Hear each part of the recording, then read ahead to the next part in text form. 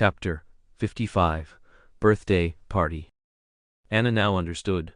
Everything had happened, and besides a slight change in how Dumbledore was addressed, nothing else had changed. Aberforth would still secretly let her call him brother, and the elders of Hogsmeade would send her things every day, making the already cramped space of the principal's office even worse. Dumbledore had no choice but to use magic to expand his storeroom and also enlarge the Owl Tower. Otherwise, Hogwarts truly wouldn't be able to accommodate the owls from all corners of the wizarding world. And the house elves were as if energized every day, making her try dishes, fearing any mistakes at her third birthday banquet. Every day she was so full she'd roll around, then be mocked by Snape and dragged off to drink a potion. Only after she had completely expelled everything was he satisfied, recording the results and continuing to refine his potions. For a moment Anna even felt like a guinea pig. But it had to be said, Snape didn't seem angry anymore. The frequency of his classes also decreased. Had Dumbledore talked to him? Later, she learned it was because the elders of Hogsmeade and the professors of Hogwarts had organized a knockout wizards chess tournament to compete for the right to host Anna's birthday. Snape, due to his fairness and strictness, was appointed as the referee by both sides. He had to use his personal time to officiate for them, so naturally, he didn't strictly monitor Anna's studies. In the end, the landlady of the Three Broomsticks pub in Hogsmeade won by relying on her charm. There was nothing to be done. Whenever her opponent was thinking, she would expose her cleavage, defeating Professor Flitwick in the final. Professor Flitwick was as shy as a garden gnome, scurrying around with his head down.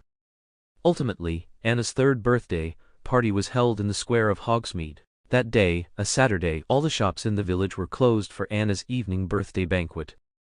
But that day, Anna was still woken up from bed early. Even then, Dumbledore was still agonizing over which dress Anna should wear. If she wore the one Aberforth sent, his brother would surely be happy, but the one from the Malfoy family was especially suitable for Anna, capable of amplifying Anna's beauty and cuteness by 100%. Yet, the one he himself chose was the most beautiful in his eyes. Finally, Albus handed the choice over to Anna, the star of this grand feast. Anna, still sleepy, saw a bright yellow dress that looked like a feather duster. Needless to say, it must have been Dumbledore's aesthetic, and he deliberately placed that eye-polluting dress in the most conspicuous position. Help! Anna immediately chose the dress from Narcissa. Narcissa's taste was still good. It was a pure white, vintage mini-wedding dress style, with adorable puff sleeves, not overly exaggerated but very classic. Dumbledore was visibly disappointed, but still respected Anna's choice. Truly beautiful Anna, just like a Chinese fairy. Dumbledore quickly perked up and hung the rose, red cross, body bag he had chosen for her around her neck. How could he have prepared even more ugly things? Anna was almost in tears. This didn't match her white dress at all, did it? But later Anna found it truly useful, because although the bag was ugly, it was a magic bag with a huge space, just like the one Hermione later made for herself. Anna put all the gifts she received inside. Anna spent the entire day visiting people. Those loving grandmas and grandpas would take turns bringing her into their homes to sit, give her delicious food and present her with gifts and galleons. Some would even introduce her to their family trees. Finally, they'd pull out a photo of a handsome young man. "Isn't he handsome, little Anna? For you to be your husband?" Anna looked at the young man's face. Good heavens, he must have been in his 20s, right? Grandma? Perhaps people in the wizarding world have long lifespans, so a difference of a dozen years is nothing. But Anna still found it strange. No. The grandma laughed. Such high standards. But it's okay, Grandma has other good ones here. As she turned to flip through her husband's family tree, Anna was carried away by the next person in line. Honestly, Anna is so young. What are they talking about marriage for? The old man grumbled as he carried Anna to his house. He had specially prepared a musical performance for Anna today, but he had thrown out his back while moving instruments, so Anna was taken to another house. Anna was a little worried about the old man, but then she thought that the healing techniques in the wizarding world should be much better, so he should recover quickly. Now she started worrying about herself, because she had been carried into a room by the landlady of the Three Broomsticks pub. The table in front of her was covered with cosmetics and various perfumes, all from the landlady's private collection. The landlady was a bit annoyed that Dumbledore hadn't chosen the dress she sent, which would have been a matching outfit with hers. The reason was that Dumbledore felt that the combination of a slip dress and a small fur coat was too sexy revealing for Anna. so she could only try to compliment Anna in terms of styling, to make it clear that they were mother and daughter. Anna looked at the rows of colorful bottles and jars on the table, deeply skeptical of the world's cosmetic technology at the time. She wouldn't be made up to look like a ghost, would she? So she jumped off the stool and ran out.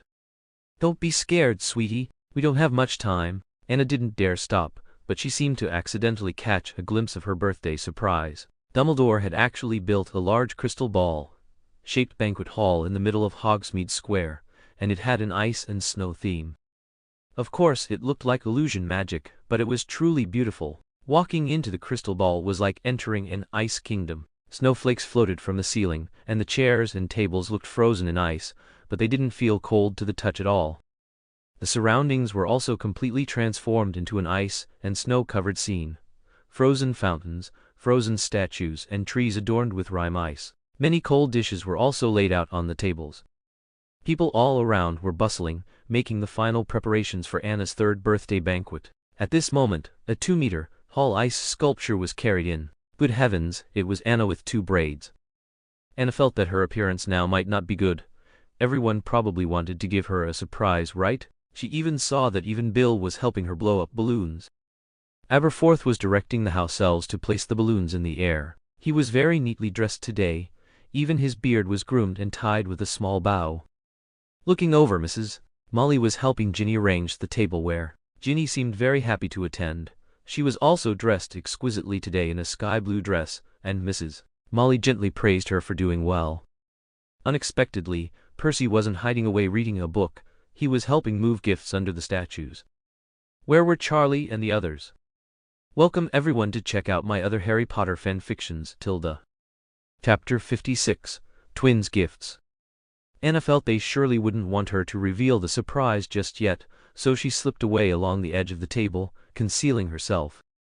The back door of the crystal ballroom was also decorated to look like a world of ice and snow. Even though summer vacation was approaching, the scene before her was like deep winter. Hagrid was working hard to decorate a Christmas tree, and the colorful lights on it were beautiful. Among the bushes, there were also tiny fairies, roughly thumb-sized, dressed as Christmas elves, flitting about.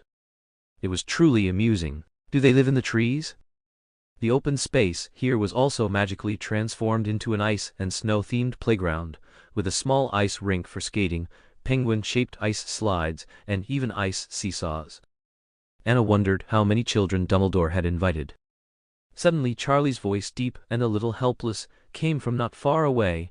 "You two, get down from there, or I'll tell Mrs. Molly." Charlie looked at the 2 guys climbing the tree to retrieve a kite, a headache starting.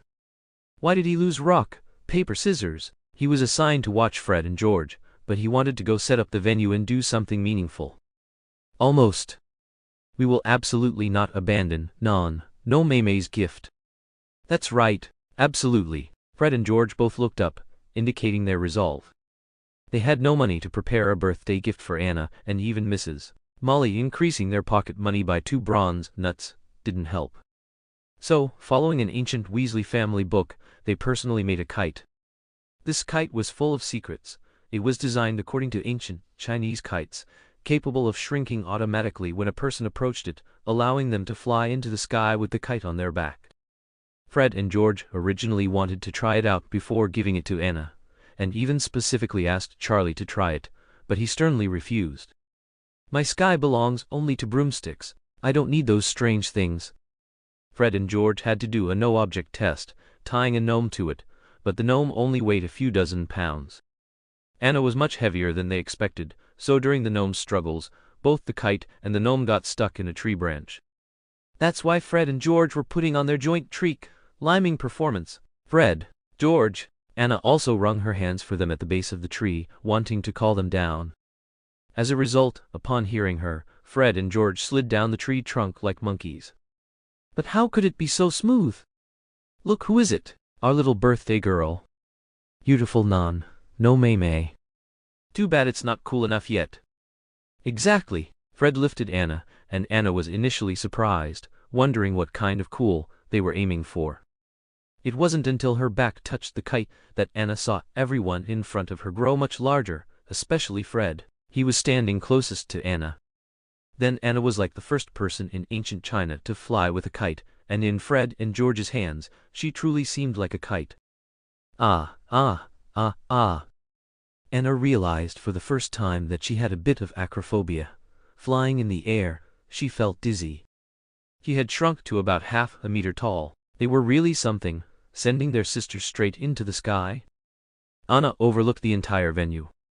She gradually calmed down, and upon closer inspection, she even saw Snape's figure.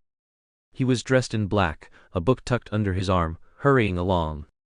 Anna also saw golden hair. Dumbledore actually invited the Malfoy family, and perhaps Zabini too? Anna had a bad feeling. Unfortunately, her situation wasn't very optimistic right now. She was still floating in the air. Fred and George, holding the kite strings, were pulling with all their might, both excitedly screaming. Awesome non, no May May. You're like a free little bird. Exactly, spread your arms and embrace freedom. We're here to protect you. Soon, Charlie went to get help. Mrs. Molly came out with Ginny, and Bill also arrived.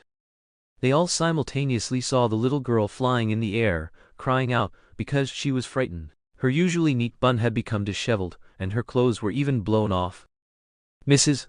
Molly felt her vision go dark. They actually dared to play a trick on Anna, that poor little darling.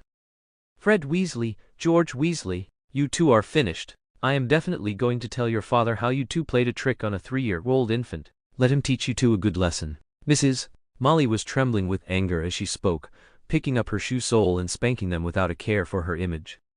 Fred and George dodged back and forth, not forgetting to protect Anna on the kite so she wouldn't fall. You misunderstood, Mom. This is our gift to her. She can see the panoramic view and enjoy the fun of flying. Fred and George were very wronged. They both wanted to fly up there too, but unfortunately, their current skills could only support Anna's weight. In Fred and George's eyes, flying into the sky was an honor, but others didn't understand. Villagers, who had seen Anna ascend, had already come over, cursing and asking which Atatat had tied their little darling to the sky. Stop it! Bill's face was filled with anger. He hadn't expected Fred and George to do such a thing, especially since Anna was so cute. Bill borrowed a broomstick and soared into the sky, directly embracing Anna and the kite on her back. He swiftly tore the kite apart with his bare hands. Anna, still shaken, leaned on Bill's shoulder. She swore she would never ride a broomstick again. Fred and George cried heartbrokenly, which finally appeased the villagers' anger. Otherwise, the two of them would have been in big trouble. Bill held Anna for a long time, unwilling to let go, feeling very scared, and decided it would be safer to keep Anna tied to himself from now on. So Bill used 2 ropes to tie Anna to his chest, and now he could finally work in peace. Don't worry, I'll get justice for you. Bill rubbed Anna's head with his chin. Anna wanted to say a good word for Fred and George, because she only heard their wails and didn't know if they would be beaten to death. Big brothers, kite-like. Anna, for Fred and George's survival, went against her conscience and said she liked their crazy idea, but Bill was unyielding. Big brother will make you another one. Don't mess with their magic tricks, it's dangerous. After Dumbledore and the others later found out, Aberforth didn't hesitate to trip them up at the Quidditch pitch, often causing their broomsticks to almost malfunction, nearly preventing them from joining the Quidditch team. But that's a story for later. Welcome everyone to rate and comment for me. Thank you on my knees. Chapter 57. Draco is online. Fred and George, who had provoked public outrage, also felt wronged. They had once again refreshed their mother's anger meter, and if Dumbledore hadn't stopped her, they would have been flayed by now.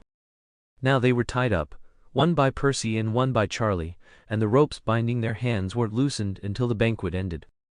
It's the poor red-haired Weasley family again. Mother, why are they here too? Draco held a super-large gift box arrogantly, constantly switching hands to show it off as if afraid others wouldn't see it.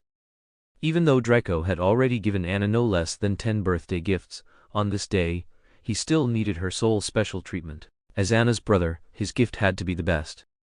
Then he saw the kite in the sky and secretly thought, how shabby. He had no idea that his beloved fragrant sister, whom he constantly thought of, was flying on that very kite.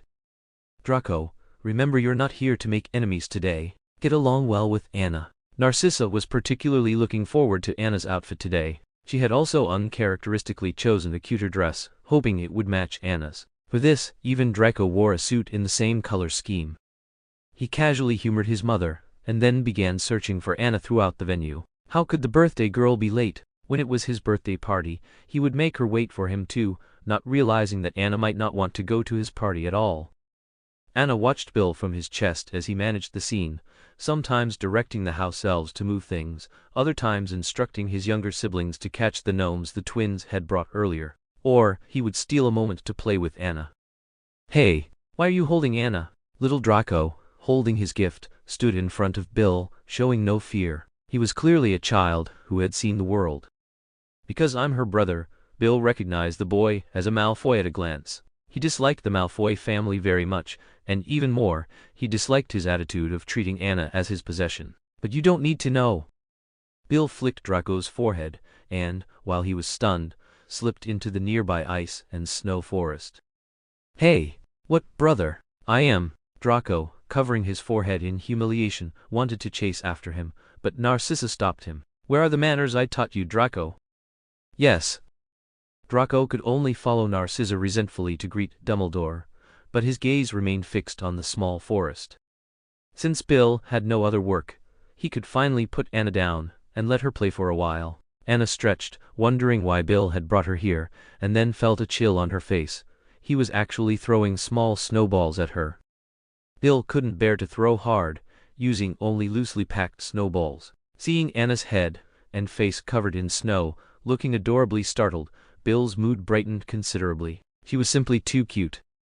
Anna shook off the snow from her head like a little hamster, and started to retaliate. Unfortunately, her little arms were too short, and although she was strong, the distance she could throw was pitifully small.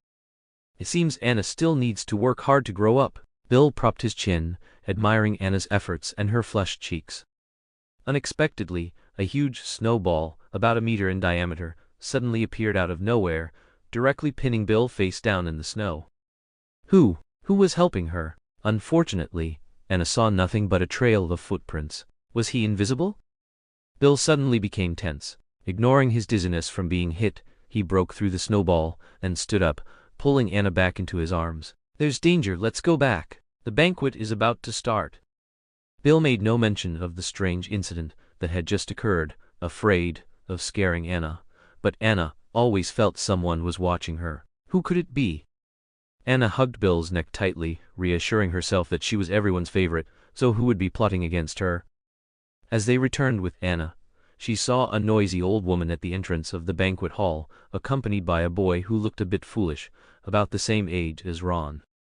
"Let me in. My grandson is truly Anna's good friend. He particularly likes Anna, and wants to be her friend." The old woman looked very refined, though she seemed a bit eccentric now, and her attire could rival Dumbledore's. "Sorry, you are not invited. Neville Longbottom's name is not on the invitation. Please leave. Hogsmeade is closed today, please come back tomorrow." As a self-doorman, how could he easily let someone in? Longbottom? Why was he here? Anna recalled being bombarded by his grandmother's endless letters. Heavens, she didn't know him and couldn't write, so did she expect her to reply? But on the other hand, Anna still admired the old woman. For her grandson, she protected him very well and was very great. Neville Longbottom looked as honest as a little bear, with exceptionally clear eyes and drooling, "Grandma, I'm hungry." He was completely out of it, as if always immersed in his own consciousness. Was his magic sealed and his mind too? As Bill passed with Anna, the old woman, quick as a flash, snatched Anna into her arms. "Let me hold her." Facing an elder, Bill didn't force the issue. He didn't want to hurt this refined old woman. "Neville, look. It's your favorite sister, Anna." The old woman kindly handed Anna to Neville. She truly was the beautiful daughter-in-law she had personally chosen for her grandson. The old woman was extremely satisfied, smiling from ear to ear. "So pretty. Little Anna, cuter than in the newspapers. You'll definitely be a good witch." Anna actually saw Neville's eyes focus the moment he saw her. He no longer looked around but stared intently at Anna, extending his arms to hug her. "Oh no, not the snot attack again." Anna felt helpless and began to resist vigorously. Anna jumped to the ground, and the boy instantly laughed and started chasing her everywhere. "Don't come near." Anna felt she had never run so fast, and this time even the house elves couldn't stop Neville. It seemed Neville really liked Anna. The first time he saw her, he wanted to feed her his delicious treats. Now that she was willing to play with him, Neville smiled exceptionally brightly. "Help me, Anna's scream was heard by Draco, who immediately stepped in front of her. "What's wrong now? Brother will fix it." Draco spread his arms, shielding Anna behind him. Chapter 58. Neville Longbottom. At this moment, Draco's image in front of Anna was exceptionally tall, even though he was still as arrogant as ever. Anna grabbed Draco's lower back from behind him, using him as a shield against Neville's snot. Draco immediately recognized who that little fool was, the always tearful, parentless little Longbottom. Although his family was also ancient, the Malfoy family had no intention of associating with him. His grandmother even once exaggeratedly took him to someone else's house to cause a scene just because someone mocked her grandson.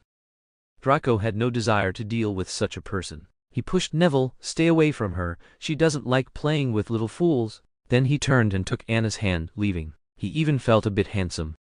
Anna now looked back at Neville, who was pitifully teary-eyed, and felt a little soft-hearted. Was she being too cruel to an orphan? So, she pointed at Neville to Dumbledore, "Little friend."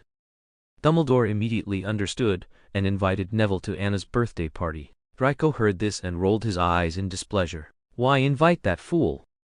Upon hearing that he could attend Anna's birthday party, Neville's eyes instantly crinkled into a smile, and he eagerly tried to get closer to Anna. Anna. Draco quickly pulled Anna away. "Don't follow us." He was like a child protecting his toy. He even knocked away Neville's hand, which was touching Anna's hem, as if Neville had germs that would spread. "Draco, don't be so rough. It's brother." Seeing that Anna still wanted to hold the little fool's hand, Draco stubbornly held both of Anna's small hands. "I'll take you to open presents." Unfortunately, Draco underestimated Anna's strength and almost got pulled down by her. "I'll play with him." Anna decided to be a saint for once, because although Neville looked silly, his face was very cute, with chubby cheeks like crayon chin-chons. Nana. Neville rubbed his small hands, also wanting to hold Anna's hand. "You're not allowed to call her Nana." This sentence completely ignited Draco's anger. He was Anna's brother, and he had never called Anna such an intimate name. Nana. Neville rubbed his small hands, also wanting to hold Anna's hand. "You're not allowed to call her Nana." This sentence completely ignited Draco's anger. He was Anna's brother, and he had never called Anna such an intimate name. Draco, who had originally intended to let Neville off, instantly changed his mind. He leaned into Neville's ear and whispered a few words, and Neville miraculously ran off.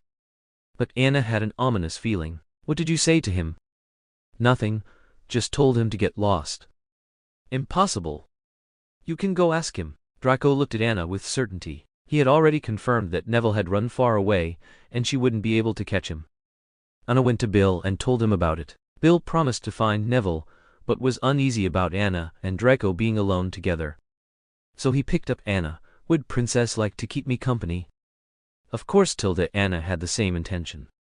"She's not a princess and she doesn't want to keep you company." Draco tugged at Anna's chubby little legs, making a last stand, but he didn't succeed, and was even kicked by Anna's small high heel.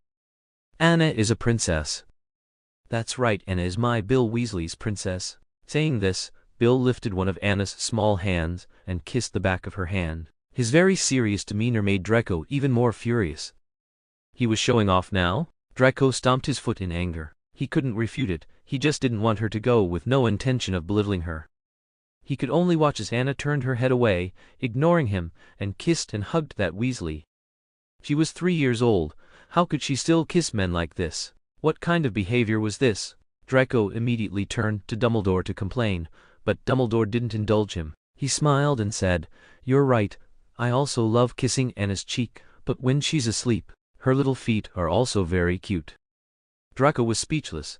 He had not expected that at all. They quickly found Neville in a tree outside. As Anna had guessed, Neville was in danger. "What are you doing up there? Get down, Neville." Bill looked at the boy 10 meters high, worried, and put Anna down, fearing he might fall at any moment. "Picking a present for Anna," he said, grabbing leaves from the treetop, as if they were the most perfect gift in the world. He was tireless, his eyes sparkling. "No way?" Bill was also in a difficult position. He didn't know how to persuade Neville. He had heard a little about Neville Longbottom's reputation, like squatting in front of a store for a day and a night for a toy, or insisting on guarding small fish in the rain. It seemed his stubbornness was unshakable. Even his only relative, his grandmother, sometimes couldn't cure his episodes. He was getting bigger, and it was hard for her to knock him out and carry him away like when he was little. Now, even holding him was strenuous. It seemed Draco had told him to bring her a gift, and perhaps also told him that leaves were the best, otherwise Neville wouldn't be trying so hard.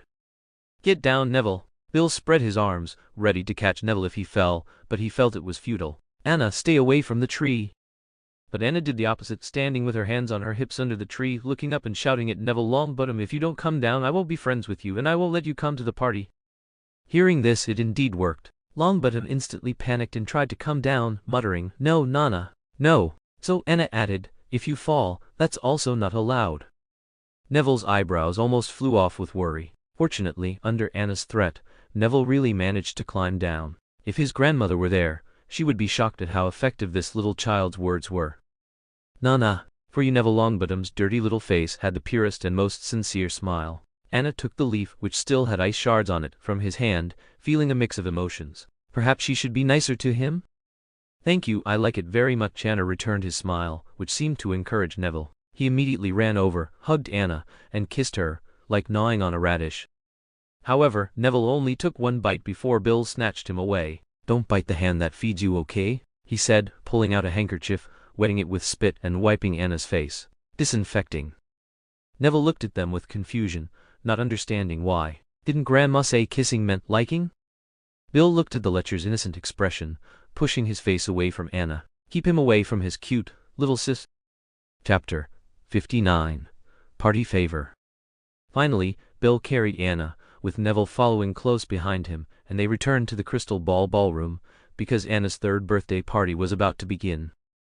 But at this moment, her hair was a bit disheveled and her clothes had some stains. She didn't look like an ice princess at all, perhaps a down and out one. Aberforth gasped when he saw this, unable to believe his eyes. He snatched Anna away. "Where have you been, you little rascal?" He lovingly carried her backstage and tidied up Anna's appearance. Finally, Anna, in her most perfect posture, appeared in the center of the venue, hand in hand between Dumbledore and Aberforth. All their friends and family gave them a warm round of applause, and some even shouted Anna's name.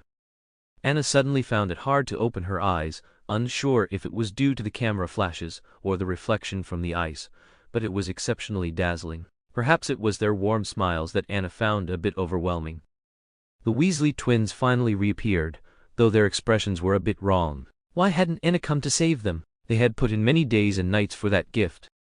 Neville wildly waved at her from below, shouting, "Anna, Nana, friend." He bounced energetically, drawing a roll of Draco's eyes from the crowd. Why didn't he fall and die? Annoying. He had once again attracted Anna's attention, which nearly caused Draco's magic to erupt.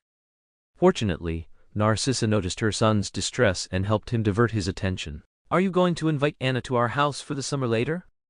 "Yes, Mother." Draco instantly perked up. He believed Anna would absolutely not go to the Longbottom family. Only he could invite Anna. Unfortunately, he forgot about the Weasley family. Under Dumbledore's design, the door of the ice and snow cottage sculpture in the center of the ballroom opened, revealing a large cake. On top of it, a blonde little girl was ice skating, spelling out "Happy Birthday" on the cake, which was very amusing. Anna, in Dumbledore's arms, with Aberforth leading, jointly cut a slice of the cake. She almost couldn't bear to cut it. When it was time to make a wish, Dumbledore took the liberty of making one for her. A wish for their Dumbledore family to live together forever. "I hope Merlin can forgive me." No sooner had he finished speaking than the candles on the cake were blown out by a gust of strange wind, and suddenly they couldn't be lit again. Anna became a little anxious and tugged at Dumbledore's beard in his arms. Dumbledore, without waiting for Anna's instruction, had already acted and relit the candles. "Come and make a wish, Anna Tilda, it will all come true." Dumbledore calmly comforted Anna. Anna again felt that sense of being watched, and she didn't know if it was just her imagination. After the wish was made, everyone was very curious about Anna's wish, so they eagerly asked her, more urgently than a mother-in-law asking her son-in-law. Anna could only reveal everything. "I want to find a good husband." She was just kidding. But most of the people present turned green in the face. Ha ha ha ha. Children's innocent words. Anna is so cute. Dumbledore tried to gloss over the topic again, hoping others would cooperate with him. I disagree. Aberforth immediately dismantled his brother's excuse. Anna can't find a husband. Draco's heart turned cold upon hearing this. She already had a brother. What did she need a husband for? Honestly. No, I want a husband. Ha ha ha ha. Anna was almost dying of laughter. Bill looked utterly heartbroken, repeatedly saying, "Who corrupted his sister?" Even during cake distribution, they kept admonishing her not to find a man. Only Neville foolishly ran up to Anna and said, "I'm Nana's husband." He was so shy, like a submissive, and Draco slapped him on the back. "You're not."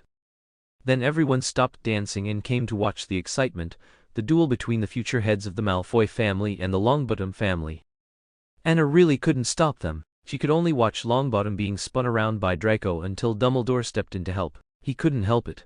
Aberforth had just pulled him aside to question whether Anna had associated with disreputable people. During cake distribution, everyone watched Anna with bated breath, because there was a saying that they would give the first slice of cake to the person they loved most. So everyone pretended not to care about this, but they were secretly competing, thinking Anna would definitely give the cake to him first. Unfortunately, Anna later gave the first slice to herself. However, everyone was also thinking for the child's sake. Fred and George held Anna between them, one on each side, cooperatively feeding Anna cake. Eventually, as they fed her, cream got on Anna's face and both of them mischievously smiled, wanting to start a silly face contest, but Mrs. Molly caught them and pulled them back. "Don't you dare waste food, Fred and George. Let her go, both of you." "All right."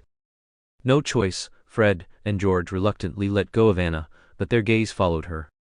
The lively birthday party thus drew to a close. Anna and her companions played in the amusement park outside. Frankly, she really didn't like playing, especially with a bunch of little kids. She expressionlessly swung on the swing and played on the seesaw with Bill. Only after she launched Bill into the sky in one go did Anna feel that her party might as well not have happened. It was too tiring, and her secret might be discovered at any moment. Neville didn't fuss or make a scene, he just followed behind Anna like a little tail. When he saw Anna smile, he smiled too. When he saw Anna was tired, he sat beside her and continued to smile foolishly. Anna had gone from feeling unnerved at first to being accustomed to it. Finally, Anna's third birthday party concluded successfully. Afterwards, she unwrapped all sorts of gifts. Draco alone sent a pile, the last one being an Anna-scaled doll, dressed in the same gown she wore that night. Anna also finally shed the title of baby. She was now a toddler. She also gained a friend named Neville Longbottom. Later, he completely became Anna's little tail, writing to Anna every day. Although Anna mostly couldn't understand him, Neville continued to do it with great pleasure. Snape left during the second segment. He didn't believe in those ridiculous rules and didn't like crystal balls. He'd rather return to his dormitory to research the Wolfsbane potion more. If it weren't for fear of someone crying, he wouldn't have come. He completely forgot that he had already chosen the book he wanted to give Anna early on, and had even made simple annotations overnight. Chapter 60. Summer Vacation Begins.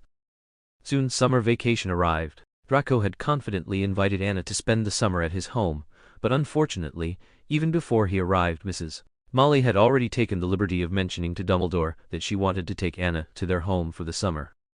Except for Aberforth's resistance, Dumbledore did not refuse. He hadn't visited the burrow in a long time. He even thought it wouldn't be bad to bring a tent and spend the summer there. Anna could play with Ginny the little girl, so he readily agreed. Aberforth, however, was miserable. Now he not only needed to travel between Hogwarts and Hogsmeade, but he also needed to travel between Hogsmeade and the burrow. Upon hearing this news, Draco cried again in Narcissa's arms, feeling wronged. He hadn't truly meant she wasn't a princess. He had thought it was his fault that Anna didn't want to come to his house. What did Anna know of all that? She only knew she had time to play with Bill and Charlie again. Mrs. Molly expressed her heartfelt gratitude for her arrival. She had cleaned out Ron's small room early and set it up for Anna and Ginny to share. Although she might have been a little reluctant to part with Ginny, Mrs. Molly was melted by the thought of the two little princesses sleeping there hand in hand. Dumbledore was a bit sad. It seemed no one would be accompanying him to sleep tonight. He was quite unaccustomed to not having Anna in his arms. The happiest were Fred and George. They had been grounded for several days before Anna arrived. They didn't even have a chance to go out and play Quidditch, but now because of Anna, the distinguished guest, they needed to look after their sister, so of course, they could play as much as they wanted. Unfortunately, Mrs. Molly had already anticipated their activities and had hidden the broomsticks beforehand. So, while Mrs. Molly was cooking in the kitchen, Fred and George pulled Anna to the place where she often hid things. It was an old, disused warehouse, seemingly Mr. Weasley's secret base. Although he was always mysterious, everyone knew that Mr. Weasley had hidden many fun things from the Muggle world there. Even Mrs. Molly tacitly turned a blind eye. Meanwhile, Mrs. Molly was tearfully complaining to Dumbledore about her difficulties and the matters between her and her husband and family. Dumbledore couldn't leave and could only patiently counsel her. Fred and George, holding Anna, entered the warehouse. They first wiped a dusty tabletop with their sleeves, carefully placing Anna in a clean spot, and even tied one of Mrs. Weasley's scarves around her little face, afraid she would choke on the dust. "Hold on, Anna, we'll find it soon." "That's right, and let me say it again, Big Brother will take you flying in a bit." We agreed, one turn each. Charlie even plunged in. As a Quidditch fanatic, he certainly wouldn't miss this good opportunity to be the first to show Anna the skies above the burrow. Ginny stood at the doorway, shouting, "Mom doesn't want you to come in here." Ron echoed, "Exactly. Come out quickly. You two go play somewhere else first." "We're just looking for our broomsticks." As it turned out, they didn't find their broomsticks, but they found a small bag of flue powder. This stuff was extremely precious in the Weasley family. They wondered why Mr. Weasley had some hidden here. Was he secretly trying to go to the Muggle world at night without Mom knowing? Instantly, Fred and George had a bold idea. This time, they didn't dare to take the risk themselves. Instead, they actively pulled everyone else in. They went to Bill and asked him if he wanted to secretly take Anna to Diagon Alley for a look. "Just the kids, no adults." "Think about it, how boring if Headmaster Dumbledore came along." "We'll be back before dinner." "We swear we won't run off. We'll follow all instructions." Fred and George saluted. "I want to go." Bill hadn't been so inclined to agree with his younger brothers, but Anna's words swayed him. Anna wanted to go to Diagon Alley too? That made sense. She basically lived in Hogwarts and Hogsmeade, so Diagon Alley was a bit unfamiliar to her. "Anna wants to go that badly?" "She does. I also kind of want to buy a Quidditch book." Even Charlie was swayed, mainly because it was the release of his favorite team's magazine. He was very tempted, but if Mom found out he spent that money on such a magazine, he would definitely get an earful. Then, "All right, but absolutely no running off, and you must come home when I say so." Bill found it truly difficult to refuse Anna's sparkling, pleading little eyes. Anna was a little excited, finally able to go out and wander around. At last, she wouldn't be treated like a panda at Hogwarts, nor would she be visiting lonely elderly people in Hogsmeade. She could finally go shopping in a place where no one knew her. Bill decided this time he would only take the older brothers and little Anna, secretly go, and return in just 2 hours. He was very familiar with the way to Diagon Alley, and had used it many times. This time, as long as Fred and George didn't run off, it would be very safe. He would have Charlie watch them and they'd be back before dinner. For this, he even bribed Ron and Ginny to distract Mom and Dumbledore to their room. The four, plus Anna, quickly scrambled into the kitchen fireplace. Charlie held Anna, and Bill, clutching the flue powder he got from Mr. Weasley, clearly pronounced the name Diagon Alley. However, the fact that these powders were in Mr. Weasley's hands meant they were problematic. So, after a flash of emerald green fire, Anna felt her body lift into the air, twisting and deforming in space. During this process, Charlie, who was holding her, shouted, "Oh no!" She also heard Bill calling her name. She knew something had gone wrong. Immediately after, a few of them tumbled out of fireplaces in the Muggle world. Their locations were all different. Bill appeared in a fireplace at a recycling center, Charlie in a fireplace at a secluded Muggle hotel, Fred in a fireplace at a defunct shopping mall, and George in a fireplace at an uninhabited Muggle villa. This was how Mr. Weasley collected those junk items from the Muggle world. And Anna also appeared in a very ordinary Muggle home. She heard an old woman's voice, "You're here again? He's doing well. He shouldn't have been scolded by his wicked aunt today." Who? Anna thought she had transmigrated again. She struggled to climb out of the fireplace and saw an old woman, a solitary old woman. She thought Mr. Weasley had arrived. Guess who's making an appearance? Chapter 61. Harry Potter. Who's there? Mrs. Fig was a bit nervous. She didn't know who else would come looking for her. She was a squib, tasked with monitoring and protecting Harry Potter, and taking care of Harry when the Dursleys were out or on vacation. Wah! Anna felt her best option was to pretend she didn't understand anything to disarm Mrs. Fig's hostility and gain the old lady's sympathy first, something she was very good at. When Mrs. Fig saw the adorable little one crawling out of the fireplace, her heart melted. A little girl as pretty as her snowball. She immediately scooped her into her arms, completely ignoring whether she was a suspicious wizard who had used a transfiguration spell.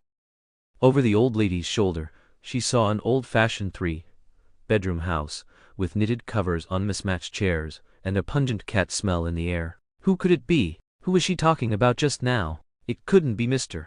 Weasley's illegitimate child, could it? That would be terrible. Anna felt the old lady's warm embrace, and a hint of mothballs, just like her own grandmother. She cried even more genuinely, her dirty little face looking utterly pitiful.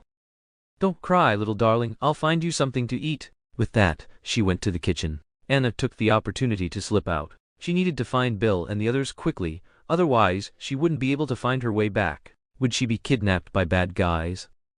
Anna easily broke open the old lady's wooden fence, satisfied with her strength. She should be able to defend herself, right? Anna started walking down the path, looking around, trying to figure out where she was. It seemed to be a middle-class neighborhood, all detached villas. As Anna passed a trash can, she saw a black-haired boy. He was wearing an oversized, ill-fitting t-shirt with a stretch-taut collar, and his pants were too long, casually rolled up. His hair was messy. Anna even wondered, are kids nowadays already into alternative oversized fashion? She had walked 5 meters away when a thought suddenly struck her. Black hair, green eyes, a scrawny 5-year-old? Isn't that Harry Potter? But since he wasn't nearsighted yet, he hadn't started wearing his round glasses.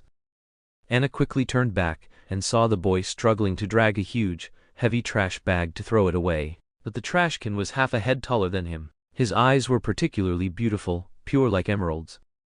Anna actually forgot what she was going to say. She had met the savior? She didn't know if it was a good thing or a bad thing. Little Harry looked timid, but he was always unyielding and very resilient. His small face was red from straining. Anna, as if possessed, gave him a push. Harry, who was struggling, suddenly felt his wrist lighten, and the huge trash bag in front of him flew in. He looked back and saw a small figure with a face covered in soot beside him.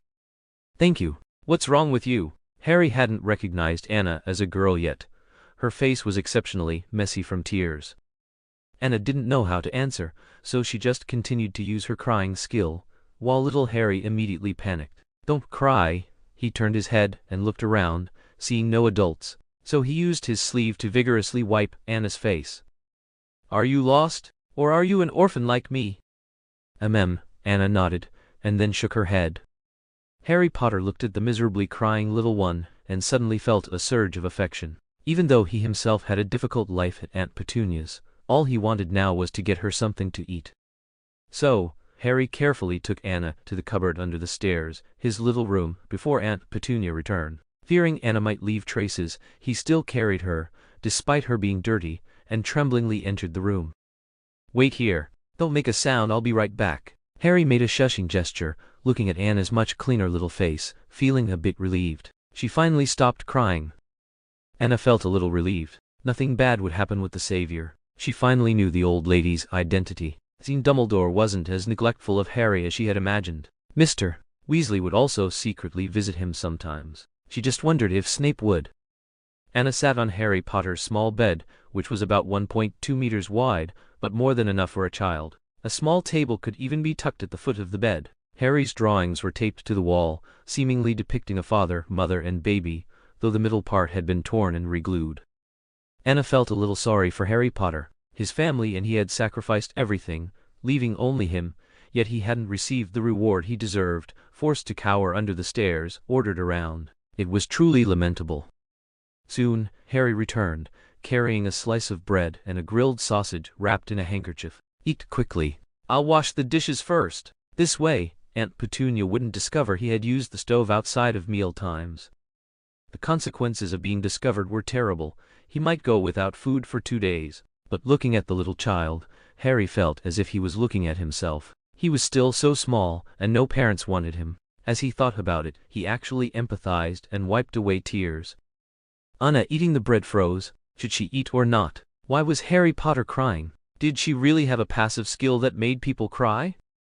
Harry finished tidying up just as Aunt Petunia, Uncle Dursley, and Dudley returned. They seemed to be rushing to a fancy restaurant for dinner and had only come back to change. As soon as Aunt Petunia entered, she smelled food near the door. You stole food." Her eyes widened, as if trying to scare Harry into confessing, but little Harry had long mastered the skill. "No, Aunt Petunia." Harry followed Aunt Petunia to the kitchen. She checked the gas meter, and indeed, the numbers had moved. Immediately, she slapped Harry's thin back. "You dare to lie! You clearly used the stove." Harry immediately put on a pitiful act. "I boiled some water to drink. I was so hungry, Aunt Petunia. Can I come with you?" Your uncle is going out for business. You just stay home and watch the house. There's nothing good there. I have to go, no time. Lock the doors and windows, understand?" Aunt Petunia took 2 slices of bread and an apple from the fridge and placed them on the table as Harry Potter's dinner. In her opinion, she had already done her utmost in caring for him. There was no need to be so meticulous in raising him. She believed his thin arms and legs didn't need that much food. This was enough. After another reminder, Aunt Petunia and the others dressed exceptionally formally, and after Dudley mocked Harry again, they proudly marched out the door. Normally Harry would have envied Dudley. He would get to eat at a buffet again. Now, his only concern was the little one. Now he could give him a good bath. This was truly wonderful. Chapter 62. Guilty Conscience. The first moment Aunt Petunia and them left, Harry rushed to the window to make sure they had driven away. He immediately turned around and excitedly went to his bed to hug Anna. He could still secretly play with Dudley's electric toys with her. Harry knew very well that Aunt Petunia was going to a very troublesome dinner with many courses, and they wouldn't be back for a while. So, after helping the little one take a bath, there would still be time to play for a while. Oh right, he still didn't know her name. "I'm Harry Potter. Do you have a name? If not, it doesn't matter, I can give you one. You can be called Henny Potter." Henny Honey? This sounded too cheesy. The naive little Harry didn't know that this word was used as a name for little misses in special professions. He only knew that this name sounded like everyone would like this little one. Even if they didn't like him, it didn't matter. Harry hoped so much that he could take good care of Henny. Anna didn't dare to let Harry Potter's thin arms hold her. She was really afraid that she would accidentally break her, so she took the initiative to take Harry's hand. "I can do it myself." Harry's little heart was instantly struck. Did he have a friend? No. Perhaps he had another younger sibling. Harry had never felt the taste of family in Aunt Petunia's house. She only loved Dudley alone. Harry felt like he was an extra person in this house. But now it was different. He had another younger sibling who depended on him. Harry imitated the way Aunt Petunia praised Dudley and touched Anna's head. "Good girl, honey." In fact, this was the treatment he most wanted to receive in his heart. Anna saw the desire in his eyes, and also imitated him by patting him on the chest. Harry is also a good boy. Tears welled up in Harry's eyes and slid down. He was really too touched. Harry wrapped his arms around Anna's neck, and they snuggled into the bathroom together. He very naturally helped her take off her clothes, and then discovered, "Henny, where did your little bird go?" Anna awkwardly pulled up her pants and hid back in the shower curtain, poking her head out, and saying sullenly, "Anna is a girl. She didn't have that kind of thing," and his movements were too fast. She didn't react at all. Or rather, as expected of the youngest seeker in Hogwarts history, her athletic nerves were good. "Henny, you are a girl." "Girl?" Harry stood there blankly, digesting the news of his younger sibling turning into a younger sister. His fair face gradually filled with red blush. "You are a girl?" Just then, footsteps suddenly appeared outside the door. Harry panicked and hurried out of the room, guiltily blocking the door with his body. He prayed that it wasn't Aunt Petunia and them returning. But the truth was, Aunt Petunia had forgotten to bring her winning earrings and came back to get them, and just happened to see Harry, who was acting suspiciously. Aunt Petunia crossed her arms, looked down with a slight squint and questioned Harry with some authority. "What on earth are you up to?" "No, nothing." "Aunt Petunia," Harry stuttered nervously. He even imagined that if Aunt Petunia found out that he was secretly raising a child, would she just have an excuse to throw him into the police station? Or would she pinch Henny's little ears like she pinched his ears?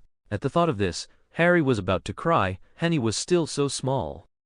He opened his arms and stood in front of Aunt Petunia.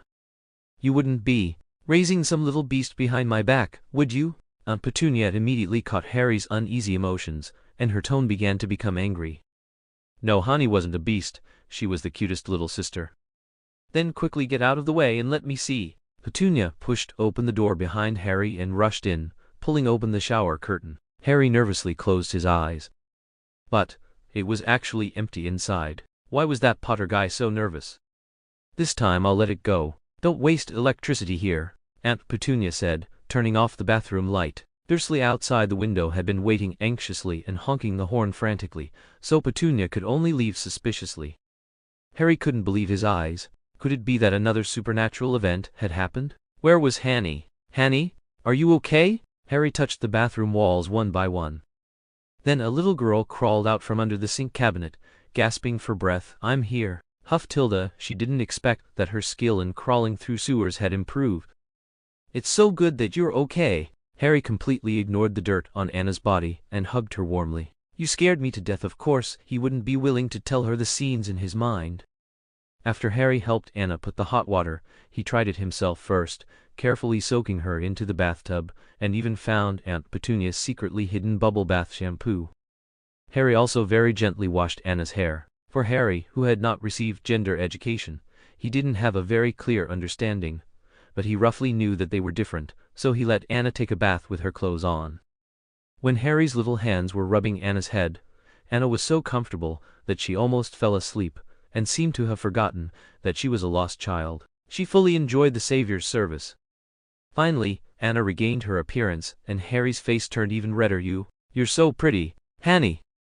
Harry didn't expect that this little girl he picked up was so cute and beautiful, more beautiful than any model on TV. Those big eyes looked at him misty, and he wanted to give her all the good things. Anna changed into Harry's clothes herself. Since they were modified from Dudley's clothes, she only needed to wear a t-shirt, which was completely enough, like a nightgown. This was Harry Potter's best piece of clothing. But for Anna's sake, he still resolutely cut the sleeves and hem a lot, just to make Anna wear it more comfortably. At night, Anna and Harry squeezed together on that small bed. It was hot, but Harry was very satisfied. He kept holding Anna tightly. "I'll tell you a story." Tilda the boy's crisp voice reached Anna's ears, dispelling some of the heat. This story, telling and coaxing to sleep session, was also something Harry had imagined since he was a child. He can now let Hanny feel what it's like to be coaxed to sleep. He was very happy. He was finally not alone. On the other side, the Weasley, scattered in various corners of the Muggle world, were plunged into panic over the loss of Anna. They all knew how to find the Ministry of Magic, because they were very familiar with how to summon Ministry of Magic members. But little Anna was different. She was too young, and had never been to the Muggle world. Everyone secretly prayed that she was staying with someone. Chapter 63. Search. The moment Bill found himself at a Muggle world junkyard, he climbed to the top of the trash pile and shouted Anna's name. He was consumed by guilt. He never should have listened to those two rascals. Even if Anna wanted to go to Diagon Alley, he could have waited for their father to return before setting off. But now, his anxious heart was pounding out of his chest. He couldn't imagine how he would face himself or how others would look at him if Anna suffered even the slightest harm. She was so adorable, everyone's precious treasure, yet now he had lost her. Unforgivable. Bill punched a nearby scrapped car frame, only to be discovered by the administrator. Bill had no choice but to run for his life back into the fireplace. He once again picked up the problematic flu powder. Diagon Alley. He had to find Anna as quickly as possible, no matter the method. Bill vanished into the fireplace again with a whoosh. Meanwhile, Fred and George both chose to climb a tree and jump from a height, triggering a magical disturbance to contact the Ministry of Magic. Sure enough, the moment they were in danger, their magic went wild, causing an explosion that toppled the tree next to them. Flames shot out, almost starting a forest fire. Thankfully, the Ministry of Magic arrived in time, otherwise they would have added another dramatic entry to history. "How did you end up here, Mr. Weasley?" was shocked to discover that the troublemaker was his own son, Fred. "Dad, never mind that now. Anna is in danger. I need to save her." Fred grabbed Mr. Weasley's robes and tried to pull him towards the fireplace. "Where are you going?" Mr. Weasley didn't understand why his son was so insistent on going into a Muggle fireplace. With flue powder. Fred pulled out a handful from his pocket. He had grabbed it when Bill wasn't paying attention. How could he not keep some of such a fun thing? Unfortunately, now the flue powder seemed strange in every way. Where did you get that, Mr. Weasley saw the powder and immediately felt a sense of unease. He first urged his colleague to leave. You go back first. I'll take this boy back directly in a bit. Go back where? There are several at the same time. I'm going first. The Ministry of Magic official hadn't expected the other troublemaker to also be an old Weasley son. Even the method and manner of the disturbance were the same. He almost thought the 3 Weasley family members were playing a trick on him. Mr. Weasley also guessed the trick at this point. They might have discovered the problematic flue powder he had secretly confiscated. It was a pirated flue powder that always landed wildly off target, and because it used dark arts, would suddenly appear in Muggle homes without a flue network. All of it had been confiscated by the Ministry of Magic. Mr. Weasley found it somewhat interesting and wanted to study why it also worked in the Muggle world. That's why the current situation occurred. Mr. Weasley stopped Fred's mad actions. We're going to look for her now. I'll deal with you all when we get back. Mr. Weasley confiscated the remaining flue powder, and with a worried expression, apparated with Fred by the collar right in front of George. George, what are you doing here? Mr. Weasley felt his heart ache. Dad, Fred? George, covered in dirt, hugged Fred and Mr. Weasley's waists. Wah, Anna. He didn't care about his own injuries, jumping 3 feet high to complain. Charlie was also quickly picked up by Mr. Weasley's other colleagues. Now they were even more helpless. Anna still hadn't returned. Upon hearing this news, Dumbledore's face instantly became serious, completely devoid of his previous amiability. You mean, who is lost? He bent down slightly, making the little lion group hold their breath, completely afraid to answer. Even Mr. Weasley dared not respond rashly. Dumbledore, of course, went in person, but he first went to Professor Trelawney to help Anna calculate her location. Danger. It's too dangerous. I see injury. Darkness, hidden. Finally, Professor Trelawney only gave a direction. After Dumbledore thanked her, he appeared precisely outside Aunt Petunia's window. Dumbledore watched from afar as little Harry Potter and Anna hugged each other, their small faces sweaty and flushed, but their features relaxed, indicating they were having a good dream. Dumbledore lovingly picked Anna out of little Harry's arms, and then cleaned her up, just as if he were cleaning something. Anna completely returned to her usual soft and adorable self. He also erased Harry's memories of Anna, fearing he might notice some clues of the wizarding world. Finally, Anna Dumbledore was found. The Weasley family brothers, who had been kneeling in a row against the wall, all stood up to watch. This time Mrs. Molly was furious. They dared to take Anna out alone and then lose her? No Weasley, big or small, was spared. Mr. Weasley was also punished for privately possessing dangerous items. Ron was implicated because he had distracted Mrs. Molly. Only Ginny was somewhat better off. She just needed to sit there. She hadn't stopped her crazy brothers in time. Ginny cried a few mournful sobs, but still obediently sat by the wall, waiting for Anna to return. The moment Dumbledore returned holding Anna, they all swarmed around, asking her questions all at once. Anna was awakened by their noise. Opening her eyes, she saw a red head. She was bewildered. How did she get here? She was. That's right. Where was Harry Potter? Dumbledore saw the confusion in Anna's eyes, and, on the pretext that she needed rest, carried her directly into the tent. This time, he didn't intercede for the Weasley family brothers.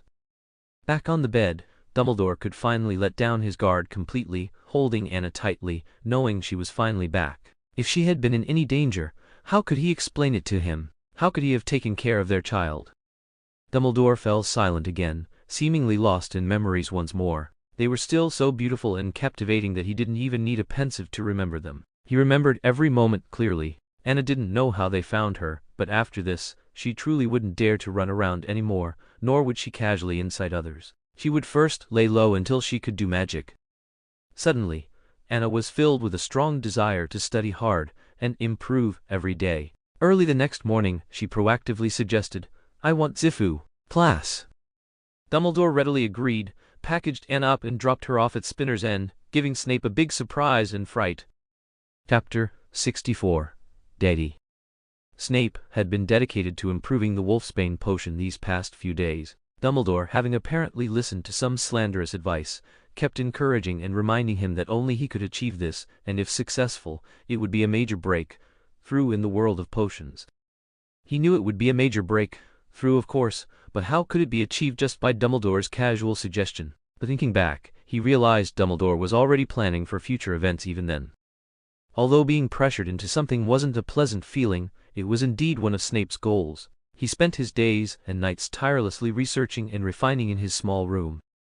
It wasn't that he wanted to be so busy, it was just that whenever he stopped, his thoughts would involuntarily drift to that troublesome little imp. He would wonder if he could make some growth potion for her. As Severus Snape's personal student, she couldn't be a shorty, could she? Since she was considered his closed-door disciple, shouldn't learning potions be put on the agenda? But she was so young. Though she could lift a knife, perhaps very dangerous, Snape recalled the fear he felt when Anna accidentally injured him with her immense strength. Never mind, let's start with learning her biology first.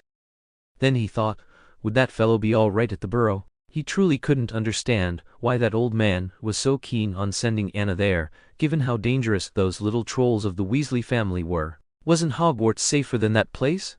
Even his own home was 100 times better than the Burrow. Because his mind would always wander to that little one whenever he had a moment of leisure. This feeling of having his thoughts dominated by another was very unsettling for Snape. He could only force himself not to think about those things amidst his busy life. Alas, his busy and fulfilling holiday was about to end. When Dumbledore appeared at Snape's door with a smile, Snape's expression was stiff. He pretended not to see the exceptionally cheerful fellow in Dumbledore's arms and slammed the door shut. But in less than 3 seconds, the door was opened again, Anna was pulled inside, and with a bang, the door was forcefully shut again, leaving Dumbledore outside. However, Dumbledore wasn't angry at all. Instead, he was very relieved. Seeing Snape care so much for Anna, Dumbledore knew Anna had been completely accepted by Snape, and she had gained another protector. Dumbledore placed Anna's small bundle at the door, saying, "Have fun Tilda," before turning and heading back to Hogwarts. He was still very busy. Anna hadn't seen Snape these past days, and, to be honest, she missed him quite a bit. After all, before the holidays, he hadn't paid much attention to her. The last time they met was at the birthday party, where he coldly tapped a book on her forehead, saying, "I'll check when you've finished reading it," and then left. Zifu hug. Anna hugged Snape's neck, cooing, "Address me as Professor." Snape had gradually come to accept Anna's closeness. Previously, any touch would stiffen his limbs and make his hair stand on end, but now, every time he held that soft bundle, he felt as if his hollowed-out core had been filled again. It was an indescribable floating sensation, yet his heart felt incredibly settled. If he could just keep holding her, perhaps he wouldn't have any more worries. Zifu Professor. Snape initially thought the word was too difficult for the little silly one, so he patiently taught her several times, only to realize Anna was deliberately not calling him Professor. Snape then carried her to a chair, and transformed his curtains into a blackboard. With great seriousness, he wrote down his name and the word Professor, preparing to give her a proper lesson. Seeing his serious demeanor, Anna decided to tease him. After all, he had neglected her for so long. So Anna stood up on the stool, raised her hands, and called out, "Daddy." "You called me." "What?" "Daddy," Anna mischievously repeated, seeing Snape stiffen, as if he had been hit by a petrificus totalis. She smiled even more brightly. No wonder Fred and George loved pranks so much. It was truly amusing. Snape's hand, holding the chalk, hovered in midair. He couldn't put it down, nor could he bring himself to write. He genuinely feared he might write the word "Daddy" on the blackboard. "Who taught you?" Snape took a long time to calm the storm in his heart before asking again. Goodness knows why he was so particularly sensitive to that address. She didn't know anything. How could she know that not just anyone could be called a father? Then he thought, should he let her call Dumbledore that old man father? That would be far too absurd. They would both be subject to gossip, and while that old man might not care what about Anna, he couldn't let her be laughed at. Snape even began to consider adopting Anna because of that single word, "Daddy." In Anna's view, Snape was merely uncomfortable because she had once again broken the boundary he had just established. He had just shifted his boundary line further back, and now she had breached it. He was simply not used to it. She never would have imagined Snape was so easily provoked, already thinking so far ahead. On the surface, Snape still reined in his surprised expression. "Who told you?" Ginny, Fred, and George all have one. Vividly remember that clearly. Snape erased his name from the blackboard and turned away, not daring to look into the girl's bright eyes. He was afraid of seeing the longing and pleading in her eyes, lest he actually agree. Yes, she was just a little girl without a father. It was perfectly normal for her to wish for one, but he probably wasn't fit to be her father. What's wrong? Why did the entire silhouette of that person look visibly dejected? She hadn't said much, had she? Did her words remind Snape of his alcoholic father? So Anna, in an attempt to remedy the situation, climbed down from the chair and hugged Snape's leg. No more, Anna doesn't want a daddy anymore. Her voice even had a crying tone, and this truly struck Snape to his core. Her words were so pitiable, at least Snape couldn't bear to hear them. His normally unyielding heart softened instantly. Perhaps he shouldn't treat her so coldly, and he began to consider whether he needed to find her a father. I understand. I will consider it. A light sentence, yet it was his most solemn promise. Anna thought he was going to consider being her father himself, and she suddenly didn't dare to continue the conversation. Zifu, hungry. This instantly shattered Snape's tender moment. He frowned. How could trouble start so quickly? But he didn't realize that more trouble was still on its way. Chapter 65. Annoyed Snape. Snape quickly regretted his rashness. Why did he agree to bring this troublemaker into his home? Not only would she annoy him, but he also had to cook for her. Usually, for convenience, he would just grab a piece of bread. But now, she wanted sandwiches, burgers, pasta, and even Chinese food. Snape had a splitting headache. How would he know how to cook Chinese food? But even in her sleep, that fellow would mumble about how delicious dumplings were and how fragrant noodles were. So, on a hot morning, Snape, holding Anna by the collar, appeared in London's Chinatown. Snape even prepared a hat for Anna for this occasion. Remember, no running around and no talking to anyone, otherwise you won't get to eat anymore. Scout's honor. Anna saluted. She hadn't expected Snape to actually take her for Chinese food. It was so amazing. She had thought he would, at most, have a house elf make some noodles as a token gesture. She held onto Snape's coattail, constantly looking around Chinatown. Suddenly, Snape's cold, large hand took her small hand, probably fearing she would get lost. However, because it seemed to be some festival, the entire street was packed with people, and dragon and lion dances led the crowd's movement. Snape grew increasingly irritable, so his expression caused everyone around him to clear a circle. But Anna missed such an atmosphere, which reminded her of earlier days, and her eyes welled up. Oh, it was too lively! She even saw someone making dough figurines and, pulling Snape's hand, walk towards that street corner. As the crowd grew, Snape simply picked her up, holding her tightly in front of him, afraid Anna would be squeezed by people. Of course, he still wouldn't show it. But his body language couldn't be faked. He protectively encircled Anna towards his chest, and coldly told everyone, move aside. Although Anna didn't immediately get to buy a dough figurine, in the days that followed, Anna gained a dough figurine class. In every class, she would receive dough figurines made by Snape, though they were of subjects like trolls, cauldrons, potion bottles, and books. Finally, they pushed their way to a Chinese restaurant named Juxinglu. Snape paused, startled by the shouts at the entrance. Sir, bringing your daughter for a meal? No. Yes. Anna and Snape exchanged glances, both surprised by the other's answer. The waiter was confused. Huh? Yes. No. Their answers swapped again, and this time the waiter completely lost his smile, looking at Snape somewhat warily. The man didn't look like a good person, especially when compared to the beautiful little lion in his arms. Is this child yours?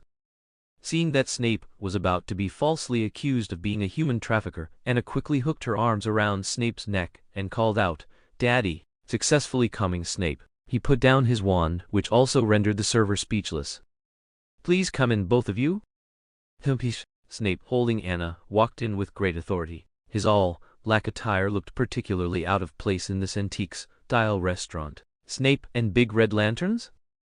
Anna wanted to laugh a little, but Snape's gaze fell on the kippa worn by the female server. It seemed like it would look good on a little girl too, he thought, considering having Madame Malkin make a set for Anna. But the young lady wearing the kippa suffered. She thought she had somehow offended Snape and turned pale with fright. Is that man from the underworld? He's too fierce. But the little girl in his arms is so beautiful. She couldn't help but steal a few more glances. Anna hadn't eaten Chinese food in too long. She missed it so much. She picked up her chopsticks and speared a piece of braised pork, putting it into her mouth. Snape frowned. "Where are your manners?" He snatched Anna's chopsticks, but then realized he didn't seem to know how to use them either. After some gesturing, and with the waiter trying to suppress laughter, he asked for a knife and fork, and personally fed Anna bite by bite. Snape glared at the little one who was also trying to hold back laughter. "Eat quickly. Finish eating and leave this dreadful place quickly." Snape hated crowded and noisy places, but with Anna around, he always attracted attention. An old Chinese lady, speaking very broken English, came forward to strike up a conversation. "This child is so pretty. How old is she?" With the first one, came a second enthusiastic auntie to join the fun. "I think she's only 3. About the same age as my grandson. So pretty, her eyes are much bigger than his." She even directly sat down next to Snape. With 2 brave individuals appearing, the young server no longer feared Snape's low pressure and gathered around. "Sir, your daughter is really beautiful. She must take after her mother, right?" Some people even wanted to come over to hug and kiss Anna, but Snape rejected them. However, his cold voice had no power against the loud voices of the aunties. So much so that someone even wanted to feed Anna small desserts. This time, Snape completely erupted.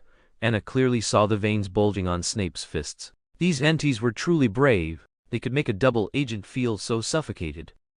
Finally, amidst the enthusiastic parenting advice from the numerous aunties, Snape quickly packed up the Chinese food, and Anna, rushing out of the Chinese restaurant as if fleeing, accompanied by Anna's clear laughter. Back at Snape's home at the end of Spinner's End, Snape's face grew even more grim. Because the walls and eaves near his house were covered with owls, his doorway was almost blocked by parcels. Tilda, I didn't know I was so popular here." Snape kicked a parcel on the ground, and something inside bounced. Anna was familiar with this scene. It was probably comfort gifts sent by her non-blood-related family members. Anna, however, happily started opening gifts at the door. She saw that Bill had made her a new little bear doll, and Anna bubbled with excitement. Her little lion had just gone missing, and now she had a new toy to hug to sleep so quickly.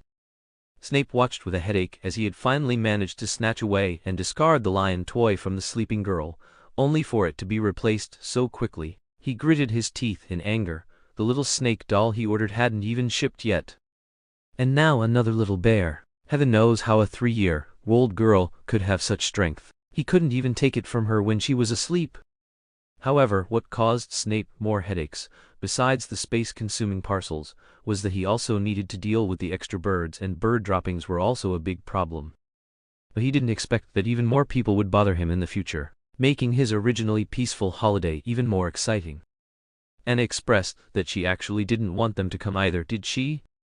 Chapter 66. Uninvited Guests. Snape was now very used to opening his eyes and finding a plump little foot on his face. He took the little foot, searched for the guy's head from his abdomen, and rubbed it for a while. Anna indeed changed her position. Good, at least she didn't wake her up, and he managed to get her down. But the little guy's tiny claws were still clutching Snape's pajama corner. Snape frowned, cast a spell to cut off his pajama corner, and finally managed to get out of bed. He wondered how she managed to move such heavy chairs and stools to his bedside every day and climb onto his bed. But well, it wasn't surprising. He should have expected it. Next time, he'd raise her crib's railing a bit higher. He then carried Anna to the center of his pillow, and fearing she might roll off, he used the blanket to encircle her. He wondered why she wasn't honest even in her sleep. She always had to grab his hair to sleep, because Anna was used to grabbing Dumbledore's beard to sleep, and since she couldn't grab Snape's beard, she grabbed his hair. After settling Anna, he tied on his apron and began making breakfast without complaint. He was already skilled at it. Anyway, he didn't need to do much. House elves always helped prepare the ingredients. Sometimes, if he woke up a little later, he would see a house elf's hand inexplicably reaching out from the air, helping him hold the pot to cook. Then he would snatch the frying pan and say, "Don't give her this junk food in the morning." Only then would the house elf restrain itself and leave. Snape was annoyed by those goblins unaffected by the magic circles. He wasn't going to eat her. They were monitoring him around the clock.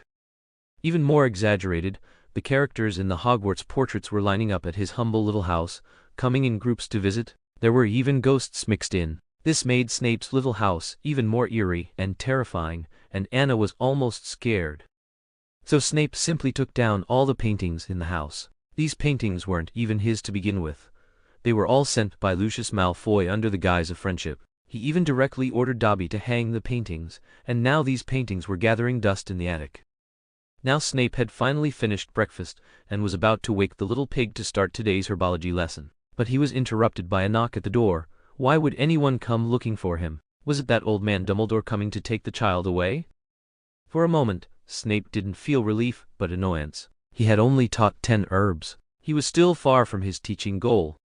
Snape didn't move for a long time, but the sound from the door was a female voice. Not Dumbledore, good. Snape finally brought himself to open the door, leaving a small crack. What do you want? It's me, Professor Snape. The elegant woman outside was Narcissa. She was forcefully suppressing her displeasure, displaying a polite demeanor. For her son, she couldn't roll her eyes. Why are you here? Snape's dealings with the Malfoy family were limited to business. Occasionally, they would connect him with orders for advanced potions. Of course, it's to visit you. If you had remembered to reply to my letter, you would know that I had no other choice. Narcissa was fuming internally. If her son hadn't been suffering from a high fever, constantly asking for his sister, she would never have set foot in such a dirty place. Hearing that Anna was now taking private lessons at Snape's house, she wanted Snape to take Anna to Malfoy Manor to help Draco brew a potion and fulfill his wish. But Snape was completely unreachable because there were too many packages. Snape simply ignored them all. Draco's illness this time was very strange. Many potions failed to reduce his high fever, and it felt like he would burn himself out. Narcissa rushed over. Narcissa went through countless mental preparations before finally stepping through the door. I actually came to ask for a favor, but when Narcissa thought of her poor son, she wholeheartedly and sincerely pleaded with Snape to take Anna to St. Mungo's. St. Mungo's? Anna's eyes lit up again. She had never been to St. Mungo's. But would Snape agree? Anna came out of Snape's bedroom because of the commotion outside. The moment Narcissa saw Anna, her mood improved considerably. The girl rubbed her sleepy eyes, her fluffy little head suggesting she had slept well, and her plump little mouth pouted, "Good morning, Tilda." It truly melted Narcissa's heart. Why didn't you put slippers on her? Narcissa was a step ahead of Snape, comforting Anna in her arms, constantly patting Anna's back. With some stability, holding her felt as if she were holding Draco. Snape felt a nauseous disgust, like he had swallowed a fly and couldn't say anything. He didn't put slippers on her? From the packages sent by those old folks from Hogsmeade alone, there were no less than 5 pairs of slippers, in various colors and styles. She didn't wear them herself, and she was questioning his parenting methods? "Good morning, Anna, darling. Tilda Draco misses you very much. Tilda, do you want to go see him?" Narcissa then kissed Anna's cheek. Yes. No. Snape immediately refused. Draco was sick. Why should that little troll also get infected? She's not going. I anticipated this, so I hope you can save Draco, save my son. As she spoke, Narcissa actually shed tears. The woman's tears indeed made Snape waver. It was hard to convince himself that his change wasn't because of Anna. So Snape, holding Anna, still followed Narcissa to St. Mungo's. However, before entering Draco's private luxury ward, he placed Anna in the dean's office to wait temporarily. Initially, when the dean heard someone wanted to leave a child with her for temporary care, she immediately retorted irritably, "What kind of place is this? Hogwarts. I'm very busy. I need to attend to patients." But when Snape walked in with Anna, followed by several healers, she immediately changed her mind. Who could refuse an incredibly beautiful baby? And she was someone who wouldn't have the chance to be a grandmother. Ahem. It's you, Professor Severus Snape. Since it's an old acquaintance, that's a different matter. I'll temporarily help you look after the child. Before she even finished speaking, the dean had already taken Anna into her arms. You go take care of your business. Don't worry, the dean said this as she was already out of her office door. She was going to take Anna to show her off. I'll be back soon. Snape looked at Anna with determination, then turned to find Draco. Sure enough, he wasn't simply feverish but poisoned by some kind of herb, and Snape happened to be very familiar with all herbs, so he could quickly make an antidote. Chapter 67, St. Mungo's. When Snape saw Draco, he was already delirious with fever, muttering, "Anna, you're not allowed to marry that fool. I forbid it. Come here to your brother. You belong to the Malfoy family." "Woo-woo, I'm your brother." Draco's haggard appearance once again made the usually strong Narcissa burst into tears. She rushed to the bed, held Draco's hand, and comforted him. "Little sister Anna will be here to play with you soon. Thank you for still thinking of her, Tilda." Snape felt as if a cabbage he hadn't even grown yet was already being eyed by a pig. His tone was extremely perfunctory, but since he had promised Narcissa, he would naturally do his best to treat Draco. He immediately went to prepare a potion. On the other side, Anna, in Head Healer's arms, had been observing St. Mungo's. Paper airplanes carrying prescriptions and messages flew in the sky as if alive, and several house elves in uniform pushed carts, speeding along. "Excuse me, thank you. Excuse me, thank you." The overall decor was similar to foreign hospitals in old movies, except for the large windows, which were all stained glass, shimmering with inspiring slogans in the sunlight. "Everything will be all right. Tomorrow will be even more beautiful. All the best wishes." Head Healer carried Anna with light steps through each department, saying the same thing to every curious, moved, joyful and envious healer. A friend's child. Don't scare her. She was as proud as if Anna were her own child, walking with her head held high, holding Anna up high, as if afraid others wouldn't clearly see Anna's pretty little face. Anna once again felt like she was the center of attention, with everyone surrounding her. A healer gave her candy, someone else gave her a small toy she had never seen before, and another person braided her hair into 2 pigtails. It was wonderful. She was finally not disheveled. Because Dumbledore seemed to have an obsession with her hair, insisting she keep it long, but Snape apparently couldn't braid hair, so she had always worn it loose. However, now her hair reached her shoulders, and it was truly messy after just waking up. Although a child's wild hairstyle looked good, and her appearance could pull it off, she still felt a bit hot and inconvenient. Now with her 2 little pigtails, she looked even cuter. Head Healer's heart was about to melt. Just as they passed a secluded ward, a painful and mournful scream came from inside. "Tilda, how did we end up on this path?" Head Healer seemed to regret taking this route. He had been so busy talking to the person next to her that she forgot to watch where she was going. The wards here were not open to the public. They housed special patients. Anna looked at the names on the sign, Longbottom couple, with a mix of curiosity and fear. Her spirits instantly plummeted. It was the Longbottom couple, Neville's parents, who had been driven mad by Death Eaters. Sometimes, it was just that uncanny. Anna had just thought about Neville Longbottom's struggles when she saw Longbottom curled up in the corner opposite the ward. Why was he here? Wasn't his grandmother watching him? As Longbottom was still quite small and well hidden, Head Healer didn't notice the child crouching behind the statue. She just held Anna tighter, wanting to leave quickly. Next time, this path must be blocked off. Otherwise, if patients who don't know the situation wander in, it will affect St. Mungo's reputation. "Yes, Dean. I'll dispatch people immediately." The young healer immediately went to the office to gather people. Soon, no one would be able to easily enter here except for the healers delivering meals. Anna worried that Longbottom might truly be foolish enough to get trapped here, so she quickly tugged on Dean's collar and pointed behind the statue. "Brother Neville." "Neville?" Head Healer found the name unusually familiar and scanned her gaze over. "Merlin, how are you here? How long have you been here? Where's your grandmother?" It seemed everyone had heard of the power of Neville's grandmother. They wanted to pick up Neville and take him to find his guardian. But Neville, as if possessed, hugged the statue's leg, muttering, "I want to see Mama and Papa." "Mama, Papa, I'm here."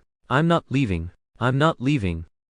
Dean touched Neville's forehead, and he too had a fever, which meant he seemed to be poisoned as well. So, Dean's passive skill of healing the sick and wounded instantly ignited. Without another word, she put Anna down and picked up Neville horizontally. The original owner, holding Neville, urgently went with another medical staff member to the emergency room and also contacted his grandmother. It was still too early to conclude if it was the same condition as Draco's. Anna consciously ran behind them, but unfortunately, she overestimated her short legs and quickly lost them in the crowd. Anna stood alone in St. Mungo's, full of questions. What exactly had she come to St. Mungo's for? As Anna walked, she unknowingly came to an area where the walls were painted with cartoonish and interesting patterns. There were also some cute little creatures kept on the windowsills, and even the plants here were more abundant than in other places. So, this was children's ward? Anna hesitantly walked to the door of the first room, hoping to find an adult who could quickly take her to Snape. She didn't want Snape to be resented by everyone because she got lost. Then she saw a familiar figure, Oliver Wood, like a young calf, whose foot was wrapped in white gauze and hung high, and whose head was also bandaged. He looked quite injured, and one of his hands also showed traces of being bandaged. But even now, with only one good leg and one good arm left, he was still holding a broomstick taller than himself, carefully polishing and waxing it. He was really pushing himself too hard, wasn't he? They hadn't seen each other for a year and a half, and he seemed to have grown quite a bit taller. His eyes were still sharp, and he seemed to be mentally simulating a Quidditch match as he looked at the posters on the wall, occasionally exclaiming, "Good shot! Well done!" Oh! Anna suddenly felt that her appearance was disturbing him. Just as she was about to quietly retreat from the room, Wood suddenly seemed to lock onto her with his peripheral vision. "You! I remember you!" Wood suddenly became very happy, and seemed to even deliberately use his remaining hand to lift his broomstick. "Did you come to see me? I'm so happy!" Yes. Anna, with her back to the door, was in a dilemma, unable to advance or retreat. She could only offer the candy she had just received. "Yes. What happened to you?" "Alas! It's obvious I accidentally fell off my broomstick. I just hope it doesn't delay the match." "There's still a match." Shanna was puzzled. "Were there special matches for 4 or 5-year-olds?" "Yes," Wood enthusiastically began to explain. Chapter 68. More Drama. While Wood was enthusiastically narrating the Quidditch matches he and his friends had organized, Anna was already sleepy, wondering how a 4 or 5-year-old child could know so much about Quidditch, even clearly understanding how the players of the Bulgarian team trained.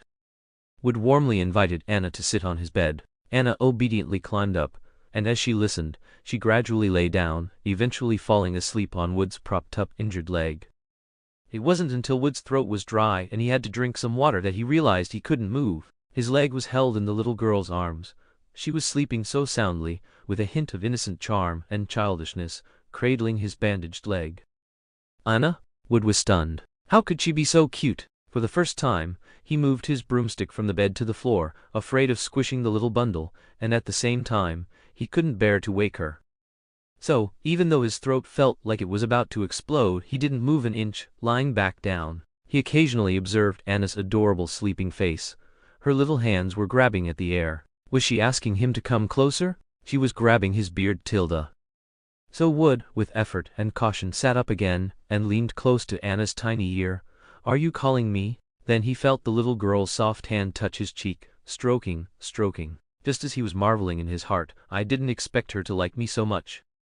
Still secretly delighted, his hair was suddenly yanked hard, an old habit. Wood cried out in pain, seeing the girl flinch in fright, her little face scrunched up. Wood quickly covered his mouth, preferring to endure the pain himself rather than wake Anna. Now Wood had to bend over, held captive by Anna, but the little girl so close was truly too endearing. He gazed at Anna's sleeping face, both pained and sweet, until his leg began to ache. Finally, the dean had settled Neville and found his grandmother, who had been looking for him. Turning around, she discovered Anna was missing and was greatly alarmed, immediately mobilizing everyone to search. Anna was eventually found asleep in the children's ward and brought back. As they were leaving, Wood reluctantly said, "It's okay, she can sleep next to me, I moved the broomstick." "I'm afraid not, dear, her guardian will be looking for her," the head healer said apologetically. In truth, she wanted to hold Anna a bit longer. "Then will she come play with me when she wakes up?" Wood, unwilling to give up, pressed on. "I'm afraid she'll be going home by then." Mrs. Malfoy had already made arrangements. Anna would be sent to her soon. As St. Mungo's biggest sponsor, she couldn't afford to offend them. "All right then." Tilda Littlewood looked like he was about to cry from sadness. "You can write to her." The head healer, feeling a bit guilty, comforted him, which only made Wood burst into tears. "Wah! I've already written to her." But he had never received a reply. All intercepted by Snape. In a potion brewing room at St. Mungo's, Snape sneezed. He quickened his pace. It must be that little troll looking for him. Finally, Snape brewed the antidote. He took the sleeping Anna, and without bothering to check on Draco's subsequent well-being, he left with Anna. His mission was complete, and he was confident that she needed a nap and hadn't eaten yet, neither breakfast nor lunch. This greatly annoyed Snape, who always fed her precisely. How would she have her afternoon tea? Her dinner? Her night milk? He completely ignored Narcissa's attempts to keep him, saying, "The potion is given, the person is seen. Draco is still unconscious, She needs to eat." With that, he mercilessly carried Anna away. Behind him, the head healer was incredibly reluctant, wanting to tell her to come visit when she had time, but the words caught in her throat, feeling it wasn't auspicious, so she swallowed them back. She also joined the ranks of those writing letters to Anna. When Anna woke up, she had already been washed several times by Snape, dressed in new clothes, and thoroughly checked from head to toe for any viral infection. Then, she began to eat her incredibly lavish afternoon tea, even richer than dinner. Draco's illness, this time, was due to accidentally eating some wild berries from the garden. He decided to thoroughly educate Anna on this matter. For example, which plants are edible and which are not, just in case one day she got herself killed due to her gluttony. Recalling Anna's appetite in recent days, and the drool that covered his chest when she dreamed, he thought it was highly possible. Thus, our poor little Anna gained another lesson, the edibility and identification of plants. Anna had barely eaten a few bites when another knock, or rather, a battering, sounded at the door. Snape's mood, which had just started to improve seeing Anna eat heartily, sank once more. He simply used a silencing charm to isolate the outside world. But his old, dilapidated door was directly broken open by Aberforth. He walked in with a pile of things, unapologetically saying, "Sorry, I thought no one was home, your door needs replacing." Snape knew the old man's rigid personality, but he wasn't exactly a cheerful person either. So Anna watched the two bitter and resentful men exchange pleasantries, finding it amusing. They clearly disliked each other and didn't want to bother, but were forced to socialize because of her. "Is there something you need?" Snape really wanted to push him out. The moment he arrived, Anna's hands became idle, and he didn't want to raise a student who still needed to be fed. "I'm here to see the child. You don't need to mind me, don't need to entertain me." With words like that, Snape had no choice but to brew a pot of tea for Aberforth, though the temperature was surprisingly cold. He clearly didn't want to entertain him. "Did Anna baby miss me?" Taking advantage of Snape's turn, Anna was already on Aberforth's lap. The spoon in her hand was taken away, and food was directly fed into her mouth. You came? Did others come too?" Anna was horrified to see many familiar old men and women actually standing at the door. They all wanted to knock, but Snape's door was gone, so they awkwardly waited for him to return. Snape's reputation in the wizarding world was still considerable. No one really wanted to offend him. However, there was one person who wasn't afraid of him, the proprietress of the Three Broomsticks pub. "Everyone, make way, Tilda." She pushed her way in, chest out. The others, seeing someone take the first step, also surged in, surrounding Anna to express their longing. Anna was stunned. How could people voluntarily start cleaning for Snape? Aberforth frowned and pushed away the constantly approaching proprietress. "Don't come any closer." Really, dressing so revealingly would only corrupt Anna. The proprietress spun around gracefully. "I'm not here for you." She then decisively picked up Anna, not minding Anna's greasy mouth, and gave her a big bear hug. Snape heard the commotion outside, came out with the freezing teapot, gripping his wand, veins bulging on his forehead. "All of you, get out." Chapter 69. New Home. "Everyone get out!" Seeing the room packed with uninvited guests, Snape roared, and everyone paused, put down what they were holding, and instinctively lined up to leave. The proprietress of the pub, holding Anna, was at the very front.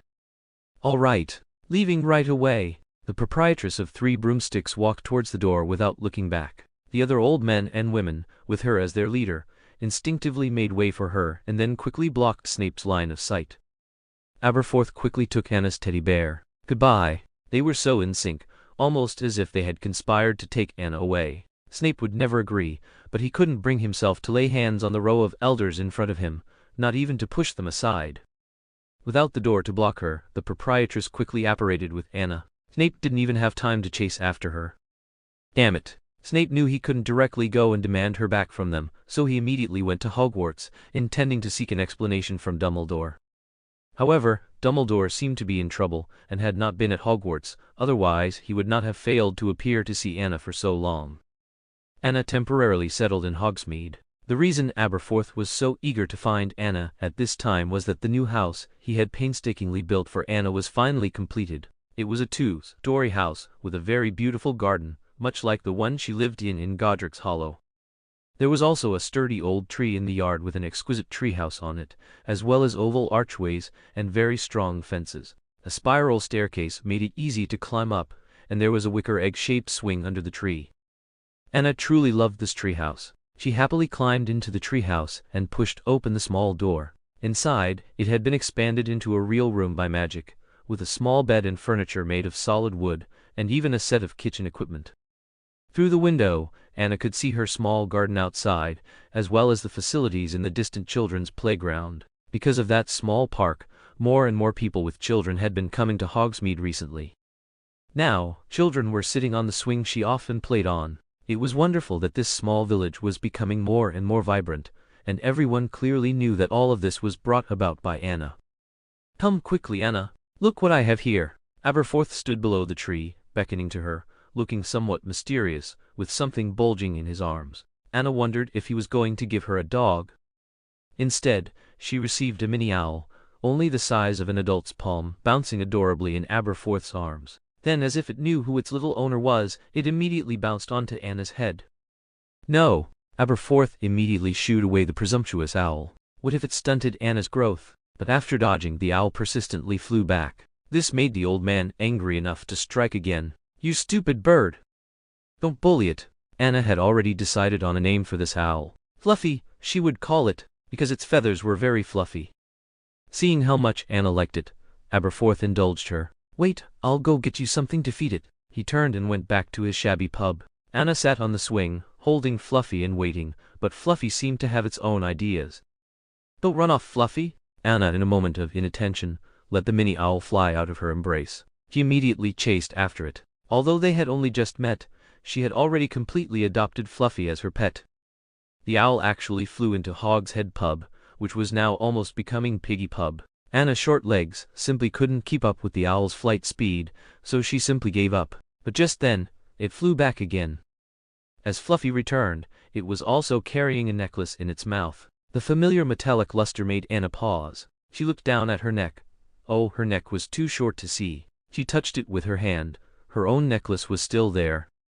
She had actually forgotten the existence of the other necklace, the one that could make her travel through time. Anna actually didn't want to take the necklace with her hand again, because, subconsciously, it might bring her trouble, but the stupid bird landed on her head, and the necklace in its mouth dangled right in front of her. The one on her own neck seemed to recognize a relative, emitting a faint warmth. Gradually, the two necklaces reconnected, emitting a dazzling light. Haha, she was traveling through time again?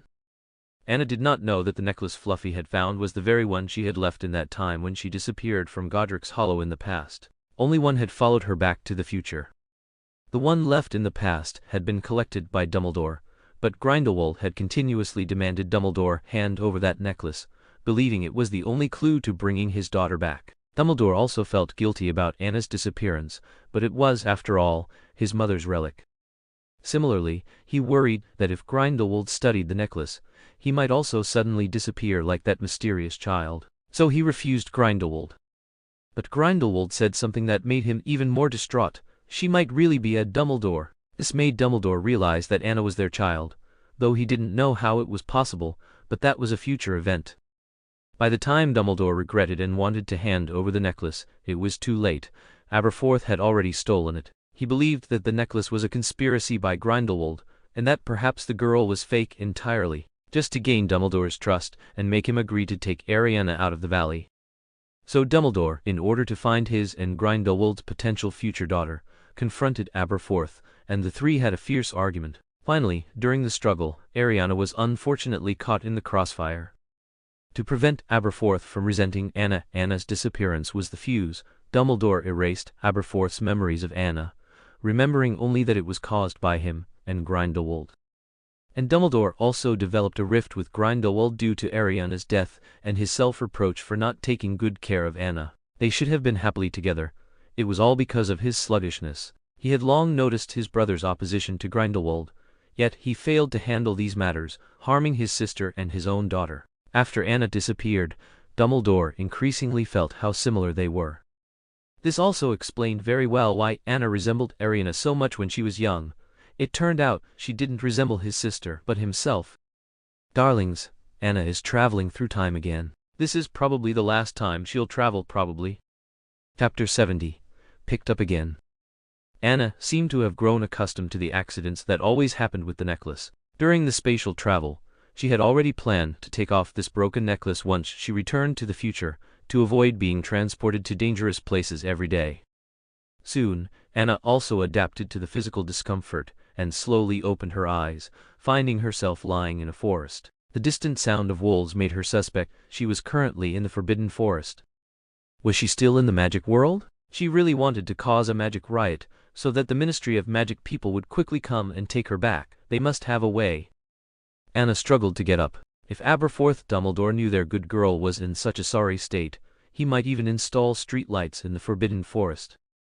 Unfortunately, she could only rely on herself now. Thankfully, it wasn't her first time in the Forbidden Forest. Compared to her last visit, she had already mastered wilderness survival under Snape's forced tutelage and knew how to use the moon to find her way back to Hogwarts. Now, all she had to do was hide her presence as much as possible, lest she be mistaken for a snack. Anna walked and pondered about the necklace. Each crossing was due to two colliding, so that must be the trigger for the crossing. If she wanted to go back, she had to find the other one. So if it was still a past time period, she needed to find Dumbledore or Aberforth of this time. It sounded simple enough, which eased Anna's mind considerably. Unfortunately, the Forbidden Forest at night was always full of dangers. The small scratches on her skin, accidentally caused by branches, continuously emitted a sweet scent, attracting the stray werewolves residing deep within the Forbidden Forest. Their movement speed was very fast. Although they were not skilled in magic, their physical attacks were difficult for even a wizard to withstand. At this moment, Anna actually encountered a unicorn. She was overjoyed. She remembered that unicorns were very fond of maidens, and it was such a coincidence that she was one, especially a little girl. Maybe she could even touch it.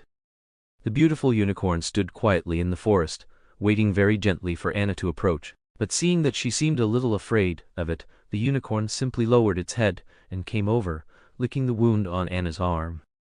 Then a miraculous scene occurred. The tiny scratches and bloodstains all disappeared. Anna finally mustered the courage to touch the unicorn's head. Its silvery, seemingly glowing fur was truly astonishing.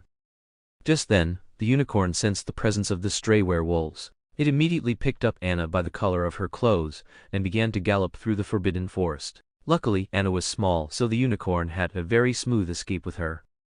Anna's eyes were dry, and she couldn't open them due to the wind. She didn't notice that she had somehow reached the edge of the Forbidden Forest. The unicorn threw her, and she flew out like a bundle. Huh? Anna didn't know what was happening or why the unicorn suddenly went crazy, but the expected pain didn't come. She actually landed in a warm embrace. Whoa, what? Anna and a teenage boy stared at each other. The boy had thick curly hair, small freckles on both cheeks, and a somewhat foolish expression. Most importantly, Anna felt like she had seen him somewhere before. After the young man clearly saw what his old friend had thrown to him, his eyes burst forth with dazzling light. Vive la cub!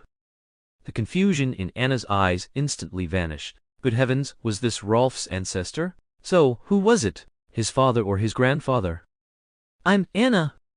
Hello. Newt Scamander was now a third-year student at Hogwarts. He had always had an obsessive fascination with magical creatures, so he would often go alone to the Forbidden Forest late at night to search for various magical creatures. The unicorn was one he had accidentally saved once. Although he wasn't a maiden, being its savior allowed him to collect some rare fur near the unicorn, and their relationship grew better over time. Sometimes he would even bring carrots stolen from the kitchen to feed it, and it would reciprocate by giving him herbs or other things. But today it actually gave him a Viola cub. Newt was excited. This was his first time encountering a Viola, and a cub at that. He didn't know why it would appear alone in the Forbidden Forest, but he had also heard the sound of werewolves and guessed it might have been kidnapped by stray werewolves. Don't be afraid, I will protect you. With that, brimming with a sense of justice, he picked up Anna and ran towards Hogwarts. Anna suddenly felt that the scam and her family wasn't very reliable either. They all seemed a bit foolish. Were all geniuses like this? Unable to do anything else, Anna could only hug his neck to avoid falling. Slow down.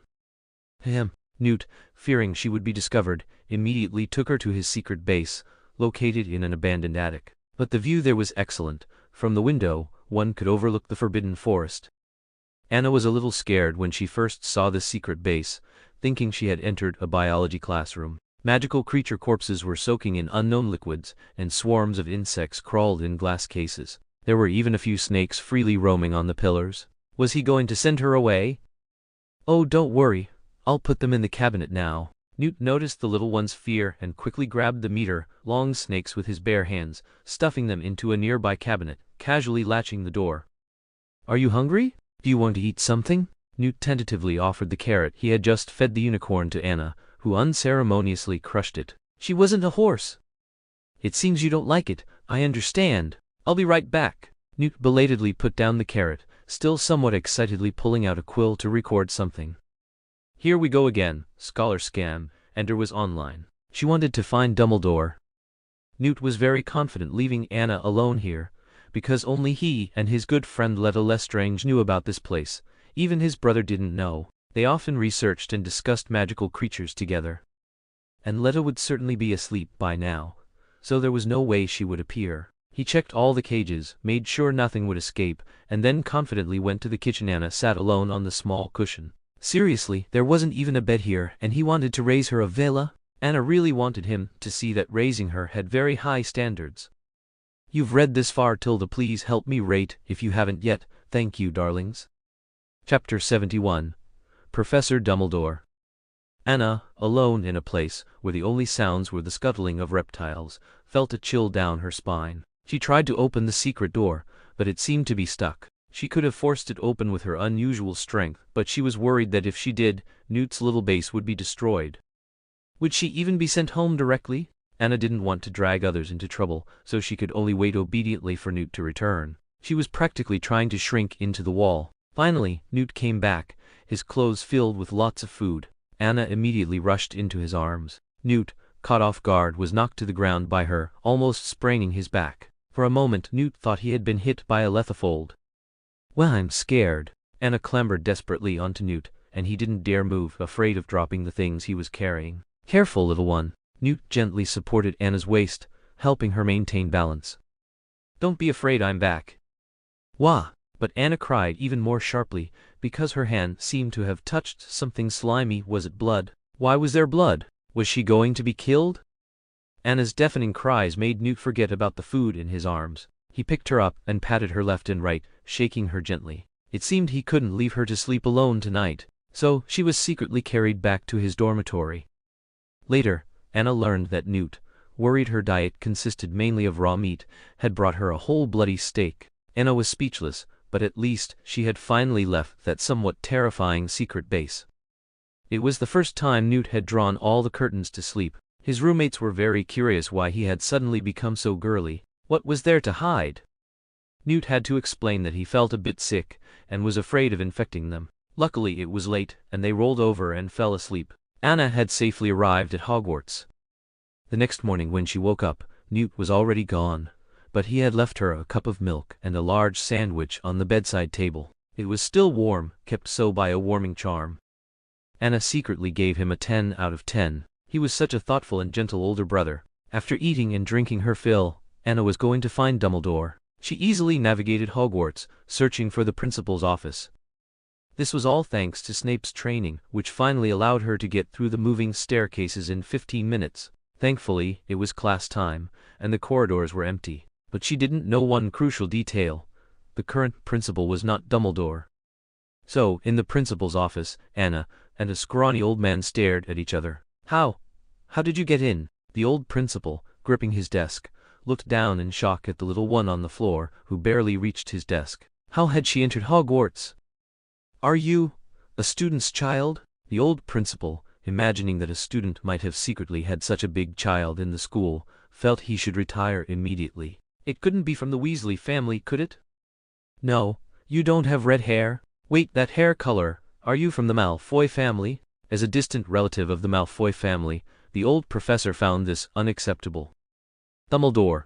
Anna shouted the name with unprecedented clarity this time, making the old principal even more dazed. She knew Albus? You mean you're looking for Albus Dumbledore?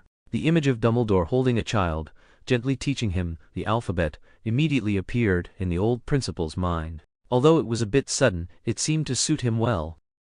Yes, Anna was so happy she almost jumped. That's right, quickly take me to him. To make the old man move faster, she even climbed onto his leg. Hug me. but her hand couldn't resist tugging at his goat beard. Hiss, Tilda, the old principal winced in pain, but still held Anna. The more he looked at Anna, the more she resembled Dumbledore. Who would have thought? Dumbledore, the most popular professor Hogwarts had ever seen, even had an illegitimate daughter, and the mother had left the child here for him to acknowledge? A gossipy heart began to ask Anna about her mother, but Anna said nothing. It wasn't until Dumbledore rushed over. When he heard the news, he was in class. He had always been strict about classroom discipline, but this time he broke his own rules. Today's test is suspended, replaced by self-study. The test will be next class. Dumbledore couldn't even process if this was true. Was she the cute beautiful child who resembled Ariana in her youth? The one that person had spoken of their child. All the way there, no, all the way running there, his heart was already pounding out of his chest. Did he really have another chance to find Anna again? Would Merlin give him this opportunity to reset everything to the beginning? However, no matter what, for Dumbledore he had indeed received Merlin's favor. Seeing Anna safe and sound, sitting on the table, and playing with Fawkes, Dumbledore's eyes instantly reddened. So many years had passed, how was their little Anna still so small and thin? Dumbledore immediately hugged Anna. Anna was completely bewildered. Who was this handsome British man in a suit? Right, this was the past. He was currently the handsome transfiguration professor of Hogwarts in his prime, so this elegant and charming man would become that old man in the future? Anna sighed in regret, but right now, she only wanted to feel safe in Dumbledore's arms. She hugged his neck tightly, rubbing against him, but her hand kept failing to tug his beard. There were only sexy little stubbles on his chin. She touched them a few times, and they looked very strange. Finally, I found you, Dumbledore choked up, and tears still flowed uncontrollably, but they were wiped onto Anna's shoulder before Anna and the old principal saw them. You really know this child? It was the first time the old principal had seen Dumbledore so flustered. Indeed, I'm ashamed to say, this is mine, Otter, Dumbledore said, placing a solemn kiss on Anna's forehead. This time no one would take her away again. Daughter? Anna and the old principal both looked shocked. Dumbledore's daughter? He actually admitted it? Anna's mind was in turmoil. Why did he say she was his daughter? Was this necklace related to him? And her transmigration too? Chapter 72, Daddy. Anna didn't know that Dumbledore's feelings for her now were not merely a connection to his deceased sister, but that he truly believed she was the crystallization of his and that person's love. They hadn't been in contact for a long time, but they must have learned about each other from newspaper reports. More and more people were following him, and he seemed to have forgotten their past. However, Anna's appearance, like a tiny ant tipping the scales, stirred up a storm of nostalgia and emotions, making it difficult for him to calm down. Would he appear before him if she returned? Dumbledore held Anna in a complex embrace, reluctant to let her go for a long time. He gazed out at the forbidden forest through the window, lost in thought, occasionally kissing Anna's small hands and cheeks, ensuring this wasn't a dream. He didn't know how much time had passed. Professor Dumbledore? An impulsive boy burst into his office, breaking his reverie. Dumbledore quickly wiped away the tears from his eyes, covering Anna's face with one hand. It was a subconscious fear that she wouldn't be snatched away. He then realized it was a student he liked very much. Newt, is something wrong? Sorry, Professor. I knocked, but there was no response. I have an urgent matter that needs your help. Newt came back after class with a plate of snacks, only to find his bed empty, thinking the Vila cub had run off by itself. Seeing the child Dumbledore was holding, he instantly froze, stammering and pointing at her, saying, Professor, that Vila cub, Anna. How had Professor Dumbledore already found her? Anna pushed Dumbledore's hand away and awkwardly waved at Newt. I'm not a Vila, Tilda. That's right, this is my daughter, Anna Dumbledore. You've met her too, haven't you? Dumbledore guessed that Newt was the first person to meet Anna, and that he had mistaken her for a Vila. However, their child indeed had a beauty that could rival a Vila. Dumbledore proudly stroked Anna's head, already thinking about what kind of braids to give her. Daughter? Newt felt like he hadn't woken up, or had forgotten something very important. Otherwise, how could he not know that his favorite professor had a daughter? That's right. I also find it incredible that I would have such a cute and beautiful daughter like Anna. Dumbledore's praise made Anna a little embarrassed, and she began to cover his mouth with her small hands. Such things were best kept to oneself. She would be shy. Dumbledore, however, thought Anna was playing a game with him, and he caught her chubby little hand and kissed it on his lips. This was too stimulating for a young girl, mainly because this man was too charming now, with the accumulation of time and mature composure. But now, Dumbledore faced Anna with immense passion, needing to restrain his emotions, afraid of scaring her. He truly wanted to announce to everyone that this was his daughter, Albus Dumbledore's. So for the following classes, Dumbledore was impeccably dressed, like an English dandy gentleman. A fitted muggle vest suit, a tie buttoned to his neck, and a pair of gold-rimmed glasses, holding chalk in one hand and a little girl dressed like an antique doll in the other. Anna felt like she was his willful accessory. Dumbledore seemed not at all tired. A normal person's arms would quickly go numb from holding someone with both hands, but Dumbledore held her for 2 classes without any issue. Everyone was unconsciously drawn to this combination. The uncle and baby duo made the girls swoon. Everyone knew that Professor Dumbledore was very gentle, but also very strict when it came to matters of principle. Yet, facing his soft and adorable daughter, he always seemed to be gentle and soft-spoken. It was hard to imagine him ever getting angry with Anna, but this scene was still very pleasing to the eye. Anna would sometimes ask to sit on a stool, mainly out of fear that Dumbledore might accidentally injure her when helping Hufflepuff students, but Dumbledore would always pick Anna up again after resolving the issue. No hug. She was practically melting from the heat. Didn't he feel hot? She was wearing several layers of antique dresses, and a hat with a large curved brim and big floral embellishments. She was going to get a heat rash, for goodness sake. Why? Anna, don't you like Daddy? A hint of vulnerability showed in Dumbledore's azure eyes, his soft gaze like a pool of clear water. Damn it. The tenderness of a mature uncle was too much to handle. Anna's words of denial were stuck in her throat. She couldn't say them, all right? Anna could only shake her head blankly, receiving another fiery hug. Anna, my darling. Dumbledore poured all his affection into this embrace. Anna, suffocating. However, Dumbledore was still Dumbledore. He would still try to cultivate her into an excellent child, just like her future self. So he found Newt to be her teacher. For some reason, Dumbledore seemed to be a very good judge of character. From that time on, he felt that Newt would achieve great things, even though he was still somewhat reclusive and only a third-year student obsessed with magical creature research. Dumbledore still believed his potential was limitless. And Dumbledore knew that Newt was essentially a very gentle and knowledgeable good boy. He felt very assured in trusting Anna's education to him. Why didn't he teach her himself? Because Dumbledore simply couldn't bring himself to be strict with Anna. The moment he saw Anna frown with boredom or yawn, he would feel as if he was being too harsh on her. So Dumbledore had to find someone he trusted to teach Anna. Newt was definitely the best choice. Anna only wanted to find that necklace by Dumbledore's side, but she had searched everywhere Dumbledore was. She even found Dumbledore's hidden memories of Grindelwald. But there was no second necklace. Could the necklace be in Aberforth's hands? Dumbledore certainly wouldn't take her there on his own, so she placed all her hopes on Newt. During their small class, Anna kept repeating that she wanted to go to Hogsmeade. Her original intention was to have Newt secretly take her to Aberforth, but he was truly Dumbledore's good student, relaying her request to Dumbledore exactly as she said it. Dumbledore, of course, wouldn't give Anna the opportunity to appear before Aberforth. He was worried that Aberforth might remember past events involving Anna and blame her for his sister's death. Therefore, Dumbledore preferred to take Anna to magical villages abroad rather than to Hogsmeade. Now, Dumbledore was extremely cautious and careful about everything concerning Anna. Chapter 73, What's Wrong with Your Eyes? Anna didn't get the chance to find Aberforth. Instead, Grindelwald appeared. Well, since Grindelwald knew Dumbledore was here, how could he not try every means to monitor and spy on him? It was only a matter of time before he found him. It was a very ordinary day. Anna was reading in the library by herself. Since she couldn't find the second necklace, she wondered if she could replicate an identical one that could activate time-traveling magic.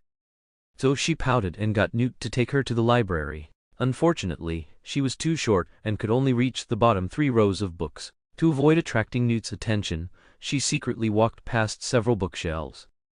Luckily, he was engrossed in a book about ancient Egyptian magical creatures and paid no attention to her movements. Anna searched row by row. As she walked, she accidentally stumbled into the restricted section. Perhaps it was because she was too short. No one noticed her at all, and there were no alarm mechanisms or anything, so she successfully entered the restricted section. It looked quite dilapidated here. All the books were covered in a thick layer of dust and cobwebs were everywhere.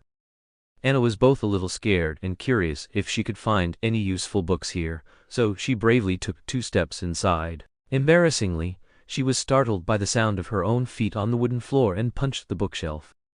The old, but solid wooden bookshelf let out a muffled groan. She hit something, and a strange book fell from above the books. Inside the book, there was some clear liquid. Help! Her eyes! The liquid was like eye drops, cool but not causing pain in her eyes. She just felt like crying. Painfully opening her eyes, Anna dared not stay there any longer, and ran out the door.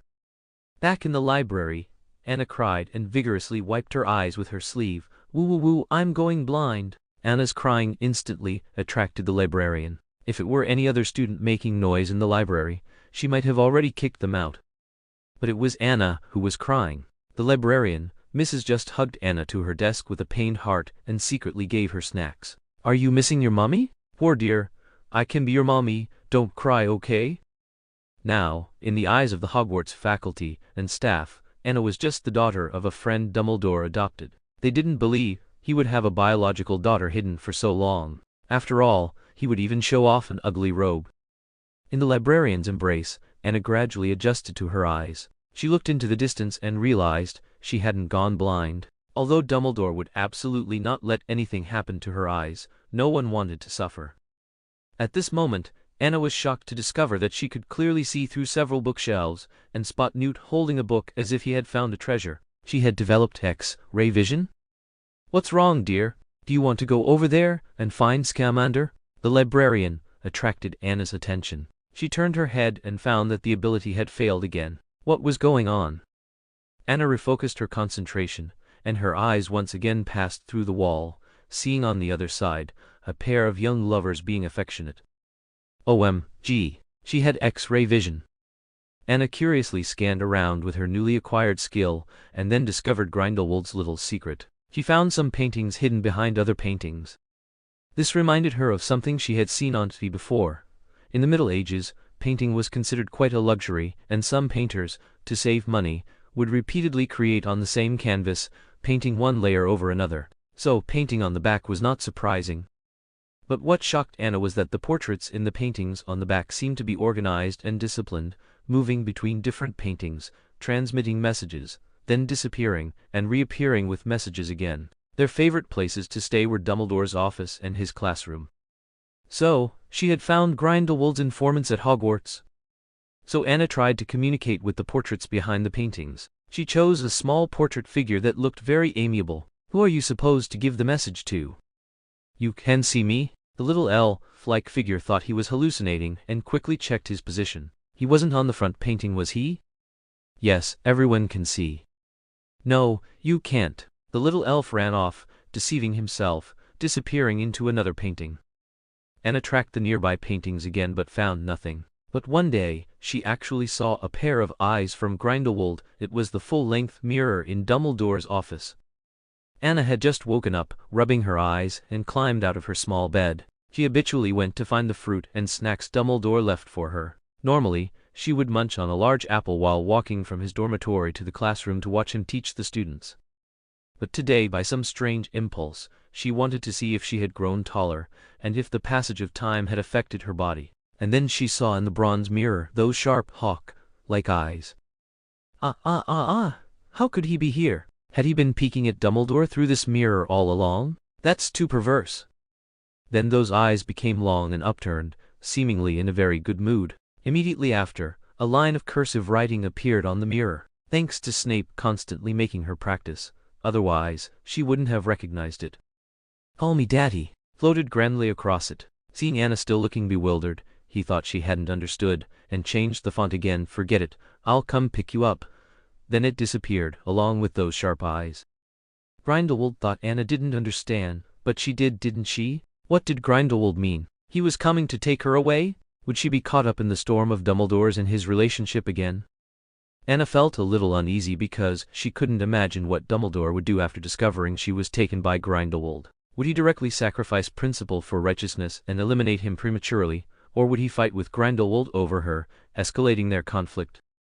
Anna put down the apple and rushed into the classroom. Dumbledore was at this moment concentrating on explaining the principles of transfiguration. Seeing Anna enter, he paused Did you write down everything I just said? Everyone, 5 minutes to organize your notes. Then, as he spoke, he walked down from the podium, picked Anna up in his arms, and at the same time pulled a small biscuit from his pocket to feed her. All the words in Anna's head were blocked by his gentleness. He let him comb her hair until it became 2 small braids. Anna knew he would come one day. Chapter 74. Fine Crow.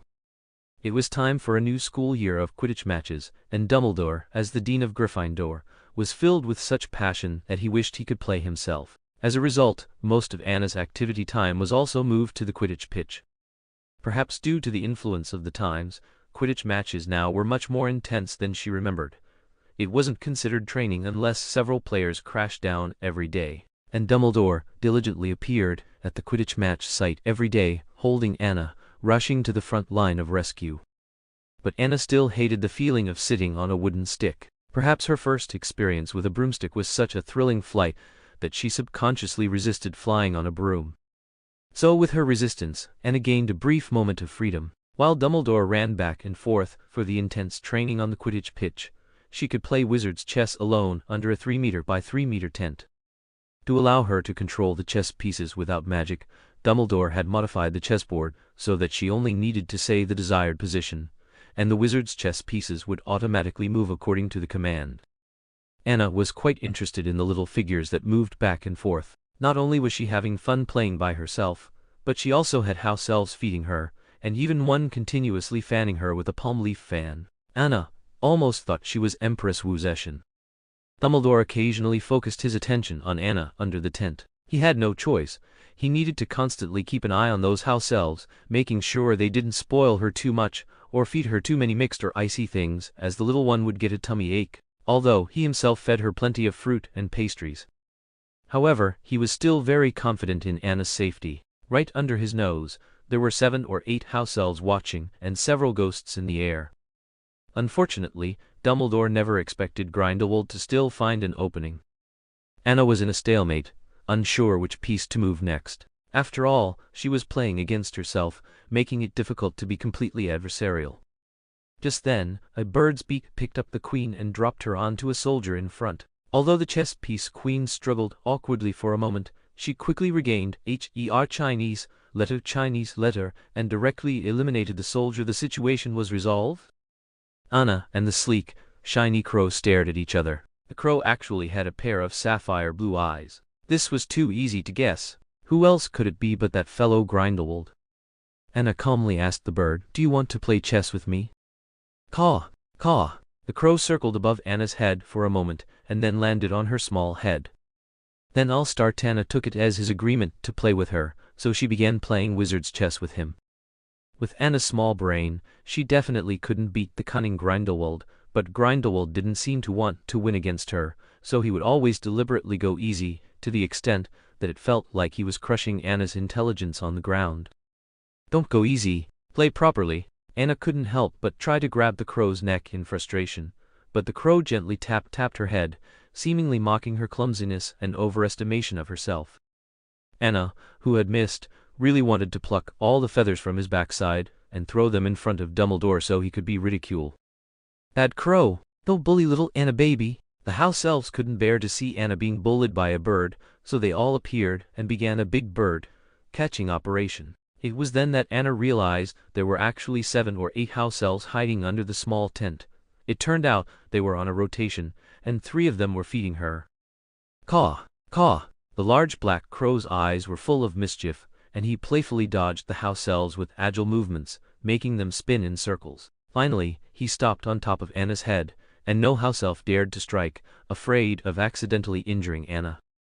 Anna, with the crow on her head, ran towards the Quidditch pitch. She couldn't deal with Grindelwald, but she didn't believe Dumbledore couldn't. However, she didn't know that Dumbledore, to cultivate their agility, had placed 3 times the normal number of bludgers on the field. When Anna appeared, they flew directly towards her. Caw, caw. Before Anna could react, the black crow swooped down with lightning speed, hitting away that bludger. The next second, everything went black in front of Anna. She was once again tightly protected in Dumbledore's arms. Still shaken, Anna had already been taken back to a safe place by Dumbledore. The entire crisis happened too quickly. she hadn't even reacted before it was over, and she was unharmed. But that crow, wait, Grindelwald? Anna began frantically searching for the black crow, and then she saw that fellow furiously attacking the beater, whom he believed had attracted the attack. The crow furiously attacked the student. Dumbledore, of course, wouldn't stand by, but he was also reluctant to put Anna down. So, Anna still had to get on a broomstick. Now Dumbledore was holding Anna in his left arm, catching the student who had fallen off his broom in his right, and a strutting black crow, like a proud rooster, was perched on his head. Dumbledore's eyes behind his spectacles twinkled. What an intelligent bird! It really likes you, Anna. Yes, it does. Anna stared blankly at the crow on Dumbledore's head. Sure enough, Grindelwald liked to stand on top, stepping on Dumbledore's head, looking very proud. Too bad. It's too dangerous. How about we give it to Newt to make into a specimen? It should be very suitable, Dumbledore said with a hidden dagger in his smile, making Anna somewhat suspicious, if he had already seen through the crow's identity. But then, the crow jumped onto Anna's head again, an invisible pressure on her. Anna, of course, couldn't let Dumbledore off Grindelwald. He definitely wouldn't be willing. So she simply went with the flow. No, my birdie. Anna, for once, pretended to be a child wanting a toy, making Dumbledore's lips curve into a helpless smile. There's really no changing your mind. Then let's keep it. How about we call it Little Black Ball? He gently stroked Anna's cheek. His sly demeanor made Anna a little worried that Grindelwald might be roasted in the middle of the night. And the black crow, even more defiantly, nipped Dumbledore's finger, seemingly protesting his touch on Anna. Dumbledore smiled, even more benevolently. Why did Anna suddenly feel a chill? Chapter 75. Showdown. Anna kept that crow as a pet, but how could there be such a wild and untamed crow? Not only would it not go into a cage, but the moment Dumbledore took over, he tried to give it a bath. Crow actually fought Dumbledore. It's no exaggeration to say they really fought.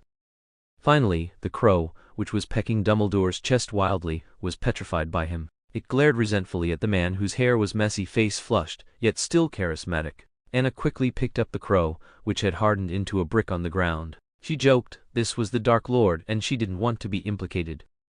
Then, a black crow appeared on Anna's head. If Dumbledore had been there, he would never have allowed Little Black, the name Anna gave it, to stand on Anna's little head.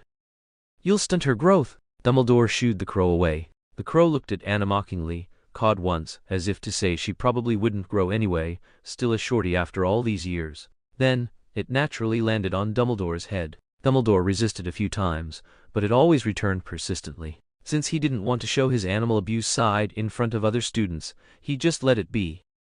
If Dumbledore wasn't around during the day, it would firmly lock onto the spot on Anna's head. Anna felt it was fine, besides looking a bit silly. At least those crazy girls wouldn't rush over and mess with her face anymore.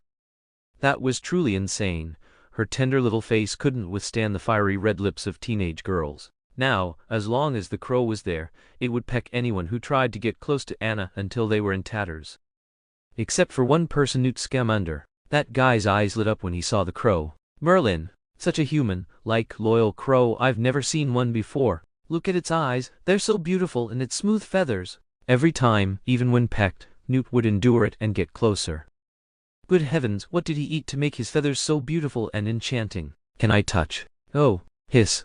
So painful. But it's too perfect. Can it speak human language? Newt actually started trying to teach the crow to speak human language. After many attempts, Grindelwald realized this boy must be an idiot, so he simply gave up attacking him, because dealing with an idiot was very tiring. Now Anna was in Dumbledore's arms, and a pitch-black crow perched on his shoulder, looking both eerie and harmonious. Anna thought only she felt they looked like a family of three, but Newt also said, bewildered, strange, Professor, you all look like a family. Is that so? Dumbledore chuckled again. Anna didn't know what to say, and the crow flew out and gave Newt another scratch. Soon the match began. Dumbledore, being the dean, couldn't be a referee, so he could only sit in the professor's box, watching nervously. Anna had no interest in the match. She was small, her view was limited, and twisting her neck to see made it hurt. Plus, she didn't know anyone. If Bill or Newt were there, maybe she would watch. But Bill was born too early, and Newt preferred admiring the black crow interacting with Anna over the Quidditch match, clicking his tongue in wonder. It's so clever. This annoyed Anna a bit. He used to describe her that way. Did she and the crow have the same you in Newt's eyes? Noticing that Anna, who was playing chess with him, pouted, Newt was attacked by the crow again in the student stands. However, this time Grindelwald accidentally drew a little blood from Newt. His point, the protective Dumbledore finally stopped indulging Grindelwald. Of course, Dumbledore had long suspected the crow's trickery. How could a crow be perfectly fine after being hit by a bludger? And how could a crow inexplicably protect a little girl like an iron bucket? And how could a crow deliberately steal his clothes when he was bathing? So after the match, on the deserted Quidditch pitch, the crow was heavily knocked to the ground. "You should not harm my student, Mr. Grindelwald," Dumbledore said coldly, holding Anna with one arm and pointing his wand at the crow on the ground with the other. The crow on the ground rolled over once, and after a moment of rolling its eyes, transformed into a dashing blonde handsome man, casually propping himself up on the ground with one hand. Although he was lazily looking up at them, there was no sign of disarray. That touch of a sexy mustache made him look full of sexual tension, and his well-tailored formal robes under his cloak made him appear exceptionally tall. Grindelwald wiped the blood from his jawline with his hand and licked his tongue. "What? Not pretending anymore? What? Is it fun? Aren't you busy with your career coming to Hogwarts to play as a pet?" When Dumbledore saw Grindelwald again, it was harder for him to calm his mind than he had believed, and the corners of his eyes were still red. "Aha! I came to find my daughter, so it's not really playing, is it?" Grindelwald straightened up. Only then did Anna realize he was exceptionally tall now, directly a full head taller than Dumbledore. She and Dumbledore were completely enveloped in Grindelwald's shadow. Dumbledore, however, heard the words he least wanted to hear. He instinctively hugged Anna tighter and turned his body sideways. "She won't leave with anyone," he said firmly and resolutely, his eyes glaring at Grindelwald, even showing a hint of tears. That was his obsession, the only motivation for his life now. Therefore, no one could take Anna away. "You should ask Anna who she wants to be with." Grindelwald saw Dumbledore's tears, and the sharpness in his eyes instantly dissipated a lot. He hadn't completely given up on winning over Dumbledore, and Anna's appearance was a very good opportunity. But he seemed unable to bear seeing him cry. Originally, he had planned to definitely take Anna away, but what he hadn't expected was that Dumbledore didn't drive him away, and in these past few days of living, he had become increasingly firm in their family of three expectation. "Anna won't go with you." Dumbledore looked at Anna with pleading eyes. "You know, if you come with me, they will all be safe and sound, especially that little Hufflepuff idiot." Grindelwald seemed to be very good at manipulating people's hearts. He quickly realized that Newt was very special to Anna. Anna was now caught between the two, facing a century-old dilemma. Do you like Daddy or Mommy? If they divorced, would you choose to go with Mommy or Daddy? Anna couldn't choose. She could only use her old method, crying loudly, to express her emotions. "You made her cry." Dumbledore raised his wand again. He was starting to get angry. "Why not you?" Grindelwald also raised his wand, and the atmosphere between the two became increasingly tense. Chapter 76 Magic Riot.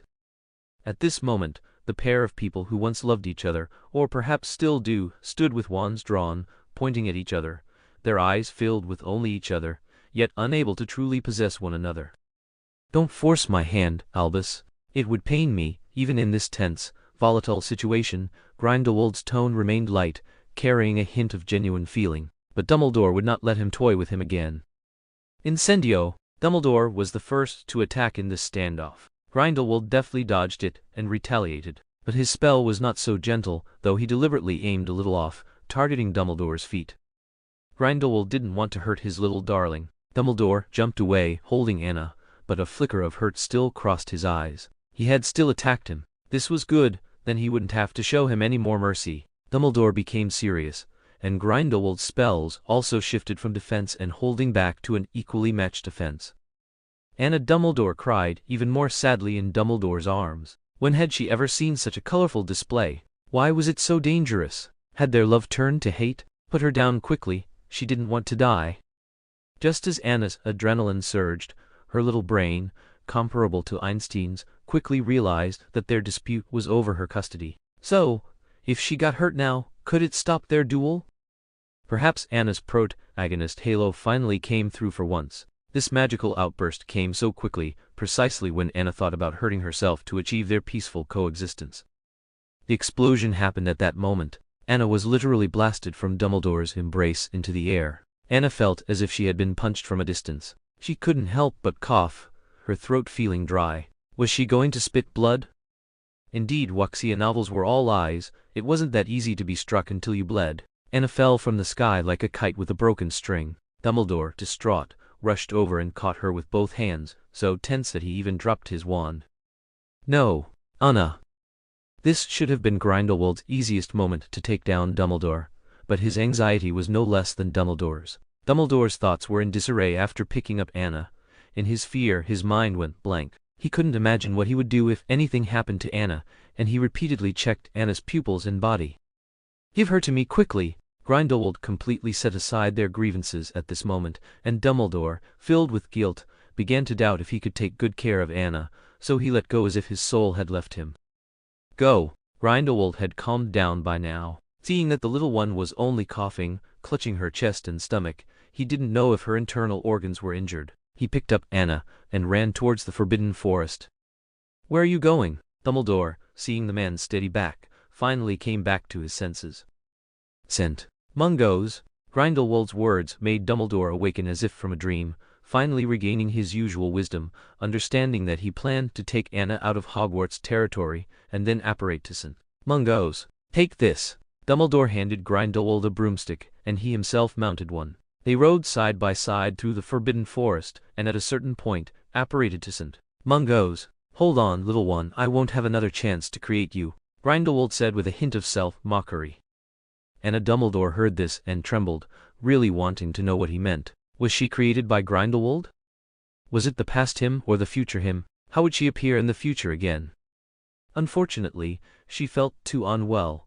The wind's speed from the rapid flight made her unable to open her eyes, and her stomach started to feel warm, as if Grindelwald was transferring some magic to her. Could it be used like that? So, with Anna Dumbledore seemingly injured, the two most outstanding male wizards in the British wizarding world appeared simultaneously in a ward at St. Mungos. Grindelwald handed Anna Dumbledore to Dumbledore, and with one hand, he lifted a healer, holding his wand to his head. "Treat her quickly, before I get angry." Grindelwald's inherent authority instantly made the unfortunate healer perk up. "All right, let me see." Dumbledore, like a stable mother, kept apologizing on the side, and incidentally, used language to imply that this child was truly important to him. "He knows what he's doing, right?" Grindelwald was still glaring at him from the side. Anna Dumbledore once again felt that bone, chilling coldness. They wouldn't blame her, right? Finally, under the close, personal attention of the two men, countless colorful healing and diagnostic spells appeared on Anna Dumbledore's body. The final diagnosis was overnutrition and some indigestion. Go home and drink some digestion potion, and pay attention to her diet. Overnutrition? Indigestion? Grindelwald's voice grew lower and lower. His daughter's tiny arms and legs, he could easily snap them, and she was overnourished. You might not have examined her carefully enough. Perhaps Merlin could help you improve. Grindelwald's drawn wand was stopped by Dumbledore with one hand. You don't want Anna to be safe, do you? Perhaps I really should control her diet now. Dumbledore felt even more guilty. It was all because he had indulged those house elves in feeding her too many snacks. Mistake, he fed her even more Tilda. Grindelwald looked at Anna's little belly, then at Dumbledore, whose eyes were red with guilt, and said to Anna, "Tell him you need nutrition to grow."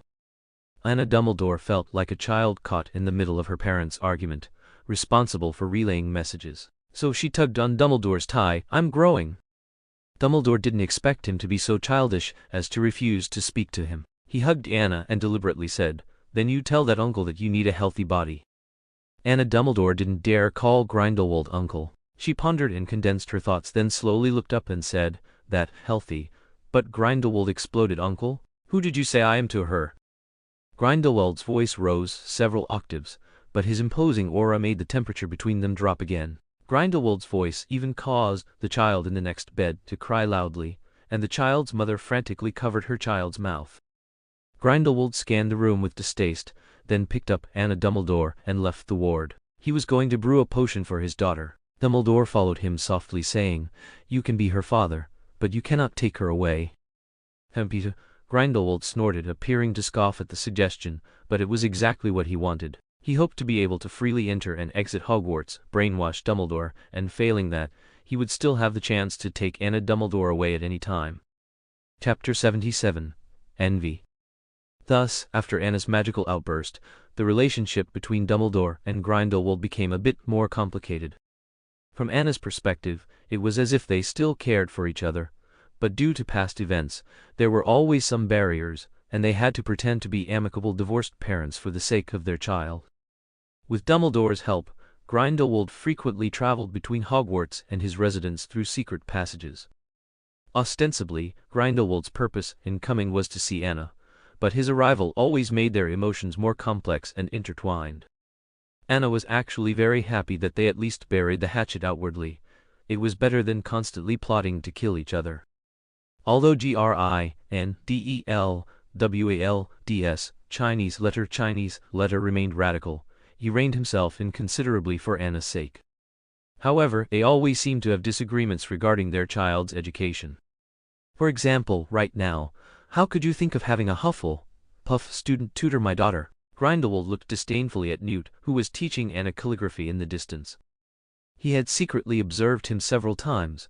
That fellow would bump into walls when walking, trip over himself on flat ground, let alone take care of a child. Newt is an excellent student of mine. His mastery of the care of magical creatures class can be said to surpass any graduate, even me. Dumbledore also watched Anna from outside the window. He needed to keep a close eye on Grindelwald while he was at Hogwarts, fearing he might do bad things. He completely denied that he simply wanted to be with him. Magical creatures? My daughter is not some magical creature, and she doesn't need to deal with those beasts. On the contrary, wouldn't the things that silly boy secretly raised bring danger to Anna? Remember what you promised me. You are not to lay a hand on my students. Dumbledore's tone became a bit sterner. When it came to his students, he would absolutely not let him off, not even him. Lay a hand? He's not worthy, Grindelwald said, opening the window, and the spell pulled Anna, who was sitting in a chair, towards him. Anna felt an invisible force, hooking her and drawing her into Grindelwald's arms, still holding her quill. Daddy! Anna happily dropped her quill. Finally no more writing. Is it impossible to escape the fate of being forced to study in any era? Fortunately, she was already skilled at writing calligraphy. Under Snape's strict guidance, her writing was already commendable. Good girl, Daddy will take you to play for a bit. Then Grindelwald carried his daughter to the Forbidden Forest. It's just magical creatures, isn't it? Is it that hard to control? Grindelwald would never have thought that his feelings for Newt were out of jealousy because a certain someone kept praising Newt endlessly, which made Grindelwald very annoyed. Thus, Anna received a puffskein from Newt that very night. It was quite large and cute, but its fur kept shedding, and there were always some fine hairs in the air, making Anna constantly want to sneeze. What was going on? Did this body have rhinitis too? The keeping of this puffskein caused Dumbledore some complaints. Firstly, the puffskein made Anna sneeze and have a runny nose non-stop, clearly making her sick. Secondly, the puffskein always snuggled up to Anna at night while she slept, making it difficult for him to hug his daughter. He could only hug Anna's small body through the puffskein. Thirdly, that puffskein was sent by Grindelwald. He didn't know what he was up to. He didn't seem like the type to keep such a creature. In summary, Dumbledore had some opinions about Anna's new pet and was planning to find an opportunity to send it away. Anna also seemed to gradually realize that she couldn't have both the puffskein and her comfort. Although the puffskein was super cute, she decided to send it away for the sake of breathing freely. So, Dumbledore chose Newt to take it, because he couldn't think of anyone more suitable. Newt loved magical creatures, and would take good care of it. If Anna missed her little pet, she could still see it anytime. However, one person was extremely resistant to this arrangement, and that was Grindelwald. You mean, you gave something I gave to Anna to another man? Grindelwald seemed not to believe his ears, even rudely digging at them. It was entrusted to my student for care. Anna's inflammation is getting worse. For some reason, under Grindelwald's stern gaze, Dumbledore actually felt guilty, and his voice softened considerably. Oh, good, very good. Grindelwald instantly guessed where his item was and stroked Anna's head. Daddy will help you. He then turned and left, as nonchalantly as if Hogwarts were his own home. Soon, news came that Newt had fallen into the Black Lake, and was attacked by a giant squid. It was said that he had secretly gone into the water to collect squid ink for research, but was caught by the giant squid, which broke 3 of his ribs. Fortunately, his companion, Lestrange, was on shore, felt something was wrong, and called for Professor, otherwise the consequences would have been unimaginable. Dumbledore immediately wrote to Grindelwald about this matter, but only received a nonchalant 2-word reply. No time. Indeed, he had an alibi. He had been in the United States recently. Dumbledore could only let it go. After all, Grindelwald absolutely could not have forced Newt into the water, and he also bore some responsibility. However, Anna didn't believe that this matter had nothing to do with Grindelwald. She just thought he did it too cleverly. So Anna secretly asked a house elf to take her to see Newt. When she arrived at the medical wing, Anna was truly impressed. Despite being covered in so many bandages, he was still engrossed in a book about magical creatures. It seemed Newt's mental state was excellent, and he should be fine very soon. Anna finally breathed a sigh of relief. If anything had happened to Newt, Hagrid would probably have cried himself to death. Rolf wouldn't exist either, so wouldn't Luna be left alone?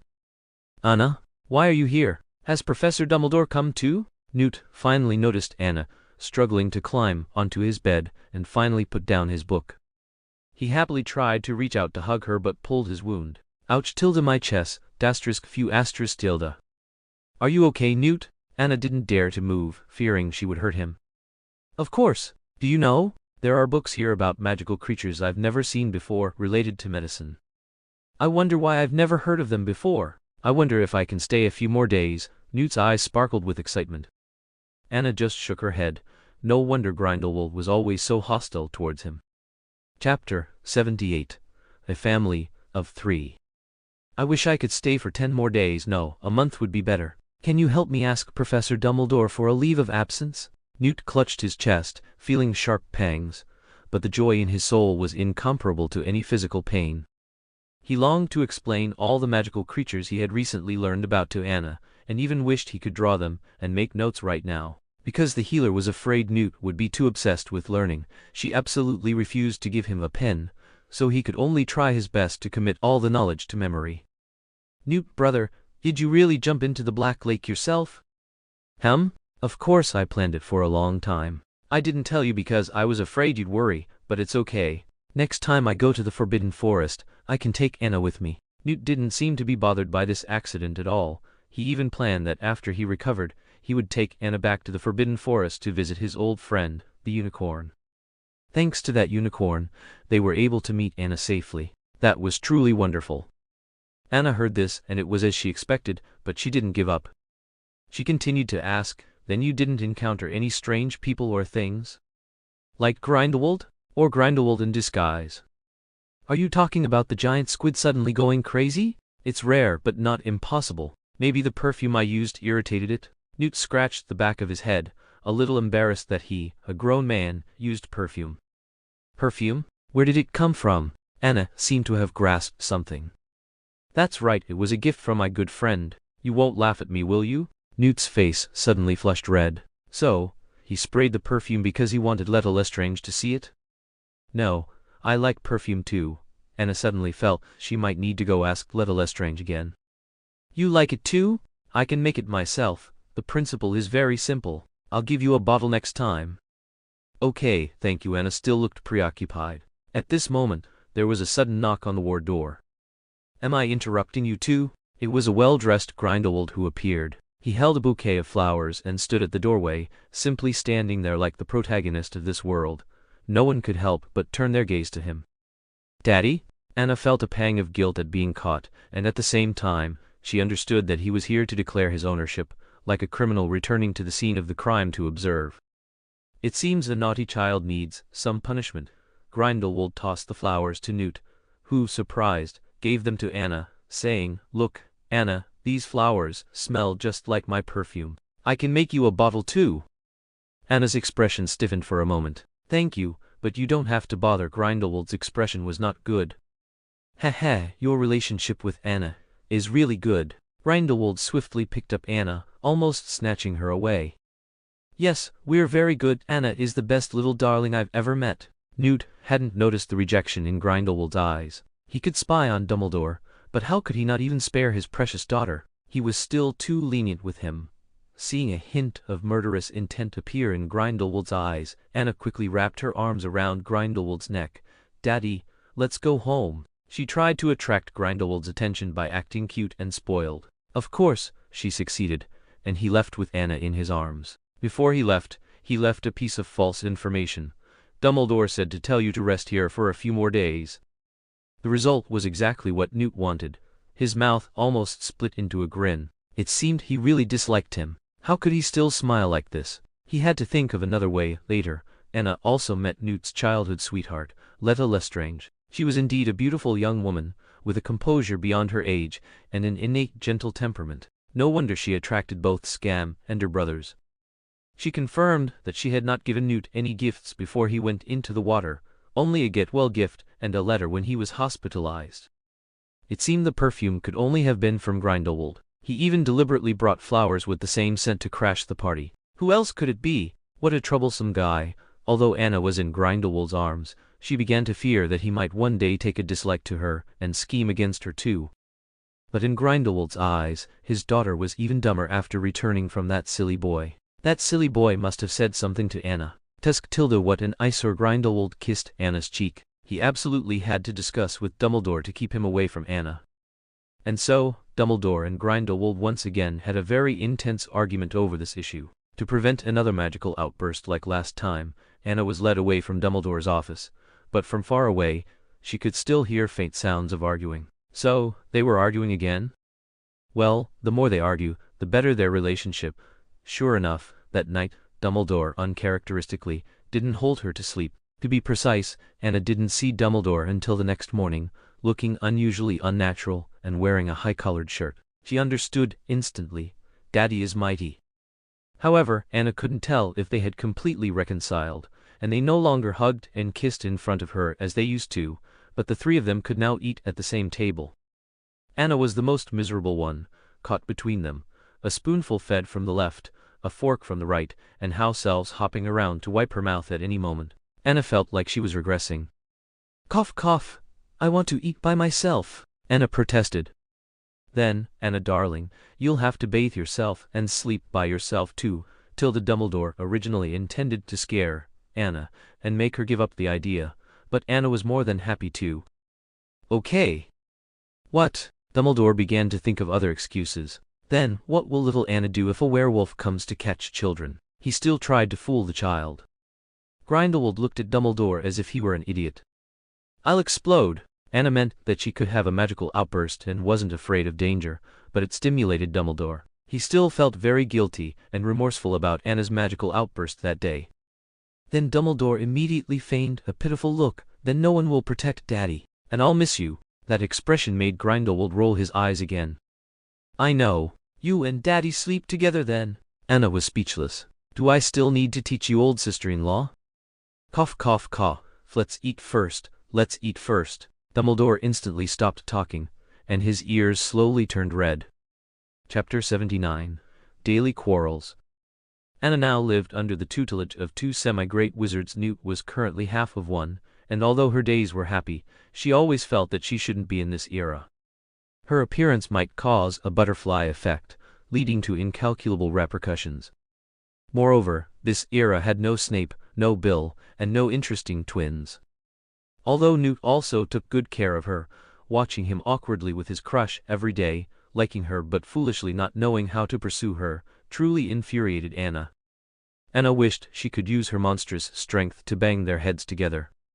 Unfortunately, she couldn't. The girl's surname was Lestrange, not an ordinary family, and she couldn't cause trouble for Dumbledore and them. Nor could she ruin Newt and her current budding feelings. The thing she wanted to do most now was to find Aberforth and get the necklace back. She wanted to return to the future. Finally, one day, she got the chance to go to Hogsmeade with Grindelwald, mainly because Grindelwald suddenly asked her if she knew her birthday. Anna fabricated a date for that weekend, thinking that maybe he would take her to Hogsmeade. Then Grindelwald heard it, and his eyes lit up. "Is it June 5th? He seemed to have learned some heavenly secret. Anna was perfunctory because she didn't know if it would succeed. Would he take her to Hogsmeade?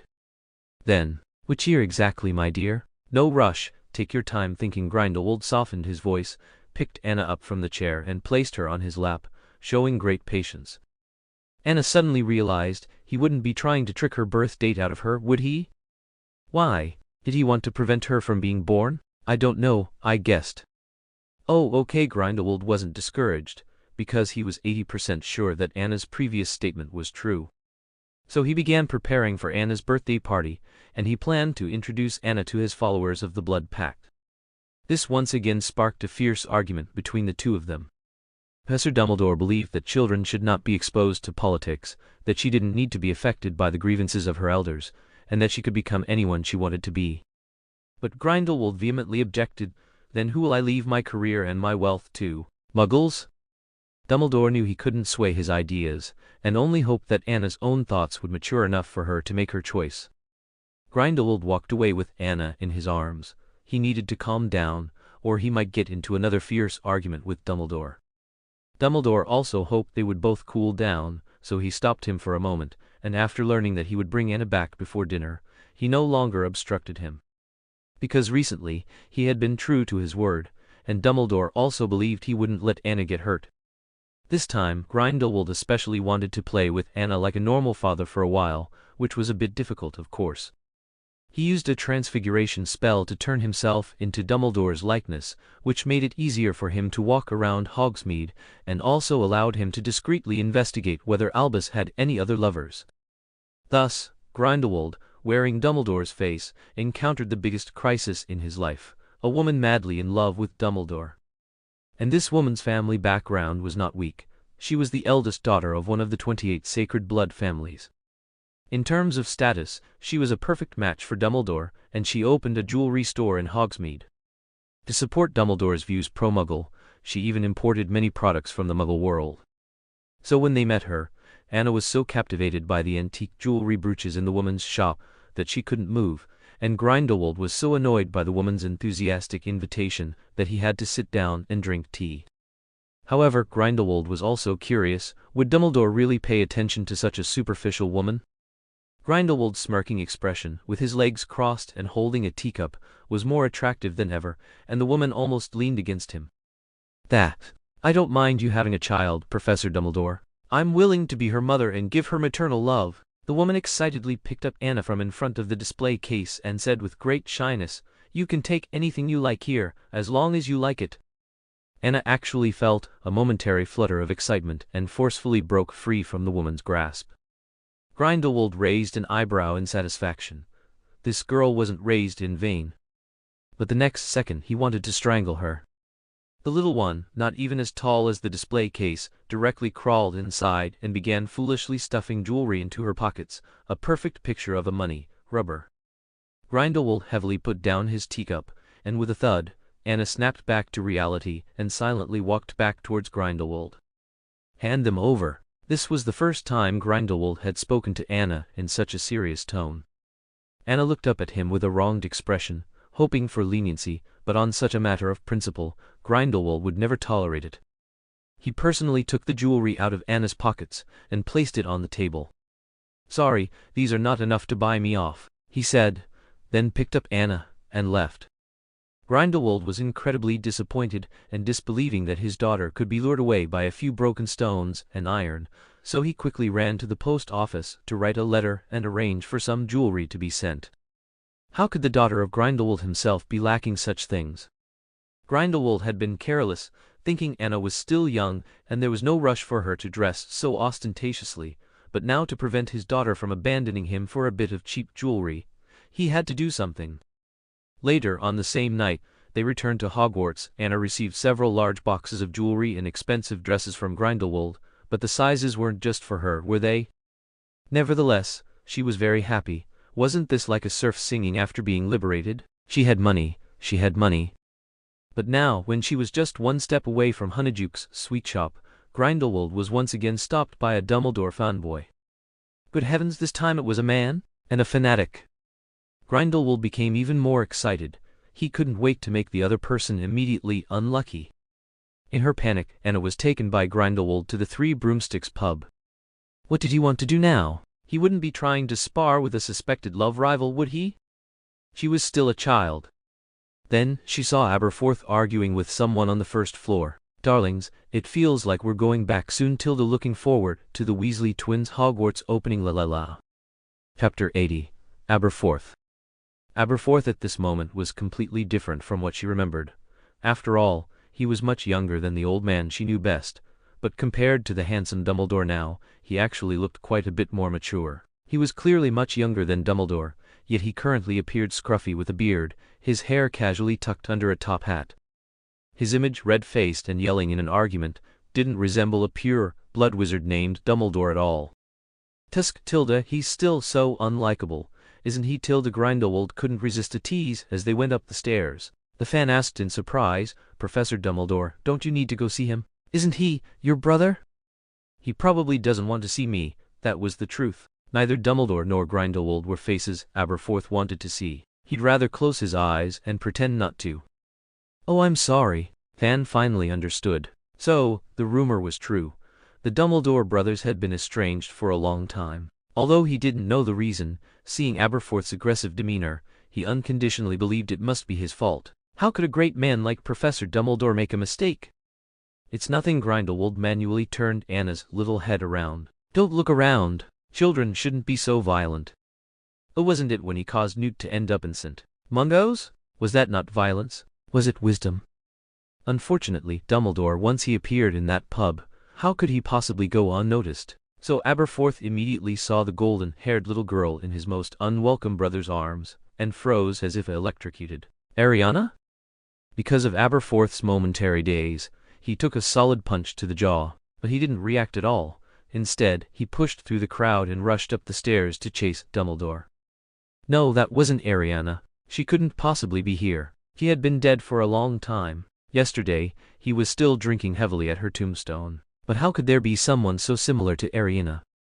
The same golden hair, blue eyes, and unique appearance, and more importantly, the person holding her was his revered brother. At the same time, when Aberforth saw the girl, he felt an unusual familiarity. They should have, it seemed, met somewhere before, but it was definitely not in a dream, and she was not his sister. The more Aberforth thought, the more his head throbbed. What was wrong with him? He really shouldn't have drunk so much last night. Otherwise, he wouldn't have stumbled around and caused the incident just now. It was too much of a coincidence. He should have been drinking in his own pub, but because there was an inspection today, he closed for it and came to the Three Broomsticks pub to continue. He just happened to run into Dumbledore, who shouldn't be here on a weekday. He should have classes. Feeling that something was being hidden, Aberforth pressed himself against the door, eavesdropping on the sounds inside. He even resorted to using relatively advanced magic. Then the girl's crying came from inside. Aberforth couldn't wait any longer and immediately broke open the door with a spell. What happened? Inside were two men and a young child, and in front of them floated a rat the size of a cat. It turned out they were just scared by the rat. Aberforth secretly breathed a sigh of relief, but clearly felt the atmosphere was unusually awkward. The expressions of the two men opposite were even more so, but he didn't want to leave. With a spell, the large rat in front of him was burned to ashes, and he plopped down. It seems it was a false alarm. He then shifted his gaze out the window, seemingly not planning to leave. Grindelwald curled a playful smile. Dumbledore's brother wasn't entirely as estranged from him as the rumors claimed. Anna felt a chill down her spine again. Seeing this, the fan felt that the two brothers seemed to have something to discuss, and it was inappropriate for him, an outsider, to stay. So he found an excuse to slip out. Before leaving, he thoughtfully repaired the damaged door for them. Seeing the man leave, Aberforth quickly cast a silencing charm, and eagerly asked about Anna. Who is she? Why is she so similar to Ariana? Even just mentioning his sister, Aberforth choked up, unable to speak. My daughter Anna. Grindelwald wasn't worried that Aberforth, once he knew, would pose a threat to Anna's safety. Instead, he wanted to show off in front of him who the child's two fathers were. Perhaps that's the reason his words were filled with easily discernible pride and self-satisfaction. Your child? With whom? That madman? Aberforth stood up in shock, only to be pushed back by an annoyed Grindelwald. Stay away from her. I advise you to watch your words. He is Anna's daddy. Grindelwald secretly used magic to firmly pinch his shoulder, roughly around the collarbone, making Aberforth's legs go weak.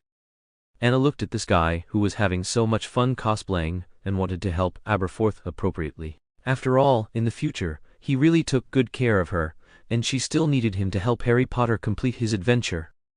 So Anna took the opportunity to hug Aberforth's hand and bid him, "Bad man, don't bully my daddy." This scene, where his own daughter defended him, would forever be etched in Grindelwald's heart. He hadn't doted on that little one for nothing. Aberforth cried out in pain and instinctively pulled his hand away and raised it. But seeing that tender face, Aberforth couldn't bring himself to strike hard. So he raised his hand fiercely, then slowly lowered it onto Anna's little head. He then knelt down on one knee, meeting Anna's gaze. "I am your uncle, Anna." Grindelwald saw that he made no move to harm Anna, and lowered his raised wand. "Uncle?" Anna hadn't expected Aberforth's change to be like a roller coaster. She stepped back a few paces, worried he might change again and bite her back. But Aberforth simply picked her up. "Since I'm her uncle, I'll take care of her for a few days to build some affection." Completely disregarded what Dumbledore might think. "I remember we're not brothers anymore." Grindelwald snatched Anna back. He wouldn't hand his daughter over to a drunk. "You, just wait." Then Aberforth felt somewhat hurt. Wasn't it Dumbledore who had begged him to reconcile? He stormed off angrily, but Anna felt he wouldn't give up. Chapter 81, Stolen. By the time Grindelwald brought Anna back to Hogwarts, both of them had calmed down. Grindelwald was even quite pleased with Anna's performance just now. Furthermore, with the frequent incidents at the bar, he deeply realized that Hogwarts was more suitable for a child's growth. So without waiting for Dumbledore to bring up the old matter again, he said directly, "Let Anna stay here. I will still come to see her often. Oh, and remember to keep her away from those lunatics." "I'll say it again, Newt is my excellent student, not a lunatic." Dumbledore was surprised that Grindelwald had suddenly changed his mind, but it was still the same issue, a matter of principle, and he would absolutely not compromise. "Not that one, it's the other." Grindelwald recalled the appearance of that fellow again, curling his lip in disdain. He was truly a persistent nuisance.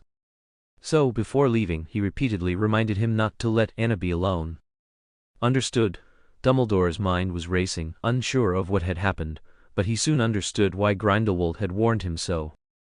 Because his good brother, Aberforth, came to Hogwarts through a secret passage in the middle of the night, quietly taking the sleeping Anna, leaving only a note, "I will take good care of her, as her uncle." In Aberforth's view, this was a step for Dumbledore, a signal that he agreed to their reconciliation. But in Dumbledore's view, Anna's departure always caused him anxiety. So he immediately chased after them. Unfortunately, Aberforth would not be so easily found, would he? Anna was also very happy. She finally had a chance to find another necklace at Aberforth's place. And she really hoped to return to the future. To be honest, she was a bit bored staying here. Newt, the only one she could play with, was at St. Mungo's. She was practically sick of playing wizard's chess with the house elf every day, but she hadn't expected it. The first place Aberforth took her was a graveyard. It was a graveyard located in Godric's Hollow. Anna recognized it as the Dumbledore family graveyard at first glance. She began to wonder if it was one of those places that always appear in novels, a place where only those with the family's bloodline could enter. Anna guessed correctly. There was indeed a magic circle for bloodline detection here. However, Anna showed no other reaction, not yet fully realizing that she truly carried the Dumbledore family bloodline. She was finally put down by Aberforth. This was Anna's first time seeing Ariana's grave. A very delicate tombstone had her portrait on it. She was still smiling so serenely. The candles on both sides burned brightly, and the front was filled with all kinds of fresh flowers, snacks, and some dolls that girls liked. It was evident that someone frequently came here to clean and offer sacrifices. Even the fruits were fresh. No need to guess, it must have been Aberforth or Dumbledore. "Come here, Anna, come and let me introduce you. This is your aunt, Ariana Dumbledore." Aberforth, G-A-Z-E-D Chinese letter at Ariana's portrait, reaching out to touch it. He suddenly realized that he hadn't introduced himself to Anna either. So Aberforth squatted down again, putting his arm around Anna's shoulders. "My name is Aberforth Dumbledore. I am your biological uncle, and she is our little sister. You can call her Aunt." Aberforth seemed to be looking at his sister through Anna's eyes. Under normal circumstances, shouldn't she pretend to be naive and ask, "Why is Auntie here? Why isn't she playing with me?" Such innocent questions a young child would ask. But Anna really couldn't bring herself to say it, so she just obediently called out Auntie. She was already used to her generation's status jumping back and forth. Good girl, good child. Aberforth seemed deeply moved, pulling Anna into his embrace. At this moment, he completely accepted Anna. From her ability to enter this tomb, he could confirm that she was indeed a Dumbledore child. Aberforth believed this was a gift from Merlin to him and his brother, and he would take good care of her. It was at this moment that Anna noticed the slender, rose, gold-shimmering necklace around Aberforth's neck. It was that necklace, no doubt about it. Anna was so excited that she reached out and tugged at it. She almost strangled Aberforth. This immediately pulled the musing Aberforth back to reality. Seeing that Anna liked the necklace very much, Aberforth chuckled, took it off, and gave it to Anna. What a little money, rubber, this should have belonged to you anyway. Ever since Ariana's death, Aberforth felt as if he had forgotten something, but there were no traces to be found. He had a vague feeling that it was related to this necklace, which should have been buried in his mother's tomb. So he wore the necklace day and night. Today, he finally understood its meaning. To pass it on to his brother's child, this little girl who most resembled Ariana. In the future, he would raise her with the love he had for his sister. Unfortunately, just as he personally placed the necklace around Anna's neck, what did he see? An identical necklace floated up from the back of Anna's neck. The two necklaces attracted each other, collided, and emitted a dazzling explosion. No, Aberforth watched in agony as the little girl vanished into the cracks of time. He initially thought it was a magical outburst she caused, so he frantically searched for Anna nearby, even calling in people from the Ministry of Magic to track the direction of Anna's magic. But the girl seemed to have completely vanished from this world, leaving no trace of magic. Still unwilling to give up, he rushed back to the family tomb once more. What did he see then? The tomb bearing the name Anna Dumbledore was hidden near Ariana's. Ariana's offerings, being too numerous, were lined up and would also appear before her tomb. How had he not noticed it before? Dumbledore, who arrived, saw the people from the Ministry of Magic and his dejected brother, and instantly understood that his worst fear had come true. He stumbled to the ground, losing his strength. She'll come back, won't she? Aberforth said, without turning his head, a truly unbelievable statement. You remembered? No, if he hadn't, it would have been truly wonderful, then he wouldn't be in so much pain. Dumbledore looked at his brother's lonely back, not knowing what to say. They both needed comfort, and they both needed to calm down.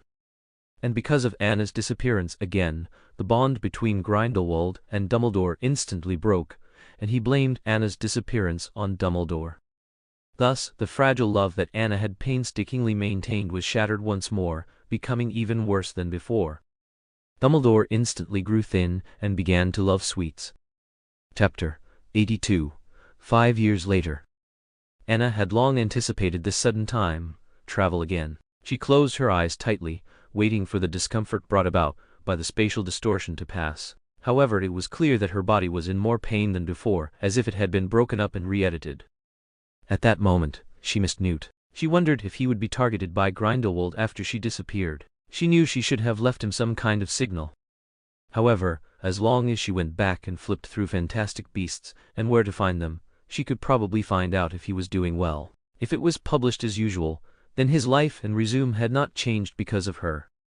Anna, who had traveled again, heard a lively commotion in her ears. She must have completed this travel. She opened her eyes and found herself in a bathroom. She must be on a moving train. The scenery outside the window was constantly receding, and the large green mountains in the distance refreshed her. Hogwarts Express train? Anna murmured to herself as she pulled open the door of the toilet cubicle. She suddenly realized that her hands were several sizes larger than before. She looked down and saw that her feet seemed much farther away than before. No, she had grown taller. I've grown taller. Anna happily pushed open the door, wanting to rush to the front of the mirror to examine her current appearance, but she didn't expect a teenager to rush over from the outside as well. Stop rushing me. I'm here. The boy seemed to be talking and laughing with his friends outside the door, completely unaware of the girl who was a head shorter than him, or even if he was facing Anna, he wouldn't be able to see Anna's head. Bang! Anna also did not expect that there would be someone blocking the door, so the two of them crashed into each other fiercely, and Anna's head just hit the boy's chest. Ouch! The boy felt as if his chest had been hit by a hippopotamus, and then he flew out like a kite with a broken string, his buttocks landing heavily on the floor. He didn't know whether he should cover his chest first or his buttocks first. Anna also flew out due to inertia, but she didn't expect her power to be so great. She actually knocked the red-haired boy 3 meters away, otherwise she could have had a human cushion. Now, she awkwardly gave the red-haired boy a big salute. Female. How embarrassing. Wait a minute. Red hair? Anna was stunned for a moment, and then she heard other people's voices. Fred, are you okay? Ha ha ha ha ha. How could you be knocked away by a girl? You're too weak. Fred? Anna looked at the red-haired boy again in disbelief, and also at the identical face outside the door. Wasn't that the Weasley twins? But how did they get so big? Shut up, George! Hurry up and come help! Fred clutched his chest, still having a little difficulty breathing. Was this little fellow's head made of iron? Coming. Why are you in the boys' restroom on the Hogwarts Express train? Are you old enough yet? Or do you have dwarf blood? George smiled and easily lifted Anna under her armpits, lifting her up lightly. Now George was sure that Fred really needed to exercise. Such a light little kid could knock him away. Wait, George carefully observed the girl and exchanged a look with his brother. Fred, don't you think this girl looks familiar? You're right, George. I even think this scene is familiar. Haven't we also been knocked away by a little girl before? Now that you mention it, I remember too. Anna? Anna. The two of them shouted Anna's name in unison. They were so excited. Ever since Headmaster Dumbledore said that Anna's health was not good, and she needed to rest in St. Mungo's, they had never heard from Anna again. They even secretly sneaked into St. Mungo's, but Mr. Weasley caught them and gave them a good beating. They also tried to write letters to Anna, but their mother always said that it must be because Anna couldn't write yet, so she didn't reply to them. But even if she couldn't write a letter, she could have drawn them a picture, right? Gradually, Anna's appearance began to blur in Fred and George's memory, so they didn't recognize the grown-up Anna at first sight. In their memory, Anna was still that small, soft ball of dough, but now the little ball of dough was already a little girl with a beautiful face that could be seen in the future. The two of them excitedly hugged Anna's small body, almost strangling Anna to death. She really didn't know how she was breathing hard in the chests of the two guys. Why was she still so much shorter than them even when she grew up? Anna didn't have time to reminisce with them. She pushed the two boys away and ran to the mirror, finally seeing her current appearance. She was about 7 years old, and had grown a lot taller. Of course, that was only compared to her past small self. Slender and long limbs, and a waterfall of shiny golden hair and large, pure blue eyes that were unbelievably clear. Her plum-sized face was full of tenderness and exquisiteness. However, now it seemed that her appearance was not very similar to Ariana's. If the similarity was 80% before, now, it was only 45%. And the mirror reflected the Weasley twins, both with worried looks. The two of them still looked so similar, with the same proportionally enlarged features as when they were young, revealing a cleverness all over their bodies. What year is it now? It's the year the brothers made their shining debut at Hogwarts. Anna helplessly looked at the two people in the mirror, who were using her as a crutch again, feeling like she had missed a lot of things. Fred and George put their elbows on her head on her left and right sides. The other hand unceremoniously rubbed Anna's face. They hadn't seen her in a long time, and they really wanted to make up for all the years of missing her. They even celebrated Anna's birthday every year under Bill's leadership. Did May want to give the brothers a surprise by being here? It's just a little too exciting. But the brothers like it. Fred and George excitedly looked at each other again, picked Anna up, and were going to give Bill and Charlie a surprise.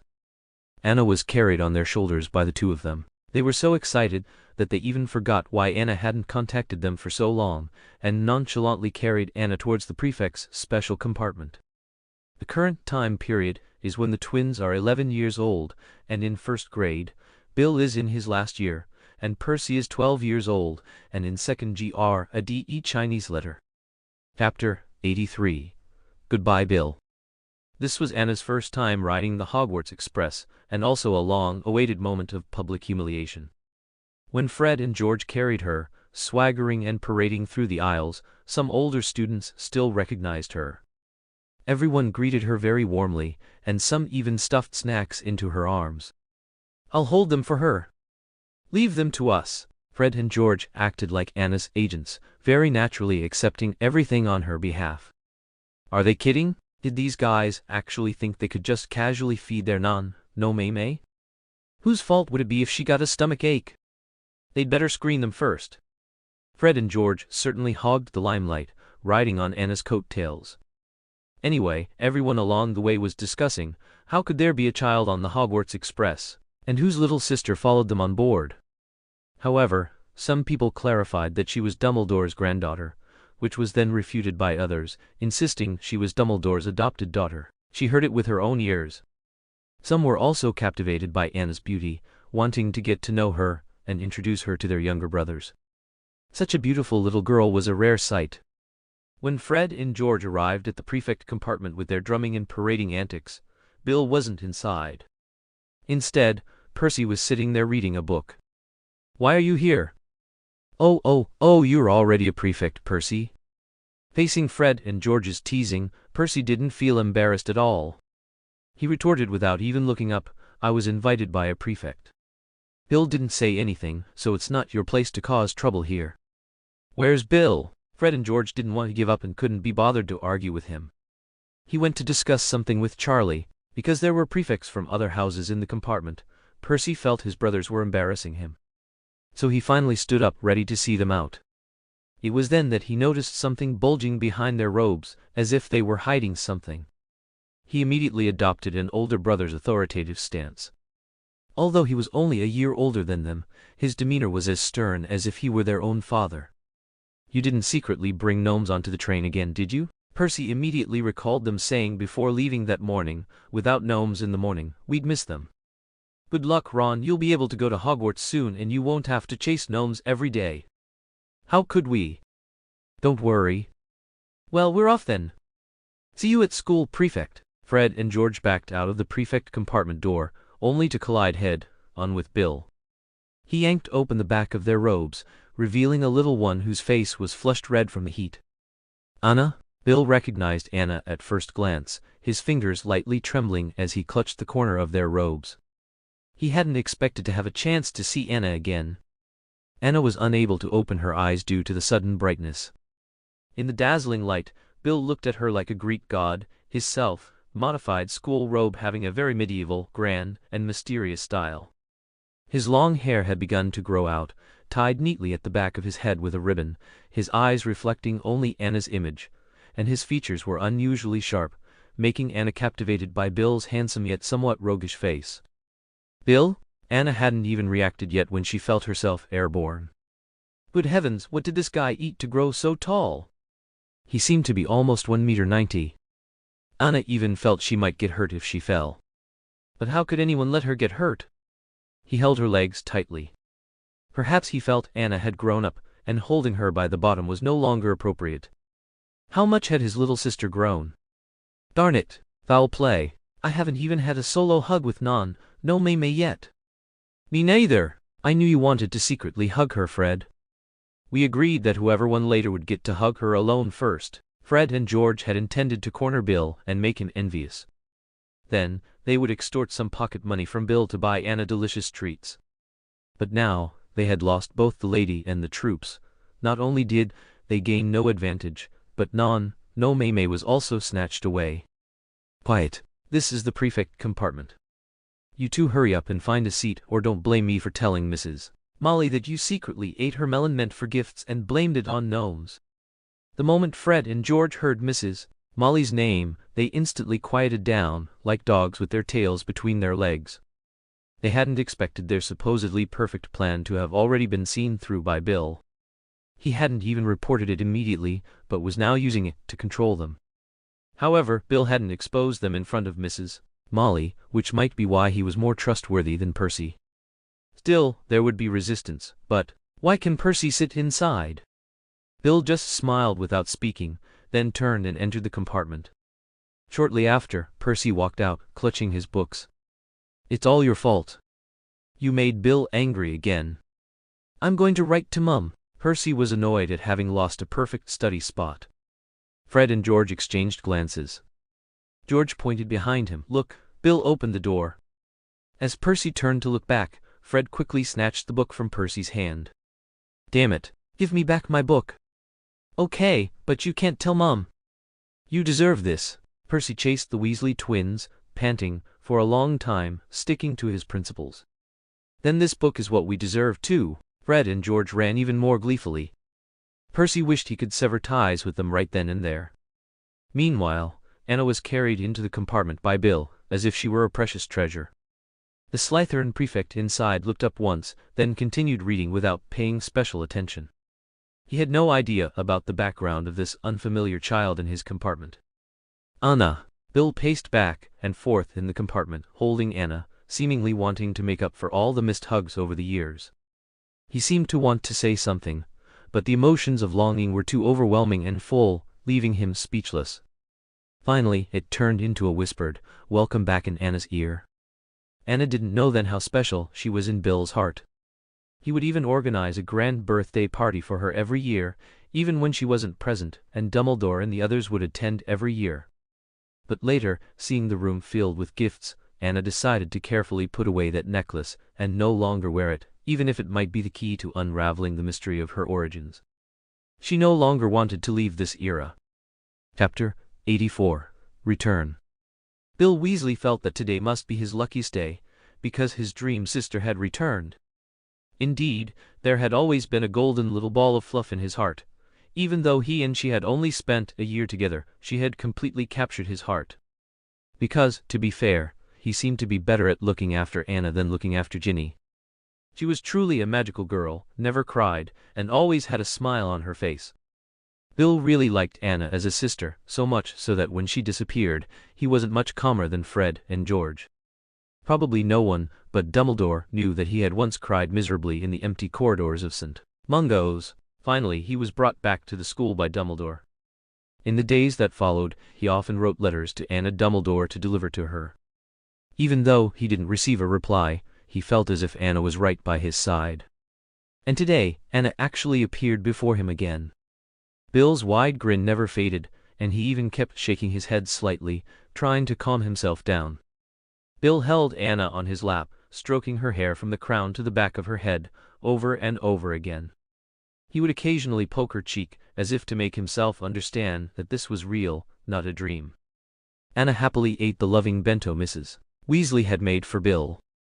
It had been so long since she had tasted Mrs. Weasley's cooking, she missed it dearly. Although the house elves in Hogwarts Castle were good cooks, food was still somewhat scarce in that era. "Eat slowly, it's all yours." Bill pulled out a handkerchief from who knows where, constantly wiping off the oil stains from Anna's face, like a kind elder. His gaze was just too gentle. Even the Slytherin prefect couldn't help but be captivated by Bill's tough guy, tender heart charm. Who would have thought that such a cool-looking handsome guy would be so gentle while braiding a little girl's hair? Anna's waterfall-like beautiful hair was woven into small braids by Bill's skillful hands. Combined with appropriately flowing strands, Anna looked incredibly spirited. Just at this warm moment, heavy and hurried footsteps came from outside the door. Listening closely, there was also a whimpering sound like a puppy. Whose pet ran out? As Anna wondered, the door in front of her was ripped off its hinges. A big, furry mass, snot and tears streaming, squeezed in. "Woo, Anna, you're finally back." That person was Hagrid. "Hagrid? Calm down, she's fine." Bill tried to soothe Hagrid's emotions, but it was clearly impossible. Hagrid spread his arms and directly pulled Anna and Bill into his embrace, giving them the most crushing hug. "I missed you so much, oh Merlin. You were just a tiny little thing, and now you've grown so big." Hagrid completely ignored Bill's comforting words, crying to himself. In his embrace, Bill and Anna were as tiny as dwarves, hearing the resonance of his chest and his whole body trembling. "Hagrid, stop crying." If he kept crying, her hair would get wet. Anna hadn't expected Hagrid's feelings for her to be so deep. Her memory was still stuck on the time she was almost blown up by his little darlings. But now it seemed she had long since forgiven him. Finally, with Bill's efforts, Anna was at last freed from her sea of suffering. Anna offered the handkerchief Bill had used to wipe her face to Hagrid, who was once again moved to tears, and it looked like the floodgates were about to open again, with the kettle steaming once more. Before Hagrid could take the handkerchief, Bill intercepted it. "Sorry, Hagrid, this is my mother's. If you don't mind, this is for you." Bill handed Hagrid an ugly doll he had confiscated. Hagrid didn't mind. Thanks Tilda, he vigorously wiped his face with the ugly doll, but still couldn't control his emotions, covering his face with the doll and weeping bitterly. This is wonderful, truly wonderful. The commotion caused by Hagrid quickly attracted more students to watch, including Charlie Weasley. Charlie looked at his brother in disbelief. Bill, Anna's back and you didn't tell me. Charlie felt a bit wronged, he was the last to know. Because Fred and George, in the crowd of onlookers, seemed completely unconcerned, standing there looking for an opportunity to slip into the prefect's compartment. It seemed they had known about Anna's return for a while. All right, we're almost at the station. Fred and George, hurry back and change into your robes. Hagrid, you also need to get ready to get off the train. Bill's words were very persuasive, sending away most of the onlookers, but not Charlie. Charlie, relying on his status prefect's brother, finally pushed his way to Anna's front. Because his build was noticeably taller and stronger than other students, although he was half a head shorter than Bill, his muscular physique was that of a living American football player. Charlie, Anna excitedly waved to him, and Charlie's grievances instantly vanished. Anna, you've grown up? Charlie instinctively tried to take Anna, but Bill seemed not to understand Charlie's eagerness, turning around and carrying Anna back into the compartment. What kind of illness did you have anyway? Why didn't you look for us anymore? And why didn't you contact us? Charlie was even more straightforward than Bill. He wanted to know directly what had happened. I don't know. Anna immediately covered her ears and closed her eyes, activating the essential skill for idle drama heroines, amnesia.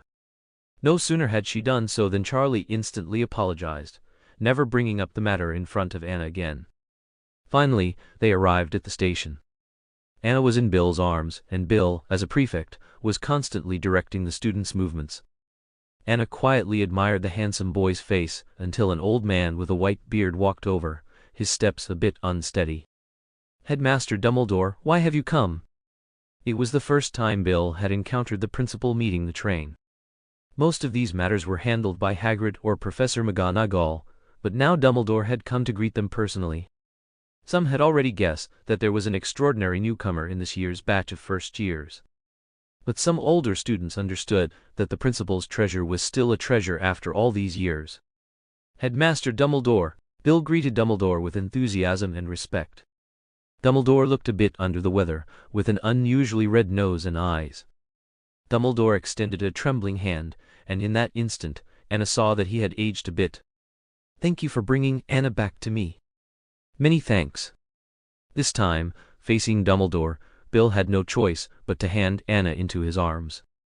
No, it's what I should do. Bill stroked the back of Anna's head one last time. This is wonderful, you're home. Chapter 85. Opening Ceremony. The journey from the platform to Hogwarts was neither too long nor too short, and all the students took various means of transport to Hogwarts Castle. However, Dumbledore insisted on carrying Anna himself. He could have chosen to ride in a carriage pulled by the Strauss, but at this moment, he urgently needed to spend time alone with Anna. Ever since Anna disappeared, Dumbledore always blamed himself, and his spirits were low every day. Even his smiles seemed like a frozen mask on his face. He searched all nearby places where Anna might appear, even venturing into the deepest parts of the Forbidden Forest. What he didn't expect was to receive assistance from the Centaur leader's grandson. That centaur cried immediately upon hearing of Anna's disappearance, but quickly regained his fighting spirit and offered to help him search. He even threatened his own life to make Fyarns perform a divination for Anna, and thankfully, the divination showed that Anna was happily alive in some corner of the world, full of vitality, which finally brought Dumbledore some peace of mind. At the same time, he also received a secret letter which read, "Don't worry, she will return." The familiar handwriting made it difficult for Dumbledore not to believe this was a trap set by Grindelwald. But now, it seemed all of this had been under his control for a long time. Dumbledore was like an old man taking his granddaughter home, walking along a muddy path, stumbling along towards their home. Is he doing well? Dumbledore suddenly blurted out a question he had long wanted to ask. Who? Anna was momentarily confused, then quickly guessed he was referring to Grindelwald. Did Dumbledore now think she had been taken by Grindelwald? He He should be fine, right? Anna wasn't sure. Firstly, she didn't know what had happened in history after he left. Secondly, she couldn't figure out Dumbledore's feelings towards him now. What if he still wanted to eliminate him? All right. Would you like some licorice snaps? Dumbledore seemed to have anticipated this answer, tapped Anna's little head, and pulled out a handful of thin, long licorice snaps from his pocket. Those candies, which tasted worse than traditional Chinese medicine, were apparently excellent health supplements in European countries. Thank you. Anna still took them with a troubled expression, hoping for normal treatment. But the candy was too awful. Anna pretended not to see, deliberately dropping the licorice snaps on the ground. However, Dumbledore didn't seem angry at all. Instead, he gave her more candy as if wanting to make up for all the years of missed affection. Don't leave again, okay? I won't leave. Of course Anna didn't want to leave. Those timelines held too many dangers and uncertainties. If she were sent before the second-generation Dark Lord Riddle, she might instantly be finished. Dumbledore interpreted these words as a promise to him, and he finally brought Anna back to Hogwarts, content. He had wanted to share more intimate words with Anna and enjoy some private time. However, Professor McGonagall learned from the bustling and excited new students that Professor Dumbledore had taken away a blonde little girl. Some even innocently asked if Anna was also a new student, which left Professor McGonagall stunned, repeatedly confirming the child's physical characteristics. Finally, she was 100% certain that Anna had really returned. Professor McGonagall almost abandoned the new students, who were ready to enter at any moment, to go find Dumbledore. However, her strong sense of responsibility led her to proceed with the sorting ceremony for the new students. At that time, Anna was still in Dumbledore's arms, listening to him share his thoughts and what had happened after her departure. I believe Aberforth will be very happy when he finds out Anna Tilda our family can be reunited again. It turned out that Anna's disappearance had once again caused the Dumbledore brothers, who had previously been able to coexist peacefully, to fall out. They both found it difficult to come to terms with Anna's disappearance. Aberforth believed it was his responsibility and had been avoiding Dumbledore. Dumbledore was initially very angry, but he was not a hateful person and soon wanted to return to his former relationship with his brother. He never thought it was his brother's fault, but Aberforth stubbornly insisted it was his fault. Now Anna was back. A ripple of emotion stirred in Dumbledore's heart again. It's good she's back, it's good she's back. So, it wasn't until the sorting hat had sorted all the children at the feast that Dumbledore carefully arrived late, carrying Anna. From afar, Anna could see those two bouncing red-haired heads at the Gryffindor long table. They even stood on their chairs to wave to her, then Percy smacked them hard. Sit down quickly, stop making a spectacle of yourselves. Bill didn't say anything. What are you doing? Exactly, Prefect, Fred and George protested, but Percy suppressed them again. Anna almost burst out laughing. How could their imitation of Percy's arrogant manner be so funny? Dumbledore saw Anna's happy expression and was very relieved. Indeed, his precious daughter looked best when she smiled. At the same time, Dumbledore felt he should give Fred and George a chance. Clearly, Anna was always happy in their presence, and it would be even better if her safety could be guaranteed. Unfortunately, the best caregiver would be leaving school next year. Bill. As soon as Dumbledore thought of this, he immediately wanted to help Anna select a few more companions to accompany her growth and help her in times of danger. An idea gradually emerged in Dumbledore's mind. He needed to organize a competition and select capable children. In other words, Dumbledore wanted to help Anna screen her companions. But for now, he still had to give his speech as principal, but his thoughts were constantly on Anna, so he misspoke. Welcome everyone to Hogwarts Anna School of Magic. However, he showed no embarrassment and simply smiled, finding the matter very amusing. Anna, meanwhile, felt a pair of eyes intently staring at her. She scanned the room from Professor McGonagall's arms and finally confirmed it was that fellow Snape. She wondered if Snape had missed her, but now it seemed he must care about her, otherwise he wouldn't be staring at her. Hi Tilda. Anna waved her little chubby hand at Snape. Peach Tilda. Snape snorted, then looked away. What did that mean? Chapter 86, Frank. Anna was somewhat bewildered by Snape's strange gaze, but she didn't have much time to pay attention, because she was now being passed around among the professors like an Olympic torch, except for Professor Flitwick, who was heartbroken to discover that Anna was already taller than him. And because he hadn't seen her for so long, he almost fell off his chair in pain. Even Filch tremblingly took Anna and gently patted her. He pulled out a handful of fried rice from his dirty pocket, which Professor McGonagall quickly confiscated, saying, "It's time to eat now. I'll keep it for her for now." Filch was so engrossed in Anna's sweet voice calling him Grandpa Filch that he completely ignored Professor McGonagall, continuously praising Anna. "Good, good, good. Anna is truly too well behaved. How can there be such a beautiful little darling?" Anna's eyelids twitched at the overly affectionate words, and she looked towards Professor Trelawney for help. Although Professor Trelawney was mostly eccentric, she had always been kind to Anna, and besides her peculiar prophecies, she was very gentle with Anna. But then came the problem. Snape was between them. Snape seemed to be deep in thought, constantly resting his chin in his hand, but his sleeves were already rolled up. He waited for Anna to be passed to him, like someone who knows a colleague is sharing snacks and it's almost their turn, but pretends otherwise. Unfortunately, his colleagues truly had no intention of sharing with him. Filch and Professor Trelawney exchanged glances, looking at Snape's cold face, imagining what he was angry about this time. Professor Trelawney even trembled a little from fright. But seeing the soft and lovely Anna, she still extended her arms. Just as she had already embraced Anna under her armpits, preparing to bring her closer, Anna's little legs were grabbed. Snape still couldn't resist. He didn't know why he cared so much about a little girl he hadn't had much contact with. She wasn't Lily's daughter, nor did she resemble Lily at all, and she had no blood relation to him. However, her cute, innocent, and carefree demeanor always lightened the heavy heart he usually carried. Therefore, when he learned of Anna's disappearance, he spent a lot of his free time searching for her, even contacting stray werewolves.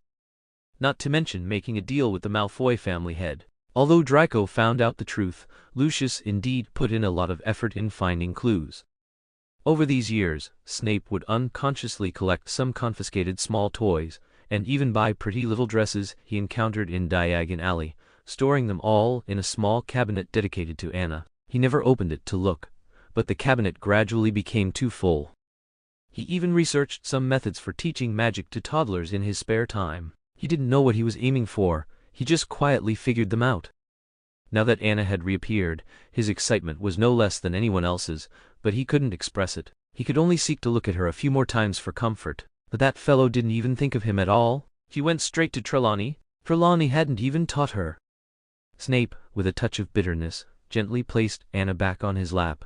"Long time no see. It seems you've completely forgotten who your professor is." The rising tone of his voice left Anna a bit confused. What was going on? Snape seemed quite disappointed. Anna was already well practiced at coaxing people. She wrapped her arms around Snape's neck, pouting and hovering in front of him for a long time, unsure where to kiss him without it being too greasy. Snape, however, noticed Anna's actions. Hungry? Thinking she was hungry, he slapped the table, and the dinner plate that had contained steak transformed into a baby bottle full of milk, which he put into Anna's mouth. "Eat." Anna instinctively took a few sips, her mouth forming a shape. Wait, she must be 7 years old, right? He hadn't drunk milk in ages. There was nothing she could do. In Snape's subconscious, she was still just a 3-year-old baby. He was completely unaware that she could eat with a knife and fork herself. Another person who hadn't realized this was Dumbledore. After Dumbledore's exaggerated speech, he immediately snatched Anna from Snape's arms. "It seems you've already caught up, that's great. But Anna needs to rest." "Are you kidding?"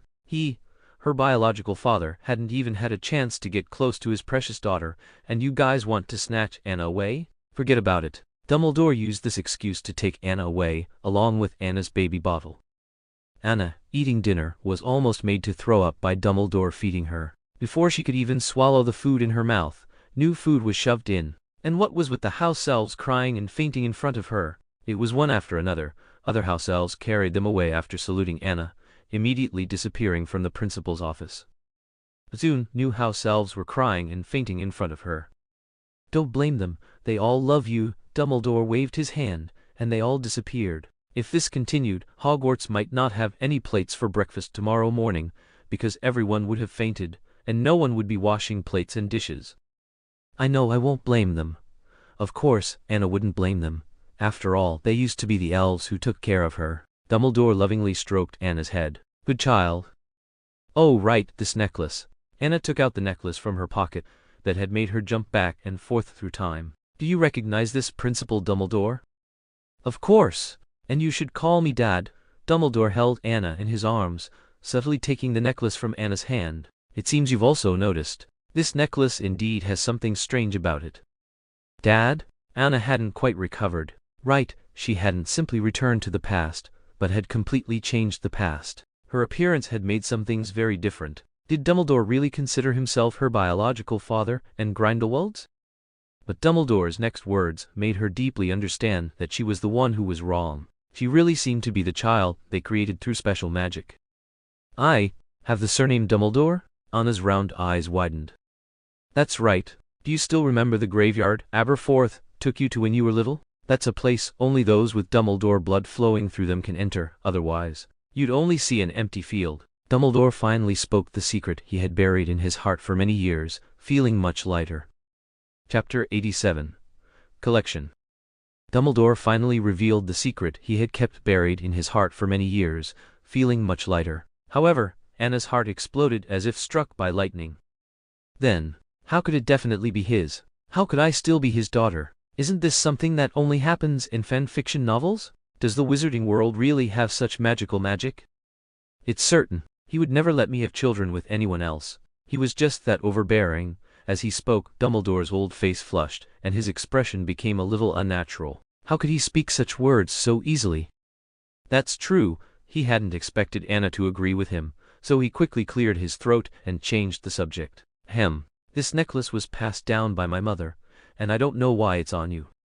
So Grindelwald took the necklace, created me, sent me to the future, and started the whole cycle of events. Anna suddenly felt that everything became clear. The Grindelwald of the past knew that he and Dumbledore would have a daughter in the future, so he diligently researched and created her, allowing her to travel back and forth to change history.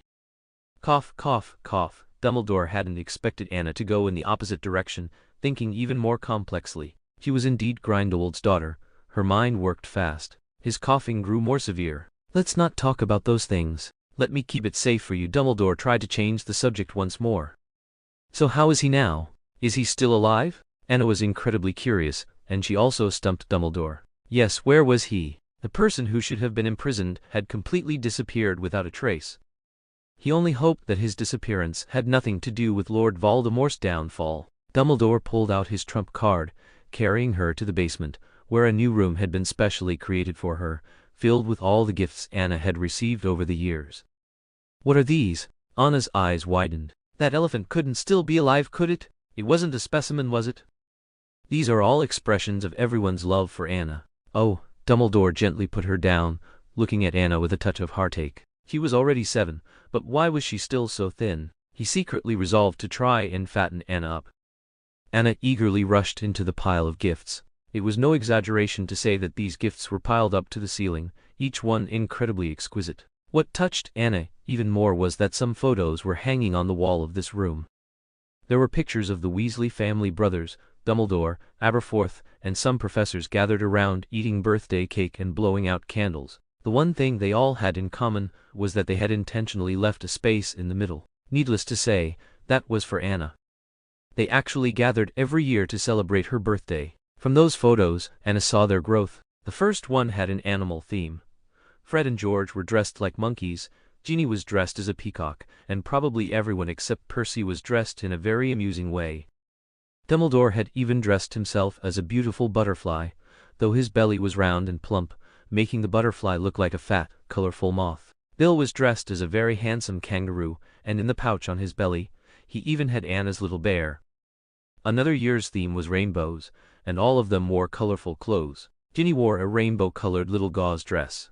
It was fine for her to wear it, but Dumbledore actually wore one too, along with rainbow-colored leggings, and even his beard was dyed in rainbow colors. Everyone else also wore rainbow-colored, gradient shirts, except for Snape. However, if you looked closely, you would notice that Snape had a rainbow brooch pinned to his collar about the size of a red bean. That day's party was at night. They lit rainbow-colored fireworks, and in front of them was a rainbow fan-shaped cake. These photos were moving, so Anna could clearly see everyone's expressions and what they were doing. In the adjacent photo at a potion-themed birthday party, everyone was holding a bottle of glowing green potion. Ginny was dressed as a little witch, and Fred and George pinched their noses, feeding each other that bottle of potion.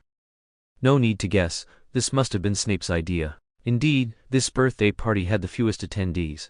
Aberforth and Dumbledore were not present. Only the Weasley family, being very conscientious, came to listen to Snape lecture for an hour in potion class. Probably everyone except Percy was drowsy at this party. However, the most photos were taken at that party, probably because everyone didn't have much energy, making it easy to capture dynamic moments. Anna vividly imagined every birthday party she had missed, gradually becoming engrossed in the photos of Bill's increasingly handsome and tall figure, until she saw some photos leaning in the corner, not yet hung on the wall. Anna curiously flipped through them. Strange, why is it a pile of Draco's portraits? They even reached one scale. Draco riding a horse, Draco riding a broomstick, Draco standing on a cliff, and even Draco fighting a dragon? This must be the artist's subjective intention, right? Is Draco Malfoy out of his mind? What's the point of sending his portraits everywhere for no reason? That child, Draco, seems to like you very much, Tilda. He always tells me to show you more of his appearance. Haha. Dumbledore let out 2 chuckles, sounding genuinely amused at Draco's expense. Haha, give it back to him. Anna's mind instantly pictured Draco, that guy, standing with his hands on his hips, nose flared, saying, "Let her look at my photos more. She's stupid. What if she forgets me one day? I won't let her off." Anna shook her head. Help me, it's a good thing he didn't send his own masterpieces, otherwise I'd be afraid of seeing myself with polio in his drawings and having nightmares. Of course, Dumbledore unconditionally granted Anna's small request. It was a minor thing. Anna immediately cast thoughts of that guy Draco aside and happily began unwrapping gifts. There was a wide variety of them. Bill gave her many handmade gifts, including small wooden flutes, dolls, miniature bows and arrows, and so on. Snape gave her various encyclopedias of herbal lore, a cauldron set, and even a well-worn Felix Felicis. Does it have a shelf life? Will it expire? Dumbledore's gifts were a jumble, ranging from daily necessities to clothes and snacks. She didn't know how those snacks had been preserved so perfectly for so long. In contrast, one person's gifts were much more focused. A pile of wolf fangs, each one polished, ground and pierced and individually packaged. Was it Lupin? Did he just send the most valuable things he had on him? He couldn't be toothless now, could he? Just thinking about it made Anna feel like crying. She would definitely cherish them well. Chapter 88. Miss. Opening the gifts from Fred and George was quite a pleasant surprise for Anna, because even though they might not have had a lot of pocket money, the things they made were incredibly ingenious. For example, there was a 3-dimensional troll made from the shells of an unknown creature, paper butterflies that could fly as if alive, and shiny minerals dug up from who knows where, each one polished smooth, radiant, and lustrous. Anna happily gathered all the interesting gifts together, and then opened a gaudy box. Without needing to guess, she knew it was from the Malfoy family, a rocking horse inlaid with various gems. It was truly a gift befitting Draco, so ostentatious and useless. Anna looked at the bejeweled rocking horse and began to wonder if her bottom was even worthy of sitting on it. Besides, her current age probably far exceeded the rocking horse's intended usage age, didn't it? Anna put the lid back on the gift exactly as it was, pretending she hadn't seen such a speechless present. The kind of gift you don't like at all but are still forced to accept, incurring a debt of gratitude. What made her even more exasperated was that Draco had sent even more of these useless gifts. An egg cracker inlaid with gems, a wizard's chest set with green crystals, a telescope with lenses polished from crystal, and so on. Anna was tired of opening them. Until she saw a box containing an animal specimen. Anna initially thought the creature was alive, and was so startled that she darted from the pile of gifts 10 meters away, right onto Dumbledore's lap. "Why, there's a snake!" Anna trembled, and with Dumbledore accompanying her, she examined the winged snake. It turned out it had long since been made into a specimen. The craftsmanship was so superb that it was restored too realistically. Anna had mistaken it for alive, but it was actually Rolf's birthday gift to her, his first independently completed magical creature specimen. He reportedly said it was the most beautiful magical creature he had ever encountered, and he wanted to show it to her. At the same time, Anna found a strange message he had left on the greeting card. That book was given to you by my grandfather. Anna, how do you know my grandfather? This is too incredible. My father also really wants to know how you two met. A book. His grandfather. Wasn't that exactly what Newt had left for her? How could he have known she was from the future? And he had his descendants pass things on to her? This kind of cross-time affection touched Anna's heart. He must have known he would never see her again, right? Even though they had only been apart for one day, decades had passed. Anna eagerly opened the box underneath and carefully took out some yellowed manuscripts and an ancient-looking copy of Fantastic Beasts and Where to Find Them. Dumbledore also exclaimed in wonder, "So it's here." He didn't seem surprised at all. What? At this moment, Anna didn't understand the preciousness of these items. These are Newt's manuscripts, and this book should be his first draft. Open the first page and see, you'll understand. Dumbledore mysteriously winked. Anna did as she was told, and saw Newt's very sincere inscription on the flyleaf. This book is dedicated to my dearest friend Anna Dumbledore, wishing her a happy life, and thanking her for her contributions to my inspirational work. May we meet again, your most loyal friend. Normally, such flyleaves are reserved for the most important people. Anna remembered that even J.K. Rowling dedicated this opportunity to her children and family. How could she be worthy of being Newt's confidante? Anna felt increasingly wistful, falling into deep thought every time she later opened the current edition of Fantastic Beasts and Where to Find Them. Anna completely lost the mood to continue unwrapping gifts, so Dumbledore took her back to the room to rest. The layout of Dumbledore's room was exactly the same as before. Even her tall dining chair and the stool she stepped on in front of the sink, as well as her adorable mini-bed, were still in the exact positions they were when she left, without any changes. It seems some things are no longer needed now, Dumbledore chuckled, putting away the furniture he once cherished that was related to Anna, or altering it with a transfiguration spell. The high-backed dining chair transformed to a height suitable for Anna's current dining, and the Q-version small bed also changed to a size suitable for Anna's current height. Her wardrobe also grew taller.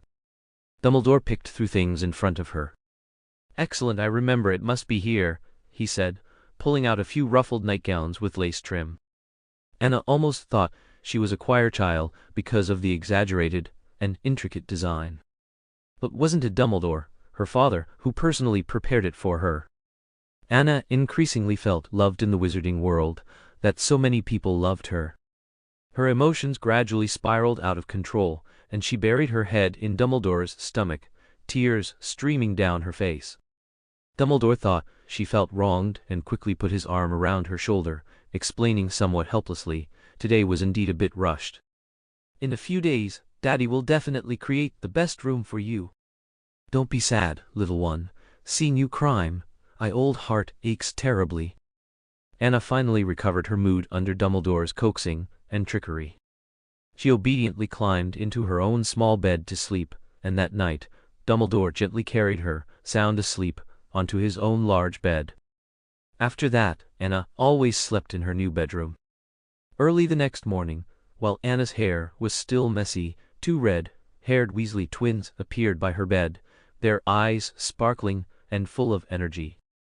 Anna, with her bedhead and eyes crusted with sleep, hadn't yet adjusted to the time difference and was still dazed, wondering who she was and where she was, when Fred and George carried her away.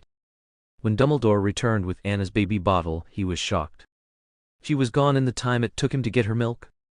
His memory was still stuck on the time each morning when Anna needed to drink milk. What's wrong? Where are we going? Anna's short legs still couldn't reach the ground as she was directly carried into the great hall. Fred was even carrying her shoes. Bill, Charlie, and Percy were already waiting there.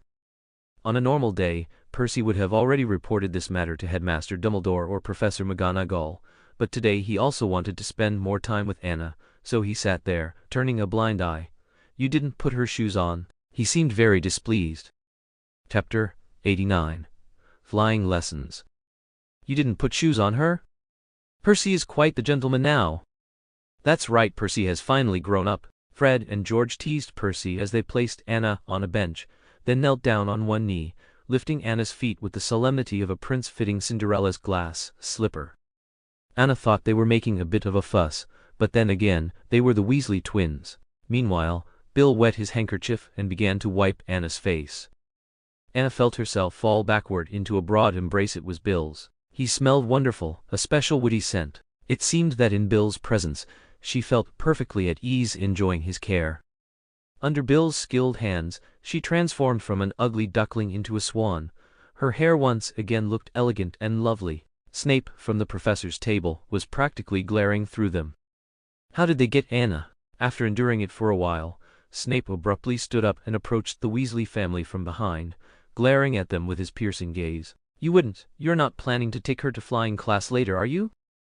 At this moment, Snape's intention was to subtly suggest that Bill bring Anna to his potion class, but Bill misunderstood, thinking Snape truly disliked Anna, and he shouldn't easily bring her to potion class.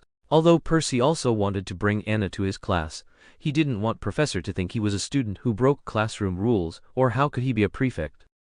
So, after the twins repeatedly promised they would return Anna to Headmaster Dumbledore, they still couldn't resist taking Anna to the Quidditch pitch.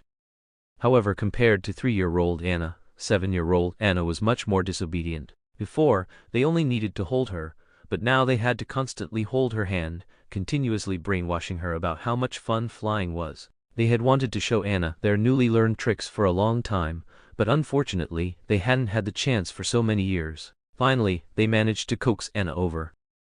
On the vast training ground, Fred and George strutted around like victorious roosters, pulling Anna and showing her off everywhere. They protected Anna, preventing others from taking advantage of her, and enthusiastically swatted away hands reaching for Anna's face and head. Don't touch her. No touching, only looking. They were truly Anna's protectors. Then, when flying class began, Professor thoughtfully allowed Anna to stay and observe their learning. He even enthusiastically conjured a chair for Anna, complete with a parasol, and when it was time for them to practice freely, she invited Anna to her office for hot chocolate. After Anna declined, Professor wasn't angry, happily saying she would bring her something delicious back later. Professor left, instructing them to practice in place, and that's when Fred and George's restless genes began to act up. They wanted to take Anna for a short flight into the Forbidden Forest. No, Professor told you to stay on the ground. Don't worry, that's for beginners. Our brothers are all experts. Fred and George confidently patted their chests. Seeing Anna still hesitant, they played the emotional card, saying their special tricks absolutely required the Forbidden Forest, and besides, even if they fell, the trees in the Forbidden Forest would break their fall, making it much safer.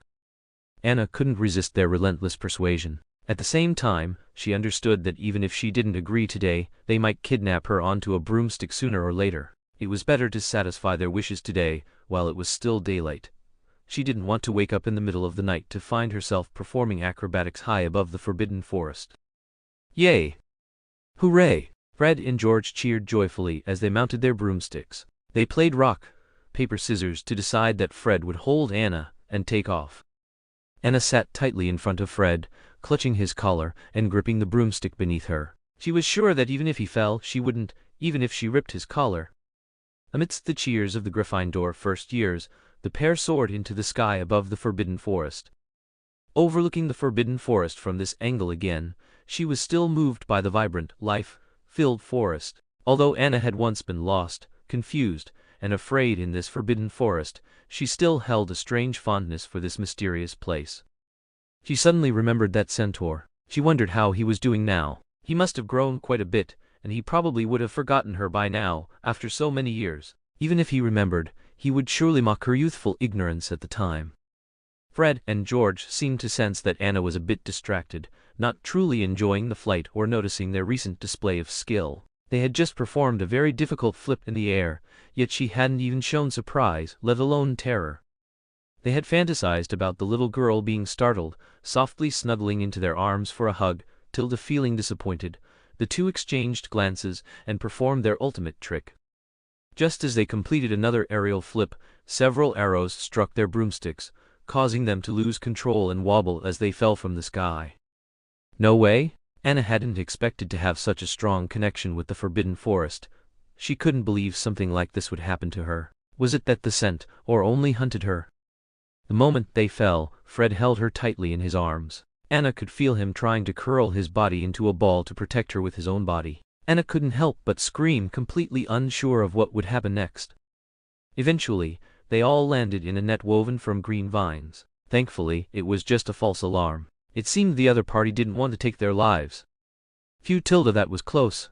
I thought I was almost done for. Don't say such disheartening things. With no little sister here, we will definitely turn misfortune into good fortune. In a second, several sharp spears appeared before them. Don't move! Who allowed you to come here? A centaur, wearing a wooden tusk mask, spoke. It was then they realized they had probably landed near a centaur tribe. At least 5 or 6 adult centaurs surrounded them. We didn't mean to offend. That's right, we are all Hogwarts students and mean no harm. Fred still tried his best to hide Anna in his arms, not revealing her face. He also wanted to protect her and give her a sense of security.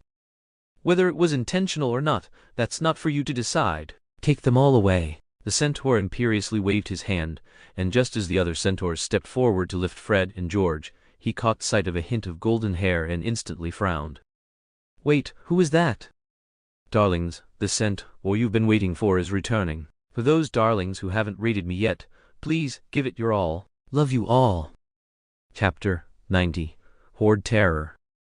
Wait, who is that? The burly centaur took off his mask, revealing an extremely ferocious face. To be precise, his face was disfigured, making it difficult to discern his former appearance. It was Bane, the one who had given Anna to Lupin. To atone for his sins, and to make Kessie stop pestering him, he personally used a dagger to disfigure his own face in front of Kessie as punishment. After this incident, Kessie did somewhat restrain his teasing, but he still held a grudge against Bane, avoiding him whenever he encountered him. In all major tribal votes, he would always come out against Bane. However, even if he was the old leader's grandson, his current age was not enough to completely determine Bane's fate. Nevertheless, it must be said that Kessie completely inherited the old leader's excellence. He was a natural at divination, and even Kessie marveled at his talent. Strategy, leadership, hunting, jumping, and even swimming, he could accomplish them all with ease. Though young, he was gradually gaining prestige among the new generation of centaurs. Without a doubt, the future of the centaur tribe was in his hands. But there was one thing that all centaurs still could not accept. Kessie always wanted to go to school in the wizarding world. This was simply a fantasy. How could a centaur appear in a human school? He was practically asking for death. Initially, everyone opposed it, but Kessie seemed determined, and it felt like the old leader was starting to waver a little. Especially after collaborating with Dumbledore last time, the old leader even thought Dumbledore was a very reliable human wizard. Bane was greatly shocked and very disgusted. He knew that the fuse for all this was that blonde girl. He sometimes even fantasized that if he could see that girl again, he would keep her with Kessie, even if it meant death. What trouble could a human little lion cause? As long as Kessie remained in the centaur tribe, he could eventually lead them to expand the centaur tribe's territory to a wider world. And now, Bane looked excitedly at the little one in the arms of the 2 red-haired boys. He had a premonition that his wish was about to come true. Don't touch her. How could Fred and George, with their small arms and legs, stop the strong centaur? Their limbs were grabbed and sharp blades were held to their necks. But they still made a final resistance, throwing dust into their eyes, though they were ultimately captured. At this moment, Anna was fully revealed. Bane looked closely at that blonde hair, those clear blue eyes, and that rare beauty. It could only be that human little lion named Anna. He neighed excitedly. It really is you. Who are you? Anna, not recognizing the disfigured Bane at this time, was picked up by him, tucked under his arm, and carried back to the centaur tribe. Throw those 2 far away. Having learned from past experience, he dared not casually bring humans back to the tribe. Let us go. Where are you taking Anna? I'll tell Dumbledore. You hurry and give Anna back. Fred and George struggled hard, but it was all in vain. Their voices gradually faded into the distance because the centaur's speed was simply too fast. You've forgotten me? Better if you forget. You only need to remember Kessie, Bane muttered to himself, then entered the tribe with Anna. Anna had initially wanted to struggle, but even if she had the strength to break free from Bane's grasp, she couldn't outrun his 4 long legs. With a single stride, he could leap 4 meters over her head. Why bother exerting herself? She simply gave up and slumped into a ball. Bane also felt that the little one under his arm suddenly seemed lifeless. He thought she had fainted from fright. He quickly moved her to his front, holding her in a bridal carry with both hands. At this point, she absolutely could not suffer any harm. News of Bane returning with a human girl spread very quickly. Kessie was at the river, tending to his fish. His first reaction, upon hearing the news, was that Anna had returned, and he excitedly fell from the bank directly into the pond he had dug. However, he then realized how that person could have found Anna again when he himself had personally abandoned her. So there were only two possibilities. The first was that he had simply found another girl to appease Kessie. The second was that he had also met a human girl who made him feel special. Regardless of the possibility, Kessie would not give that girl a good look. So, he immediately put away his fishing rod and bamboo basket. He was going to make the elders of the tribe drive that girl away right now. Anna's return made everyone somewhat disbelieving, but most of the centaurs were very friendly towards Anna because she had not brought any ominous signs to the centaur tribe. On the contrary, through her, Dumbledore, as the wizard leader, had even brought them more tools, potions, and other supplies. The most important point was that Anna was indeed endearing. Both her appearance and personality naturally made people feel protective of her. Even Kessie's mother, despite having given Kessie another younger sister, still thought Anna was beautiful and was now holding her with great affection. "This is wonderful, truly wonderful. Anna, my dear, you've finally returned." Kessie's mother even shed tears of excitement. It was truly wonderful. Her son no longer had to lose his appetite or frantically desire to leave the tribe because of her. Anna, walking with Bane, found that the tribe was still as united and loving as she remembered, seeming slightly larger than before, at least with 3 or 4 more centaurs. She had no idea that this was the result of the potions Dumbledore had sent because of her, which had greatly increased the birth rate and survival rate of the centaurs. Anna still had a good impression of Kessie's mother. After all, she truly treated her like her own child, so she was very obedient when she was picked up. Kessie angrily ripped open the animal skin curtain as if to vent all his fury upon it, almost tearing it off. He happened to see his mother holding a girl from behind, which made him feel even more heartbroken. Why was it that Anna, a human girl, was abandoned, while this new girl could be held and comforted by his mother?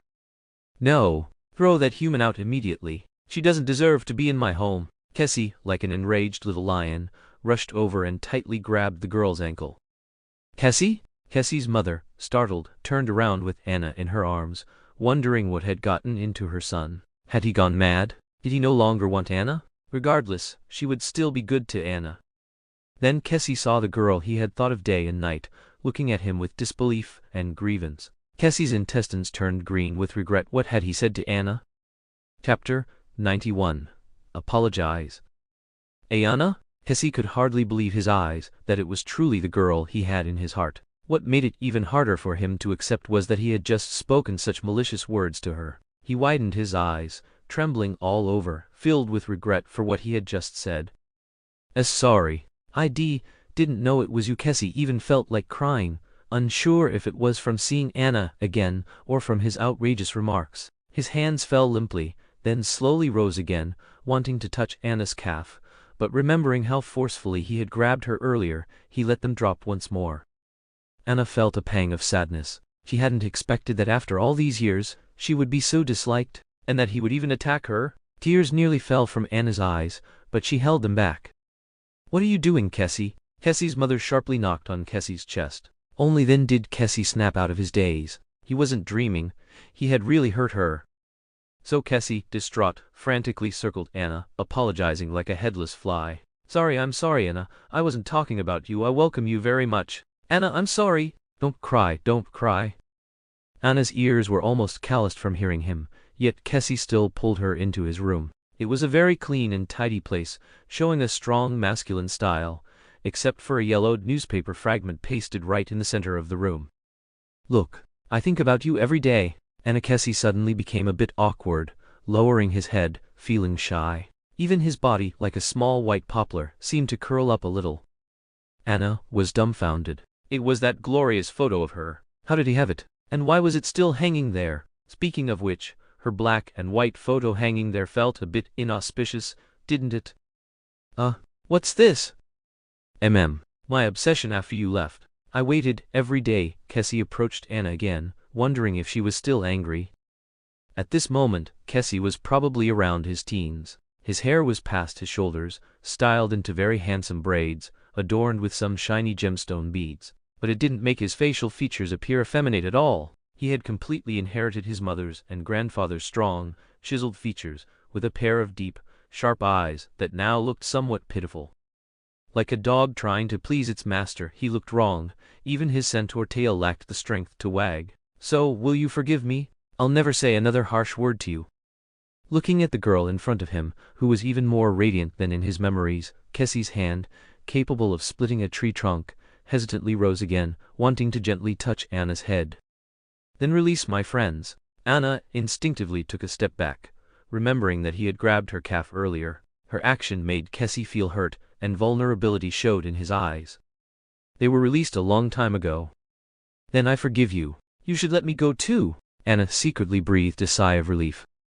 "No." Hearing that, Kessie's voice involuntarily rose several pitches, but fearing he would scare her again, he immediately lowered it. "I mean, don't go, don't leave me." That was the most important part, but he was too embarrassed to say it out loud. "I'll go back eventually, and I'm a human wizard. I shouldn't be here." Anna was very surprised. Why did he seem like he was being bullied by her, even though he was so big she barely reached his shoulder? "They can't, but you can." At this, Kessie's long ears drooped again. He was shy once more. "Me? That's right, you are already an acknowledged member of our centaur tribe. Come, I'll take you somewhere." Suddenly, Anna was lifted again, gently placed on Kessie's back. "Is it all right? I can walk by myself." "You're too slow." Kessie noticed Anna wasn't resisting, and his mood suddenly brightened. He happily took a few big leaps with Anna. She had no choice but to wrap her arms around his lean waist from behind him. Damn it, why did centaurs develop abs so easily? Now Kessie was even happier, like a little elf, swiftly taking her to the plaza. They stopped in front of the totem pole that symbolized the unity of the centaur tribe's big family. He skillfully found Anna's name and symbol on it. "Look, your name is on it too. The beast god will bless you." "Huh?" Anna stood up from his back, stepping on his back and holding his shoulders, craning her neck to look at the strange characters above. Kessie felt no humiliation from having a human step on his back. Instead, he felt very happy. He wrapped an arm around Anna's waist, afraid she would fall from his back. "Careful, it's right there next to my name." Kessie didn't tell her that the position near the top was only for direct relatives and family members of the centaur tribe leader. She had been adopted as a goddaughter by his mother, at least that's how it was explained for now. All right, Anna looked for a long time, but couldn't figure out what those circles and crosses had to do with her name. She supposed centaurs, this ancient race, must have their own writing. Their divination arts probably had written records too. "You let her stand on your back, Kessie. That's too humiliating." Bane's voice came from behind them again. Anna was startled, afraid of being hurt by that ugly masked man again, and almost fell. Fortunately, Kessie caught her and pressed her back onto his back. "It's none of your business, Bane. Stay away from her. Or else. You know the consequences." Kessie's tone instantly changed from gentle to cold, even ruthless. It was hard to imagine that such a kind centaur could have such a dark side. This made Anna instinctively slide down from his back. This scene, however, made Kessie feel particularly disappointed, and his gaze towards Bane became even more hostile, tinged with disgust. "Don't be afraid, Anna. With me here, no one dares to bully you." Kessie softened his tone again, wanting Anna to come back to his side. "I'm fine. Don't mind me," Anna said, hiding behind Kessie, using him as a shield to peek out. She knew it. No wonder he instinctively disliked that person. It turned out to be the centaur who had sent her away back then. Although, for Anna, he had done the right thing, essentially, he had betrayed her. Anna stuck out her tongue at him. Bane, however, had no way to deal with her. He did feel very guilty towards her. Chapter 92. Protocol. Kessie shielded Anna behind him, glaring at Bane with a stern look. Just as the tension between them escalated, Fyarns, a centaur, approached. He carried a pile of fruits and walked gently and easily between the two parties. "What, aren't you going to prepare for tonight's welcoming ceremony?" Fyarns' appearance clearly relaxed Kessie. He finally reverted to his enthusiastic centaur youth self, wagging his tail and bending down to pick up Anna. He showed her off to Fyarns like presenting a treasure, seemingly flaunting his own exclusive treasure. "Look, Fyarns, it's Anna. Anna is back." "Yes, I see her. Welcome home, Anna. Long time no see." Fyarns handed Anna a large melon and stroked her head. "Are you ready for your welcoming ceremony?" "My welcoming ceremony?" Anna looked at Kessie in surprise, but he also seemed to be hearing about it for the first time. However, he accepted it in a second, as if it was only right to hold a special return ceremony for her. That's right, Fyarns, we do need to prepare. Kessie lifted Anna in front of him. Anna looked too untribal now. She should be wearing a beast's skin skirt like them, adorned with the bone chain and crystal necklace he had personally made for her. So Kessie rushed back to his tent and rummaged through his wooden box, pulling out the skirt he had made specifically for Anna, having learned weaving and sewing with his mother. It was a very sturdy and elaborately patterned fur skirt, adorned with embroidered totems, including the circle and cross characters Anna had seen before. There were her name and Kessie's, as well as some runes symbolizing blessings. Won't it be hot? Looking at the fluffy skirt, Anna always felt she would get heat rash. But miraculously, when she put it on, she felt the temperature was just right. The runes seemed to have a magic temperature-regulating effect, which was truly amazing. Anna lowered her head and carefully traced the runes, trying to commit them to memory to study later. But Kessie directly told her, "Don't worry, I'll teach you." This made Anna a little embarrassed. Perhaps these were runes that shouldn't be passed on to humans? Then Kessie spontaneously began braiding her hair. His fingers, though a bit thick compared to Anna's, were exceptionally nimble. With quick, deft movements, Anna's beautiful hair was transformed into neat little braids. Like his own, the braids were interwoven with sparkling gems and animal bones, glinting in the sunlight. After putting on a metal choker, an animal bone necklace, and various gemstone bracelets, she also had a fringed leather bag, handmade by Kessie, slung at her waist. Anna felt that with this outfit, she had instantly become an Indian princess, only missing a feather in her hair. "You're so beautiful, Anna. By the beast god, how can you be so lovely?" Kessie looked at Anna, whom he had personally adorned, picked her up, and prepared to show her off to his mother. Just as they stepped out, they encountered Bane, who had come to deliver something. Still hunting a sug, Kessie rolled his eyes again. "I just came to remind you, Dumbledore is here." Bane actually wanted to remind him that Dumbledore's arrival meant Anna would be taken away. Dumbledore? Kessie heard that familiar name, and showed a completely opposite expression to Anna's. He hugged Anna tightly and ran, intending to hide her, absolutely not wanting Dumbledore to find her. How could he forget that Anna's last name was Dumbledore? Anna knew Dumbledore was absolutely reliable. It seemed Fred and George had safely returned to Hogwarts, so she felt relieved. If all went well, she would be able to go back very soon. After Fred and George were dropped off at the edge of the Forbidden Forest by the centaurs, they immediately ran back to Hogwarts, only to be caught by Professor McGonagall, who had been searching for them. Quickly go save Anna." Anna, she was kidnapped. The two were panting, almost frantic. Because they had run so fast, they were now struggling to breathe. "What?" Professor McGonagall, who had been furious, instantly softened. "Anna was kidnapped by whom?" "Oh, my poor child." Professor McGonagall put on a deeply worried expression. "You two go back to your dormitory now, no running around. I'll deal with you later." Professor McGonagall rushed to Headmaster Dumbledore.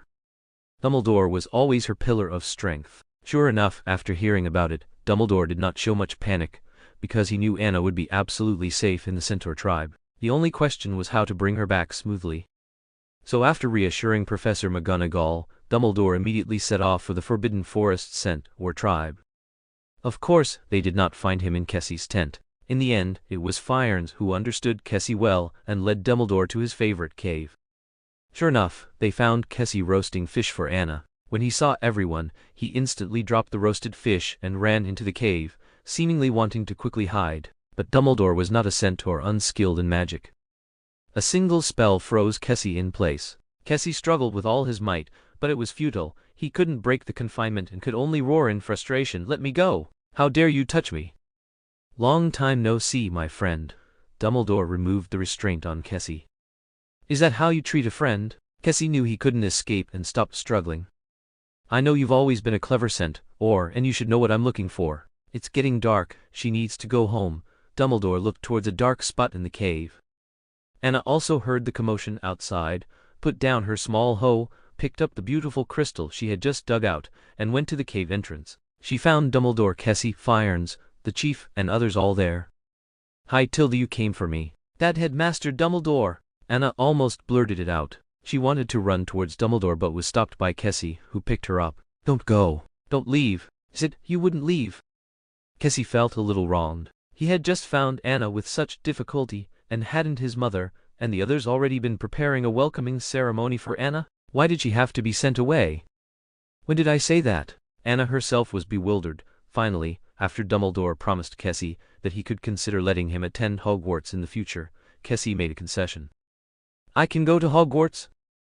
I can help you apply, but you need to understand that Hogwarts is a school for 11-year-old human wizards. Their names are written in the admissions handbook from birth. I need to get the Ministry of Magic's approval, and that will take time. Can you accept that? Dumbledore's words were exceptionally convincing. Although Kessie was not old, he was very clear-headed. He knew Dumbledore was not lying to him, but this also greatly exceeded his expectations. I understand. Chapter 93. Consultation. I understand. Kessie took Anna back into Dumbledore's arms with heavy steps. He gave Anna's head a final, firm pat. Anna didn't quite understand why this centaur was so persistent with her. Was he really that lonely? Didn't he already have a younger sister now? Anna recalled the adorable little centaur who looked to be only about 2 years old. His skin was a bit dark, likely from playing outside all day, and he seemed very healthy and lively. She really liked him. She wished she could raise him. Finally, with everyone as a witness, Anna successfully returned to Hogwarts with Dumbledore. After this incident, Dumbledore suddenly understood. His daughter was simply too wonderful. If he didn't keep a close eye on her, she might soon be snatched away by some scoundrel. Another very important point was that he had better keep Anna away from Fred and George, those two rascals. It would be best to select a suitable caregiver for Anna. For this, he consulted with Professor McGonagall, Professor Snape, Hagrid, and others late into the night. Everyone recommended a few people. Professor McGonagall nominated Percy. You know that child. He's excellent and can take very good care of Anna's studies and daily life. Plus, he's Bill's brother, so there's absolutely no problem. Ha, those twin demon kings are his brothers too. Professor Snape immediately followed up with a sneer. In his eyes, a child should never be entrusted to the care of other children. If absolutely necessary, I'll keep her by my side. It wouldn't be impossible for him to be a bit more tired. Any other suggestions? Specifically, Dumbledore didn't take the bait, because Professor Snape had always taught Anna before, but Anna didn't seem to enjoy learning from him. After so many hardships, he didn't want Anna to have a tragic childhood.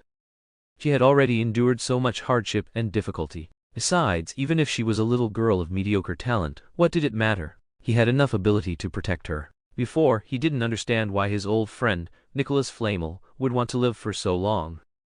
But now, he was willing to live another 500 years for Anna, and he had already obtained the method of immortality from him.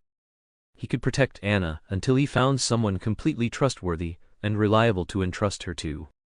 Currently, his trust in the Weasley family, apart from Fred and George, was still very high. However, Percy seemed very focused on his studies, so Anna might not like being cared for by him. I think Oliver Wood is a very good child. He plays Quidditch very well, and he's very polite. Hagrid had a good impression of Wood, mainly because they both loved Quidditch, and he was very capable. Most importantly, he was very respectful to him, and had never looked down on or mocked him because of his height. Wood is indeed a good child, but he seems only interested in Quidditch. He might not be able to take good care of Anna. Professor McGonagall knew her own students well, and was extremely worried.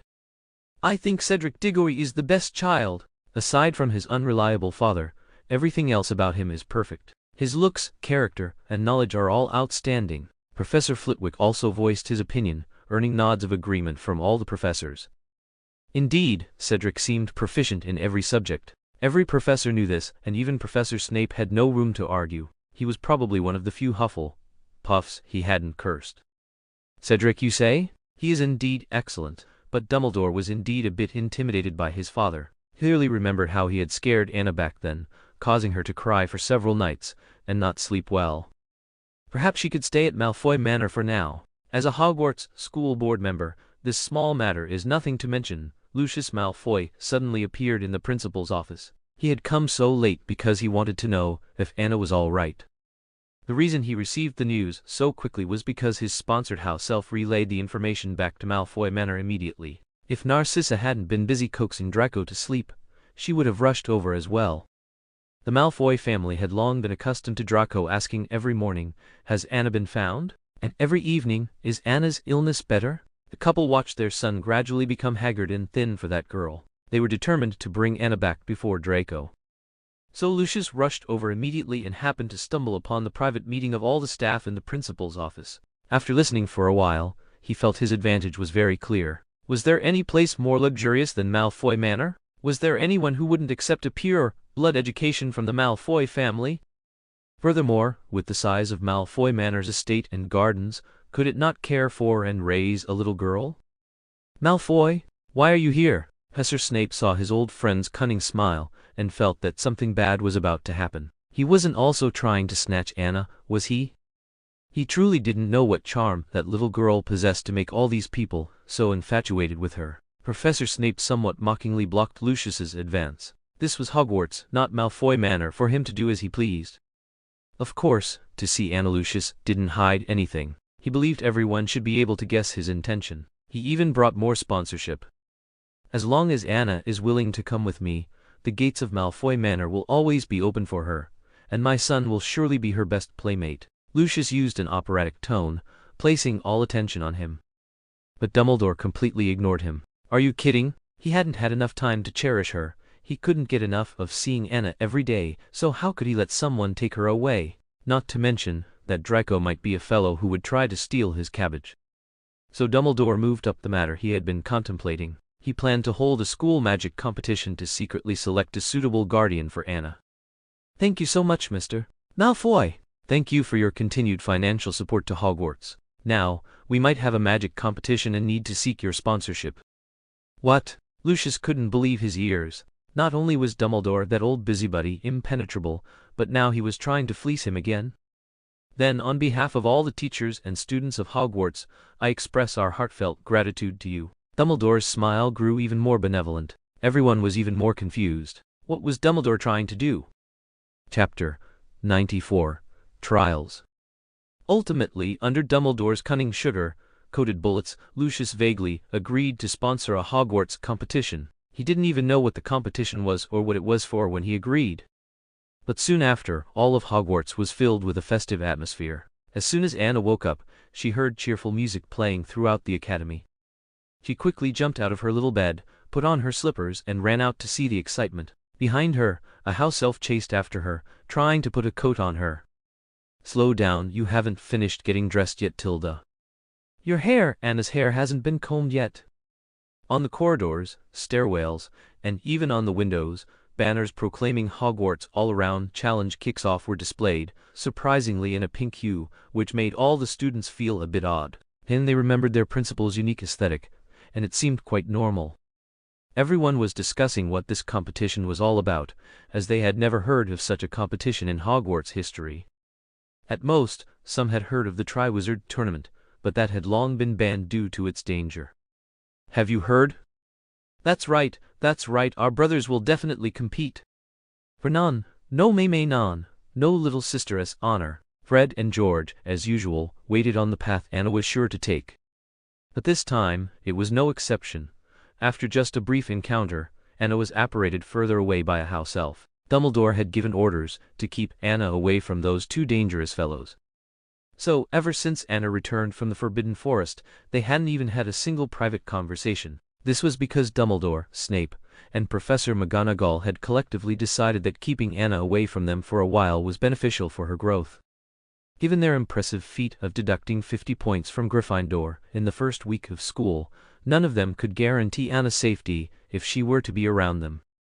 Anna could only watch the Weasley family boys at the Gryffindor long table from afar from the professor's seats, every day. Even the time Anna spent with Bill had decreased, as he was about to face his graduation exams. Charlie was also overwhelmed with Quidditch team matters at the beginning of the school year. Percy, on the other hand, really wanted to interact more with Anna, but Anna always tried to avoid him. Only Fred and George, even after receiving a howler from Mrs. Molly on the morning of the first day of school and being laughed at by everyone, remained tireless and eager to get close to Anna. This made Snape frown and warn them multiple times, "She's too weak, she can't handle playing with you too. We will protect her," Fred and George argued reasonably. Ha ha, protect her from being abducted by centaurs? Snape's taunt left the two speechless, but they still wanted to apologize to Anna and explain everything clearly. Thus, they seized every opportunity to approach Anna. Especially with this competition, They were determined to win the championship, and then give the winning trophy or medal to Anna to earn her forgiveness. It was rumored that the first place would receive a mysterious grand prize.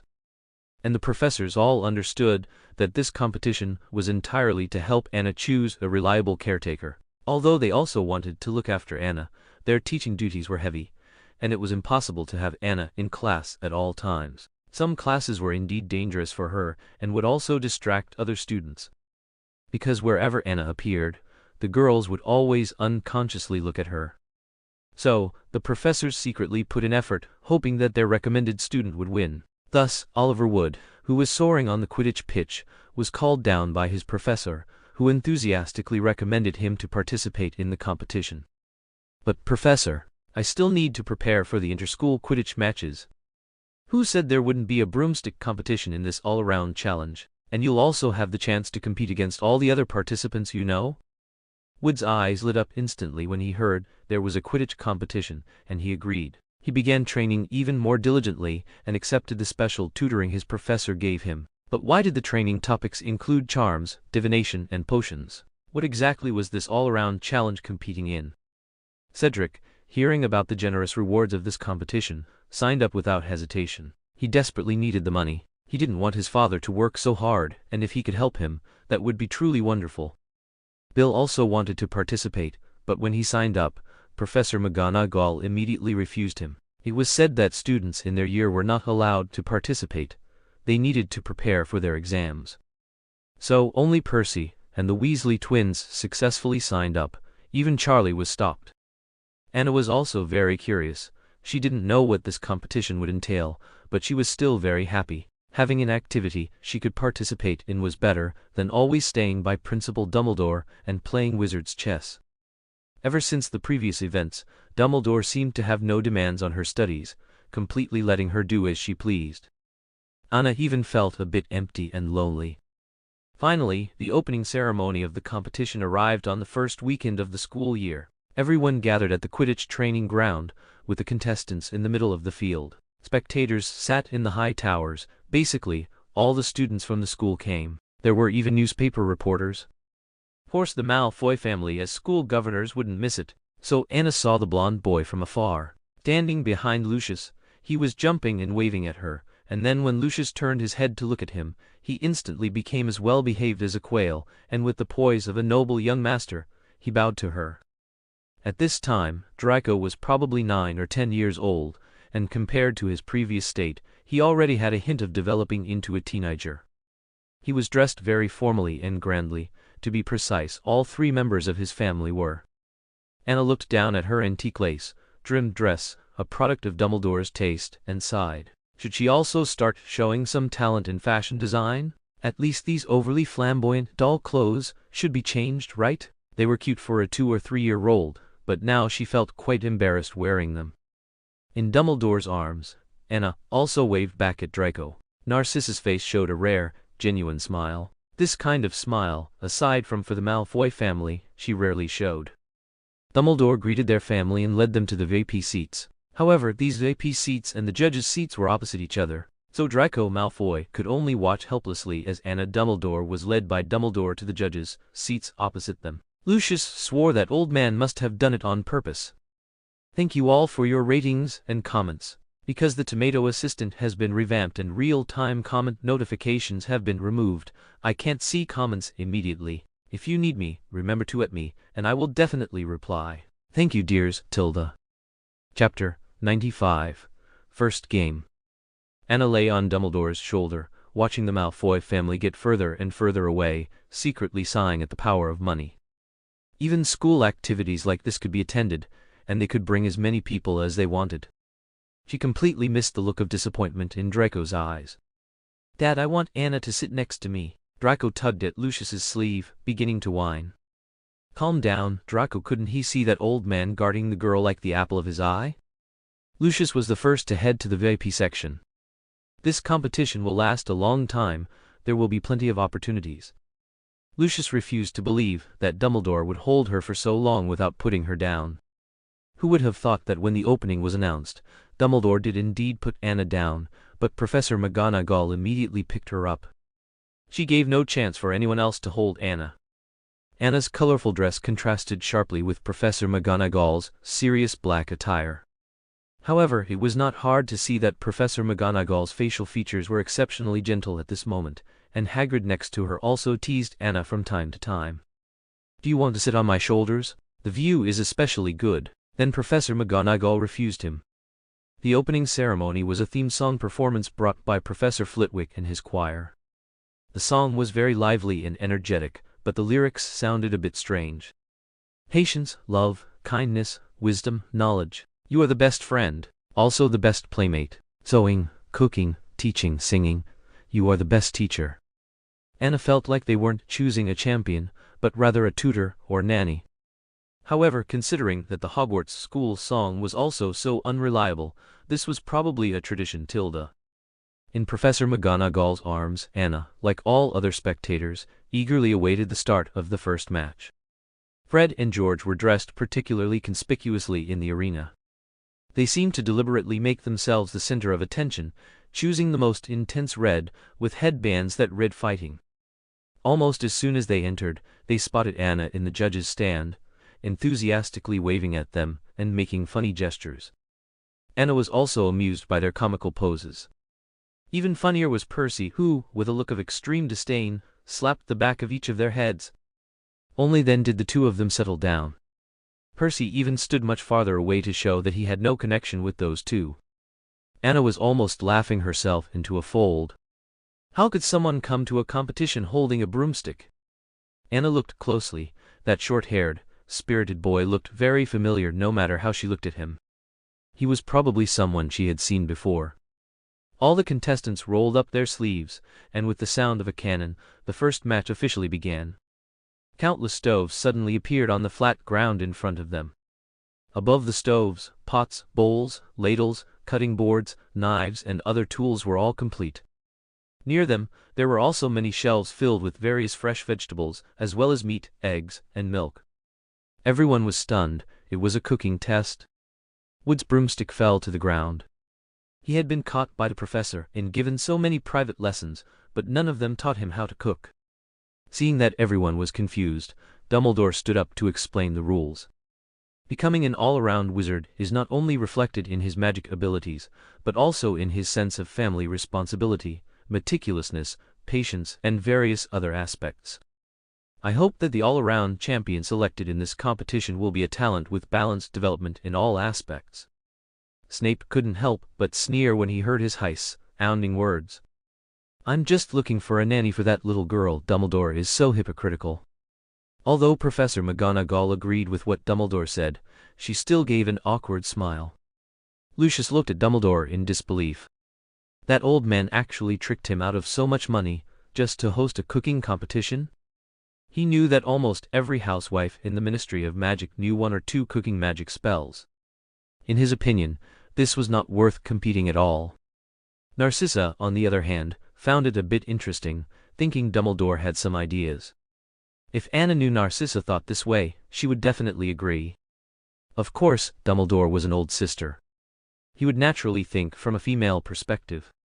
And today's cooking competition theme was nutritious meals. They would have an hour and a half to create their dishes. Finally, the judging panel would score them one by one. Then Anna saw the contestants become polarized. Those who were still confused remained stunned in front of the shelves, while those led by Cedric, Percy, Fred and George had already rushed to the shelves, selected their desired ingredients, and hurried to the nearest stove to begin their creations. It seemed that this was not difficult for the Weasley family children, as they were already very familiar with taking care of their younger siblings.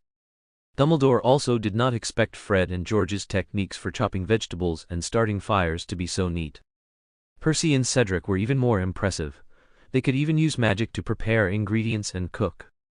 They were so at ease that they even had time for plating and decoration. Fred and George, perhaps due to the telepathy between twins, each made the same vegetable medley rice, adding some diced chicken to balance the flavor, and even prepared some salad to accompany it. Cedric made a pot of vegetable soup, paired with some bacon sandwiches, which looked very delicious. Percy, on the other hand, chose the meatloaf that his mother often made, and worried it might be too plain, also made a bowl of soup to go with it. What about Wood? He seemed to know nothing about cooking, hugging a pumpkin and putting the whole thing into the pot, preparing to steam a pumpkin. It would definitely be nutritious, and there was no requirement for it to taste good anyway.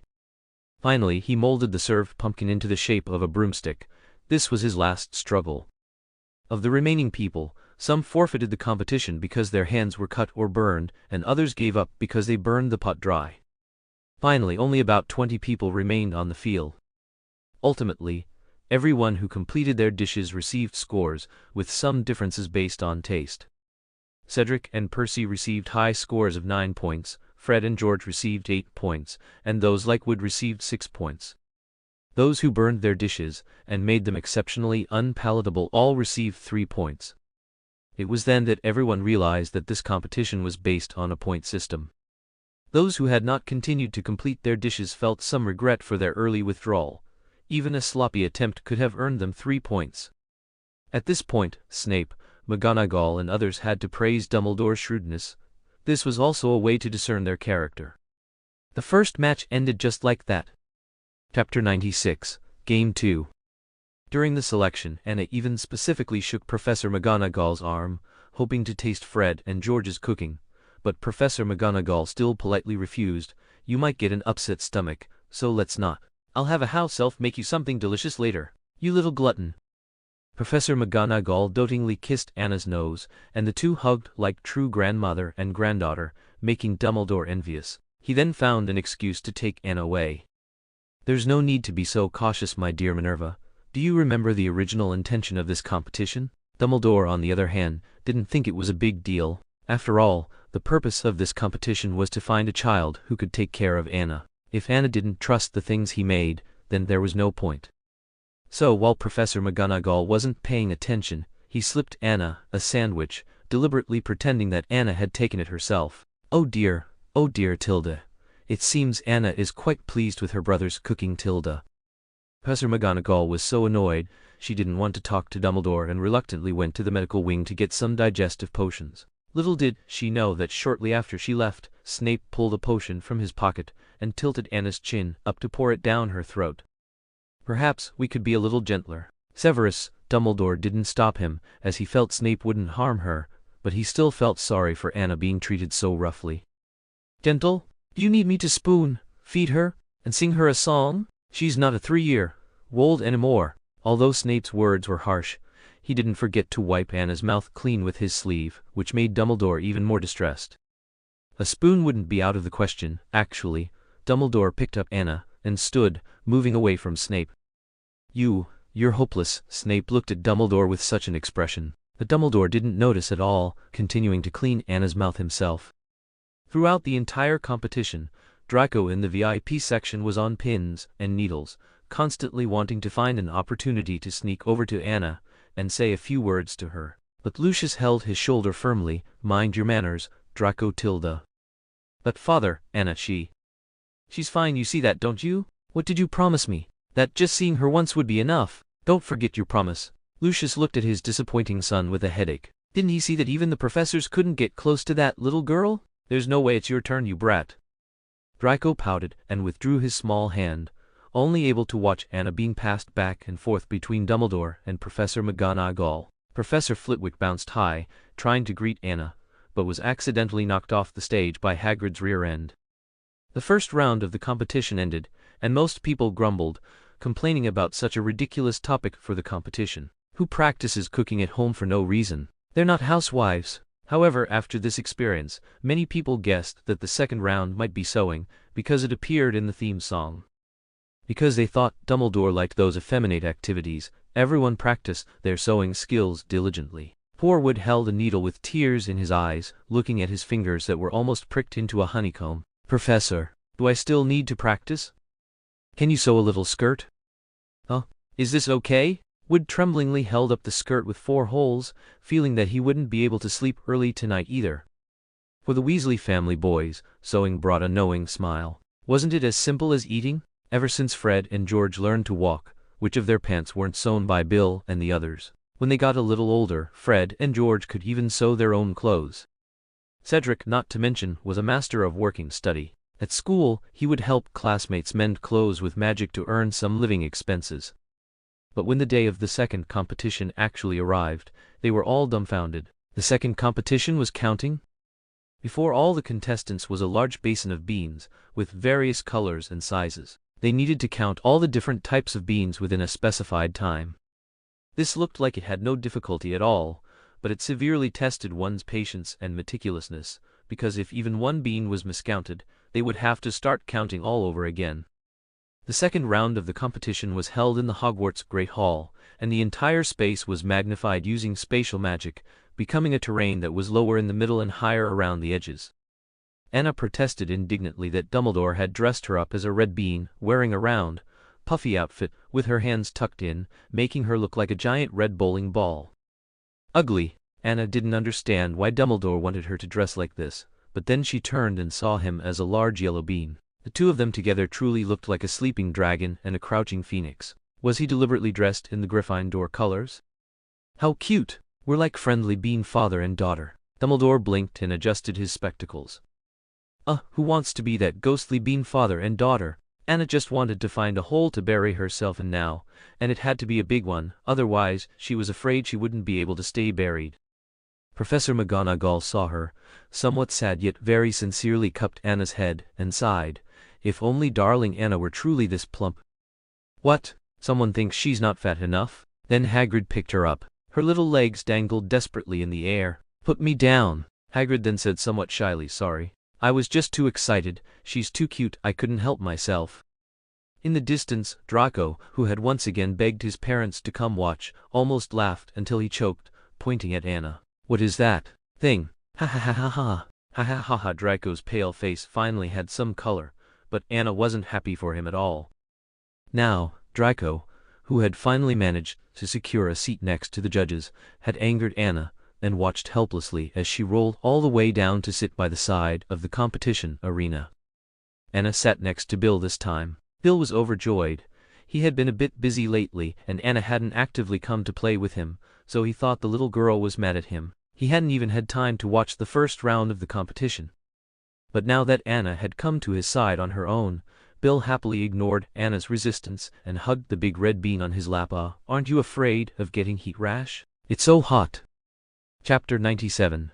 Game 3.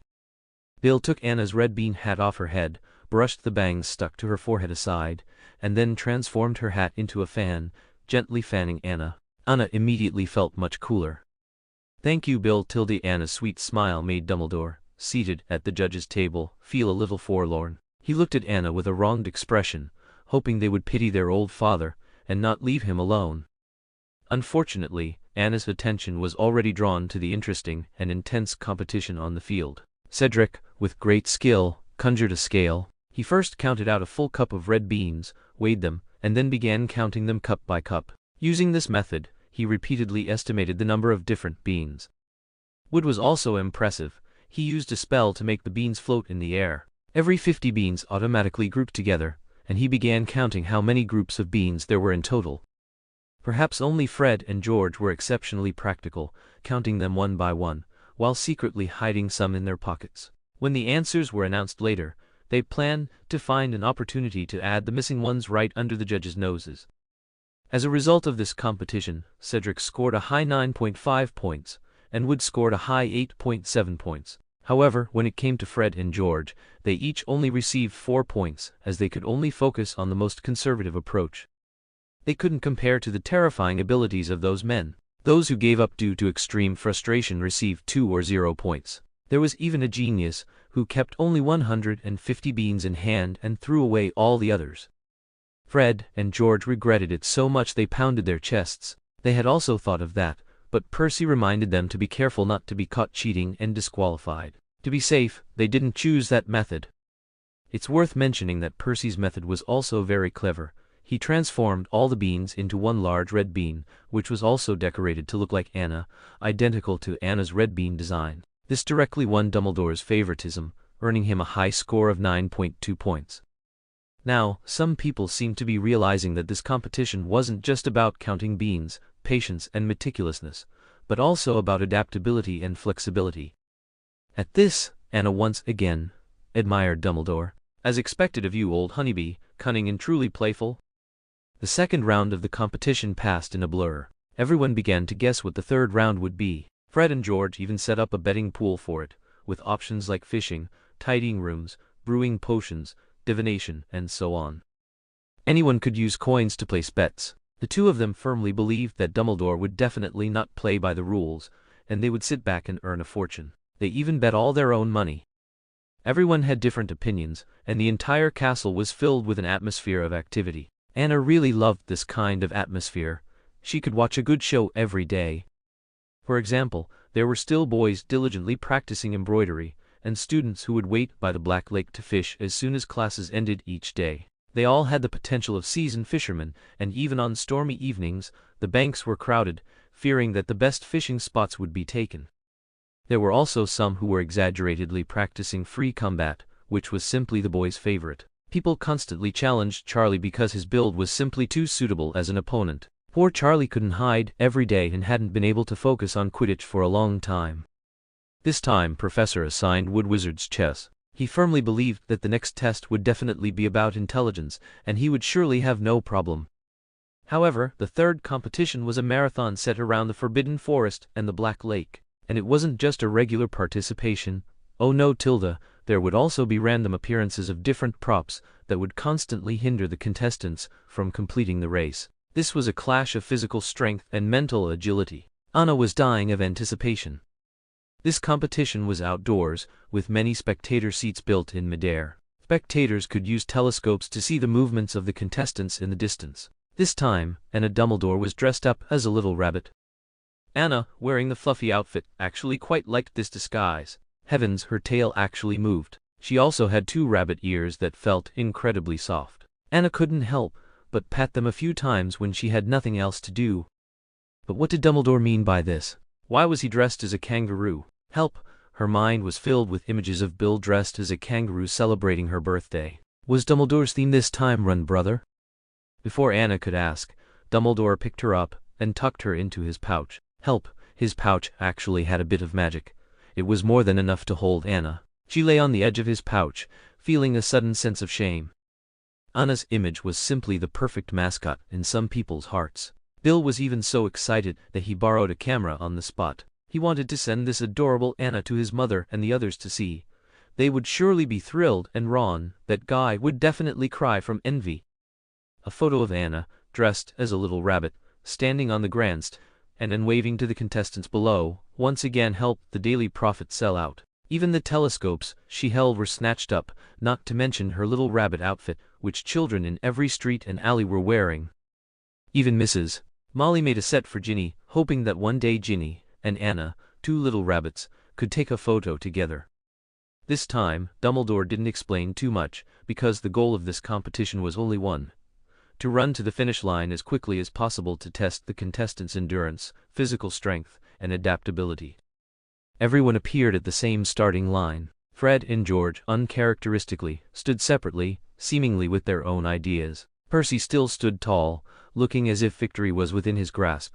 Indeed, his average score at this point was quite high. Cedric continued to warm up his wrists and ankles, preparing thoroughly for the upcoming challenge. Finally, at a signal, everyone swiftly ran along the edge of the Black Lake. But soon, a different obstacle appeared. Percy was blocked by a kangaroo? No way! Percy was stunned. How could there be a kangaroo? And the kangaroo was wearing boxing gloves? He had no choice but to stop and begin a battle of wits with the kangaroo. Fred and George, seeing this, couldn't help but burst into laughter as they ran. You too, have your day? Chapter 98. Emergencies. You're getting what you deserve! Ha ha ha! Although Fred and George weren't running together, they both unanimously saw Percy as a stumbling block to their victory. If one of them won, the honor would belong to both of them. Seeing Percy in a sorry state, boxing with a kangaroo in front of him, they almost died laughing. They waved at Percy and continued running, following the arrows in the sky. Cedric, who was currently in the lead, also seemed to be in trouble. He was being frantically chased by a swarm of bees. Cedric was using Incendio while dodging, and finally, he simply jumped into the Black Lake. Cedric's excellent performance in the previous 2 competitions had fully showcased his masculine charm. Although he was only 12, he was surprisingly reliable and quickly gained many fangirls, especially younger girls, who were almost shouting the clouds away. He was now underwater, and it was unclear if he had swum away or used some other method. In any case, only bubbles were left on the surface, and he was nowhere to be seen. Fred and George soon experienced extreme joy turning into sorrow. They initially thought they wouldn't be unlucky enough to encounter anything, but as soon as they turned a corner, they ran into a bear. Because they looked exactly alike, the bear chased them indiscriminately. "Why are there such dangerous creatures?" Professor McGonagall, with a disapproving expression, demanded that Dumbledore immediately stop the competition. They needed to be responsible for the students' safety. Anna was also a bit anxious, holding her binoculars and almost falling off Dumbledore's lap. Fortunately, Snape, who was next to her, grabbed her by her rabbit ears. "None of your business." Snape glared at her. They were sitting on a grandstand and 10 meters above the ground.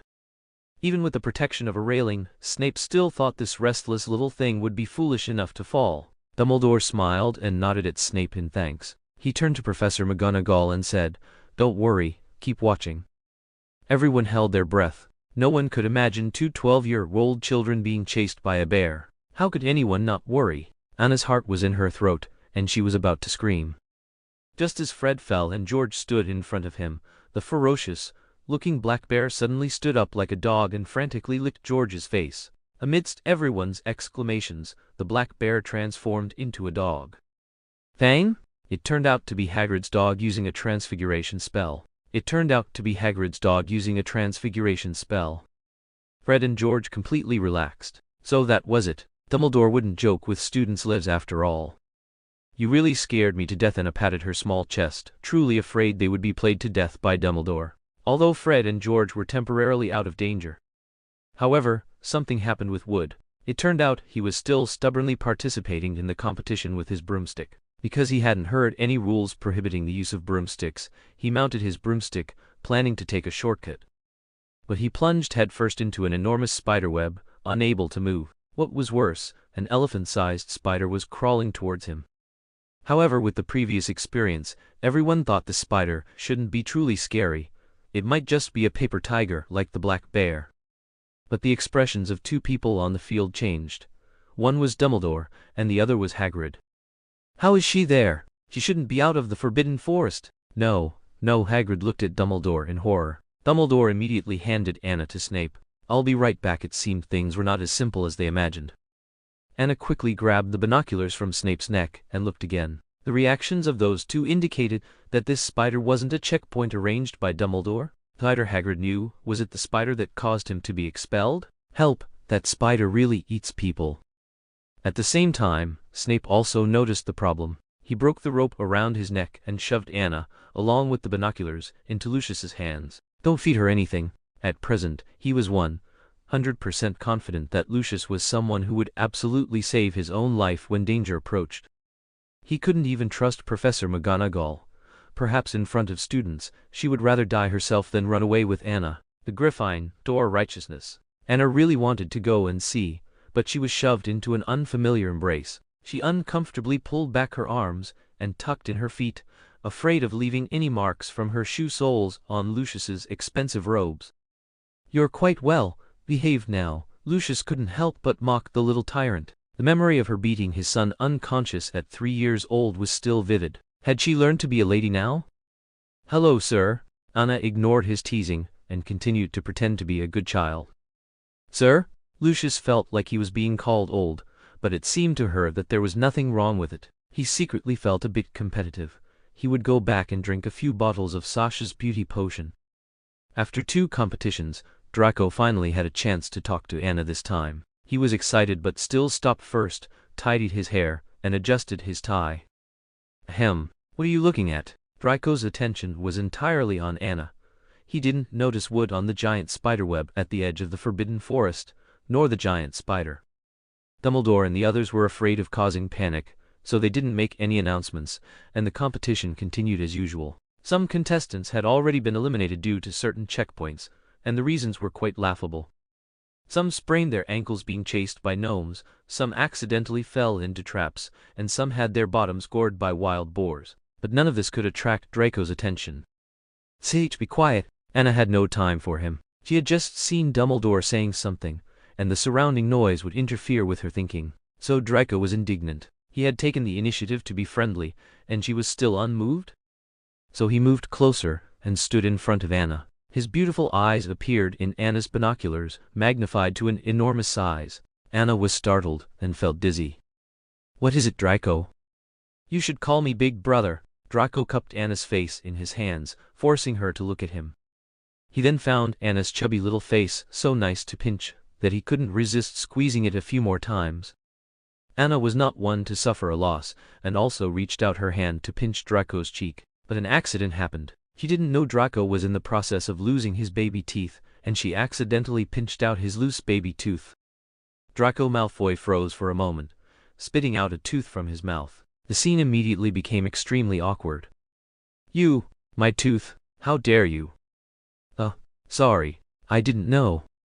This incident wasn't highly damaging, but it was extremely insulting. Chapter 99, Danger. Draco's face turned a pig liver red. His teeth.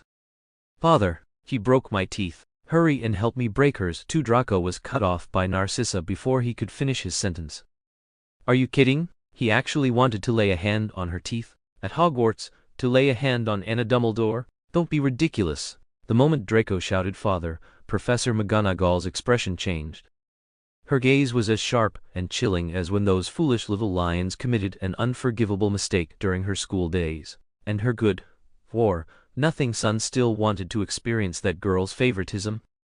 At Malfoy Manor perhaps he could do as he pleased, but at Hogwarts they couldn't fully protect him. Professor McGonagall simply rushed over and took Anna, saying, "I'm so sorry, Anna was being naughty. I apologize for her. It absolutely won't happen again." There was no apology in Professor McGonagall's words, but rather a declaration that Anna would absolutely not play with Draco again. Professor McGonagall lovingly touched Anna's slightly reddened little face, deliberately raising her voice so the Malfoy family could hear. "Next time a boy lays a hand on you, hit him back. Someone will have your back." This directly portrayed Draco as a hooligan, and Draco himself was stunned. His big sister was gone. He couldn't even touch the little lion's ears anymore.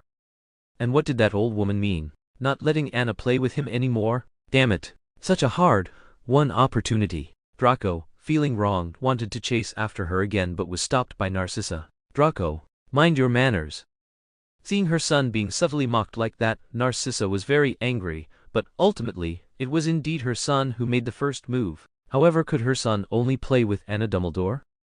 Narcissa immediately brought Pansy Parkinson over. She wanted Draco to foster a good relationship with her, and at first, she was full of confidence, believing Pansy was also a little girl, and Draco would be perfectly fine being her older brother. But soon she realized she was terribly wrong. Draco didn't treat Pansy as a girl who needed protection, but rather as a random passerby competing for his favor. Draco even forgot to call her to eat several times. Was it because of age? But where could she find a younger little wizard for him to play house with? Later, Narcissa realized more and more that she had long loved Anna for Dumbledore's sake, and had a special fondness for the little one. She was pretty, sensible, and very smart. Why hadn't she given birth to one herself? If Anna had the surname Malfoy, it would be perfect. Narcissa even found Anna more and more suitable for the Malfoy family the more she looked at her. So Pansy was sent back, and Narcissa and Draco spent every day planning to get Dumbledore to bring Anna to Malfoy Manor as a guest. They thought of all sorts of reasons, and it would be even better if Anna could change her surname to Malfoy. However, the competition was still ongoing. Anna couldn't help but worry for Wood. Fortunately, at the last moment, an old man with a similar appearance to Dumbledore appeared in front of Wood, chasing away Hagrid's good friend for him. Aberforth? Anna couldn't believe her eyes. Why was that old man so much older than she had imagined? What had happened to him during the years he had been gone? Anna could no longer remain calm. She slid down Professor McGonagall's leg, found the stairs, and ran down. To reach Aberforth as quickly as possible, she even ran across the competition grounds. Anna lifted her skirt, her tiny steps moving exceptionally fast, sometimes even faster than the contestants. Of course, she also encountered some unexpected situations. For example, a kangaroo suddenly appeared in front of Anna. It had probably defeated Percy, and was extremely excited, using its tail as a pivot point, constantly kicking out its two powerful legs. Anna seized the opportunity and punched it in the tail. Because the tail was the kangaroo's only point of support when it was airborne, the kangaroo fell with a heavy thud. The bully from just now was stunned by Anna.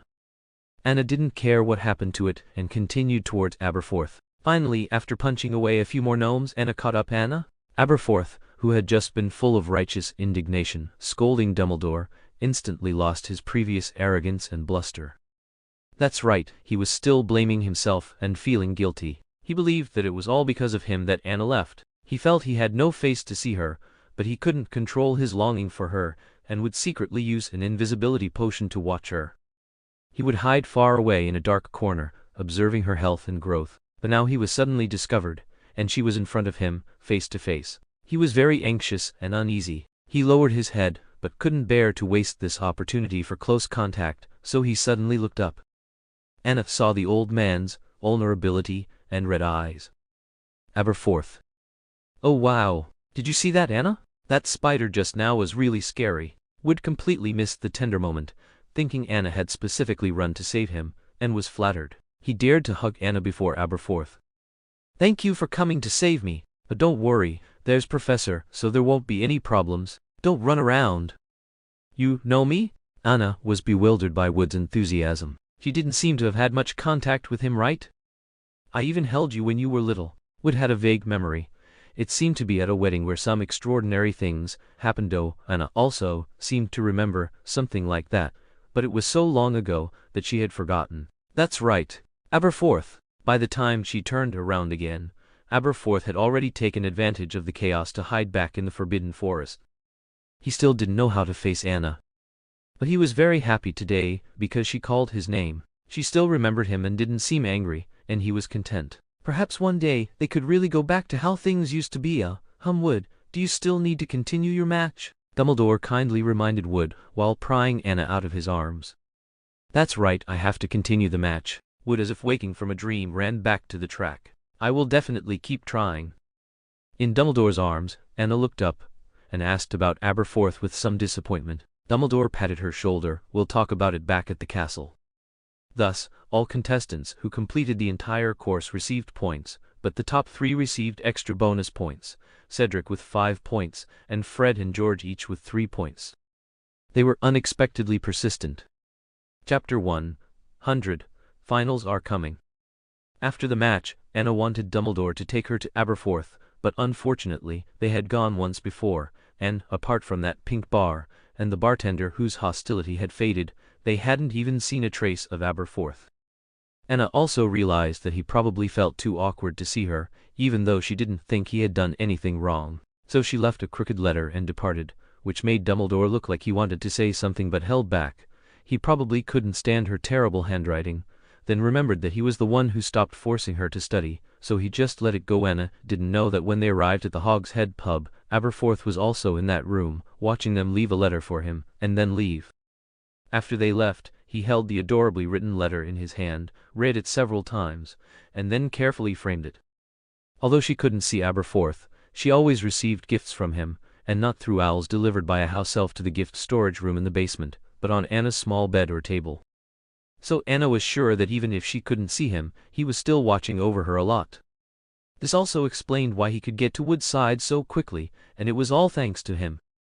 Speaking of Wood, he seemed very enthusiastic towards her recently.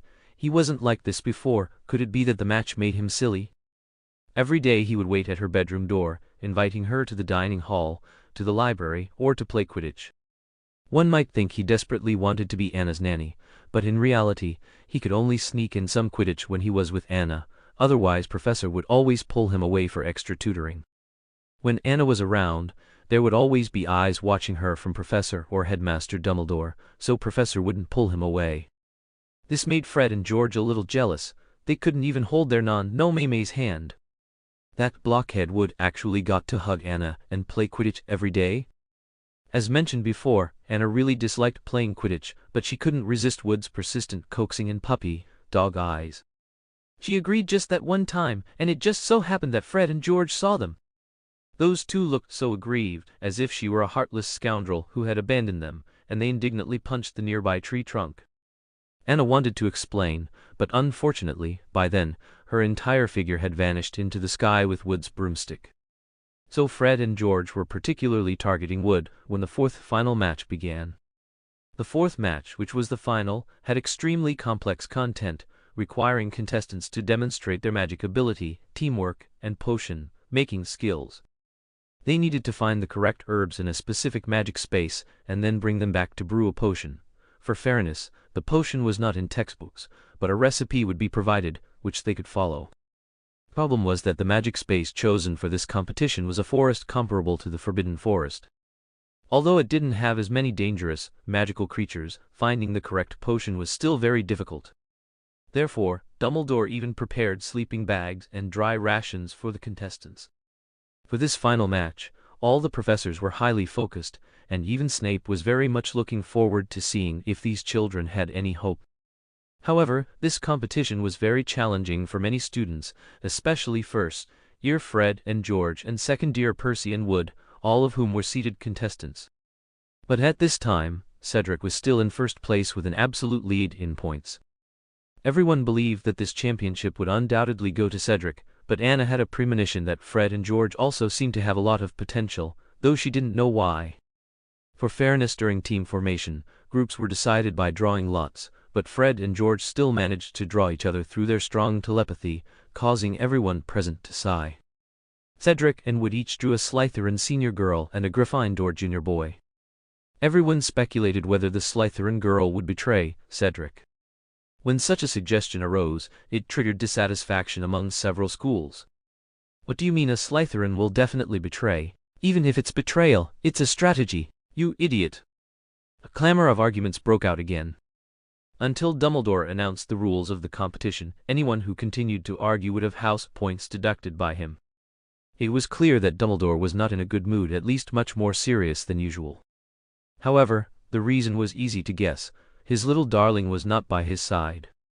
Anna still chose to sit with Bill this time, far away from the Malfoy family, to avoid getting angry.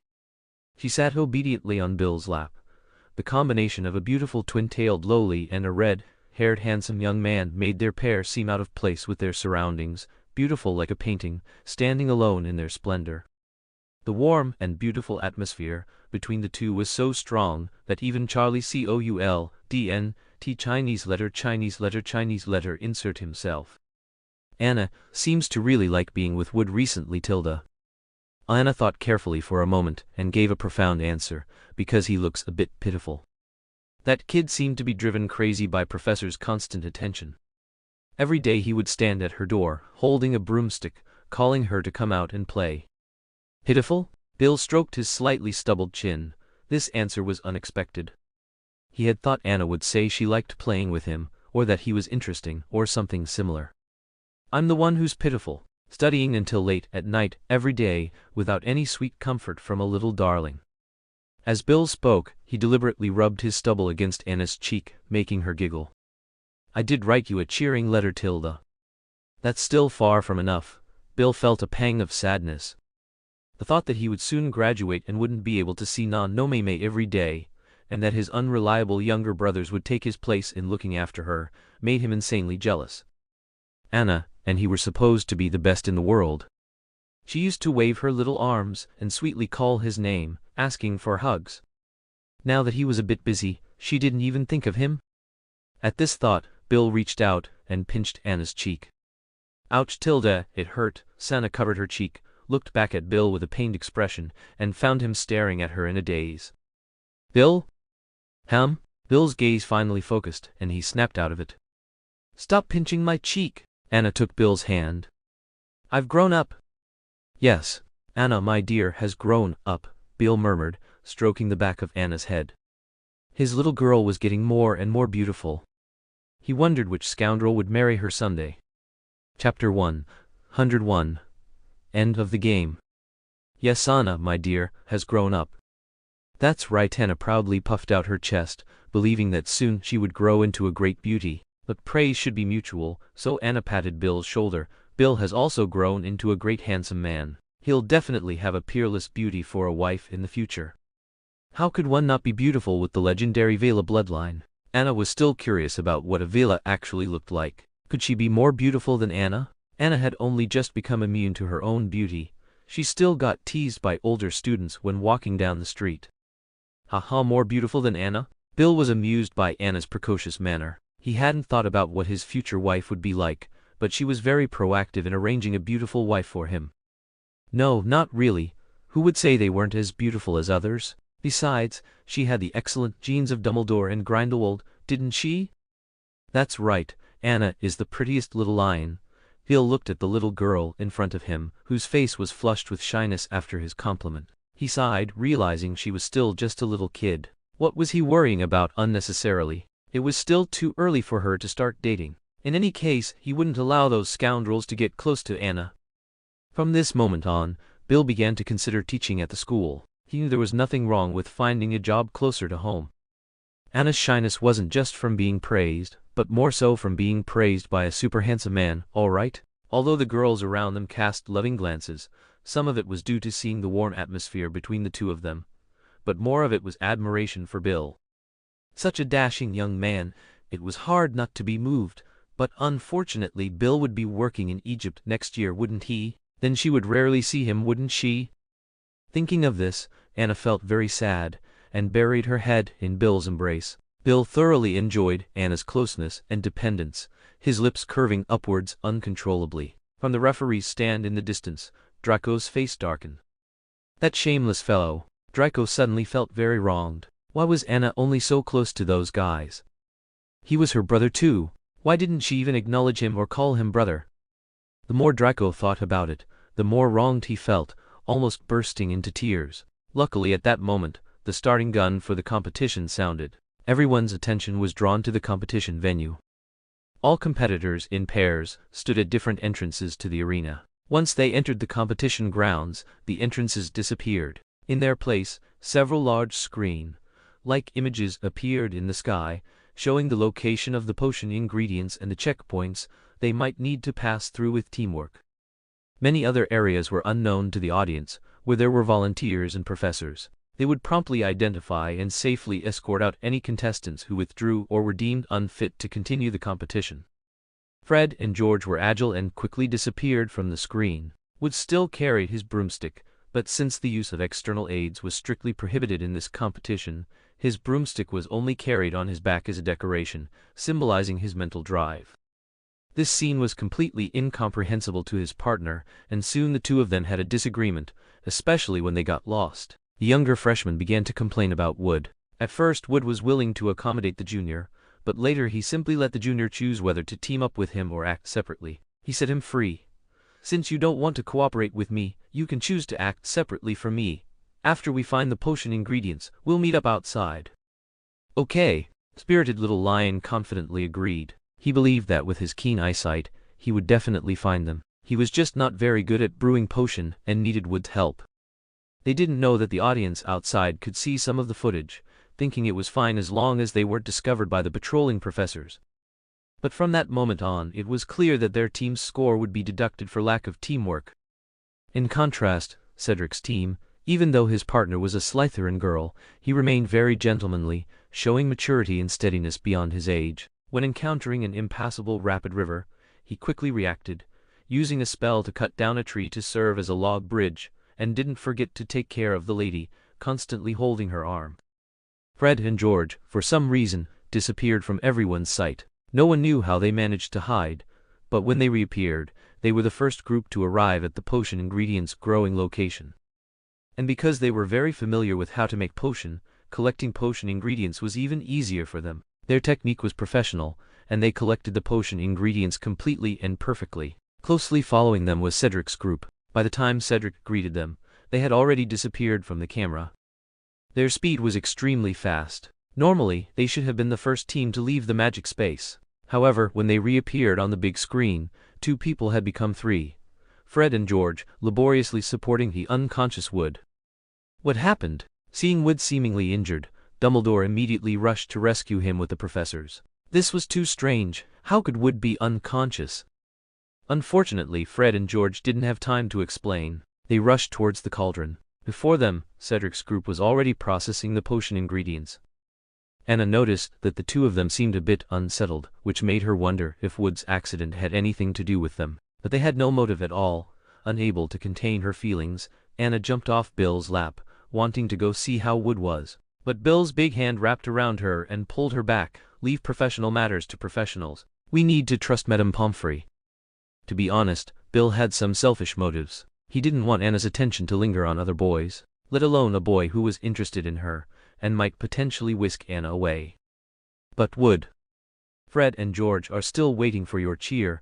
You know Tilda doesn't. Anna want to know who will ultimately win the right to take care of her. Bill's sudden revelation made Anna speechless. What is the right to take care of me? Anna was bewildered, but then, she seemed to instantly realize something. Was this competition entirely held for her? Looking at Bill's teasing gaze, Anna shifted her sight to Dumbledore. He was too crazy, wasn't he? Chapter 102. The champion is announced. Dumbledore actually organized a large competition just to find her a nanny? This was truly insane. Anna really wanted to hug Dumbledore and rub against him, telling him how grateful she was, but he was so busy now that he didn't have time to even make eye contact with his precious little darling. Why was Wood still injured despite Professor's constant supervision? Everyone was discussing it, and Bill couldn't resist Anna's pestering. He promised to take her to see Wood, but only from a distance. As he put it, they shouldn't disturb Wood. Wood lay in a makeshift medical tent, surrounded by concerned professors and classmates, as well as his little fangirls. Even in such an environment, Dumbledore, who was whispering to Madame Pomfrey, still spotted Anna and gave her a reassuring smile, then came over to her. He knelt down and hugged Anna. Don't worry, his condition is stable. He only suffered a minor injury, probably just startled into unconsciousness by something. It's nothing serious. Go back and watch the competition till the results will be out soon. Dumbledore's words were like magic, calmly and firmly reassuring Anna's heart. Anna nodded, and Bill immediately picked her up. By the time they returned to the stands, Cedric's group had already perfectly produced the required potion. He held the potion bottle high, letting out a roar, and the audience cheered along with him. He and his partner hugged tightly. It was clear that the usually aloof Slytherin senior was blushing and showing a girlish shyness. Anna understood. Another girl unintentionally charmed by Cedric, but it was a pity he liked Cho Chang. What a shame. Cedric was quickly hoisted onto the shoulders of the excited boys, like a victorious general showcasing his bravery to his subjects. As he passed the stands, he even waved at Anna. Bill saw this and manually blocked Anna's view. In Bill's eyes, this competition wasn't that difficult. He could do the same at that age. Did he really think he could replace him in taking care of Anna with just this? Even if he had Dumbledore's approval as it stood, he was still far from it. You're blocking my view. Bill! Anna grabbed the hand in front of her, but Bill wrapped his hand around hers. Bill waved triumphantly at Cedric in the distance, a brilliant smile on his face. Cedric didn't understand what that meant, but he could feel that Senior Bill seemed a little hostile towards him, so he nodded at Bill and looked away. The next group to finish the competition was Fred and George. Although they hadn't attended potion class many times, there was no doubt that the Weasley family's genes were excellent. Just by following the given recipe, they managed to complete 80% of the potion by imitation. But they still seemed a bit flustered. Even though they got second place and a high score, they didn't look very happy. Then Dumbledore took them away. Later, Wood's injury was left unresolved. It was probably Fred and George who originally intended to scare him, but didn't expect him to react so violently and accidentally fall off the cliff. Dumbledore, not wanting to blow things out of proportion, and also showing some favoritism towards the Weasley family, only made them apologize privately. Ultimately, Cedric won first place in the competition with a total score 10 points higher than the second place finisher, just as Dumbledore had envisioned. He also greatly approved of Anna having frequent contact with him in the future. Even Aberforth, who had always hidden in the shadows, praised this child endlessly, though his father was a bit difficult to deal with. And so after winning, Cedric received a scholarship and a private conversation with Dumbledore. They must have chatted very happily. At least Anna ate dinner by herself that day, as they hadn't finished talking. Then after that conversation, Anna gained a caretaker in Cedric. This greatly hurt Fred and George. They had also tried their best to complete the competition, so shouldn't the second-place finishers be given some opportunities? For this reason, before the upcoming holiday, they enlisted Mrs. Molly to insistently invite Anna to their home for the holidays. They even went so far as to personally come to Hogwarts to invite Anna. Dumbledore finally agreed out of their long-standing friendship, but the condition was that Bill had to stay with Anna at all times.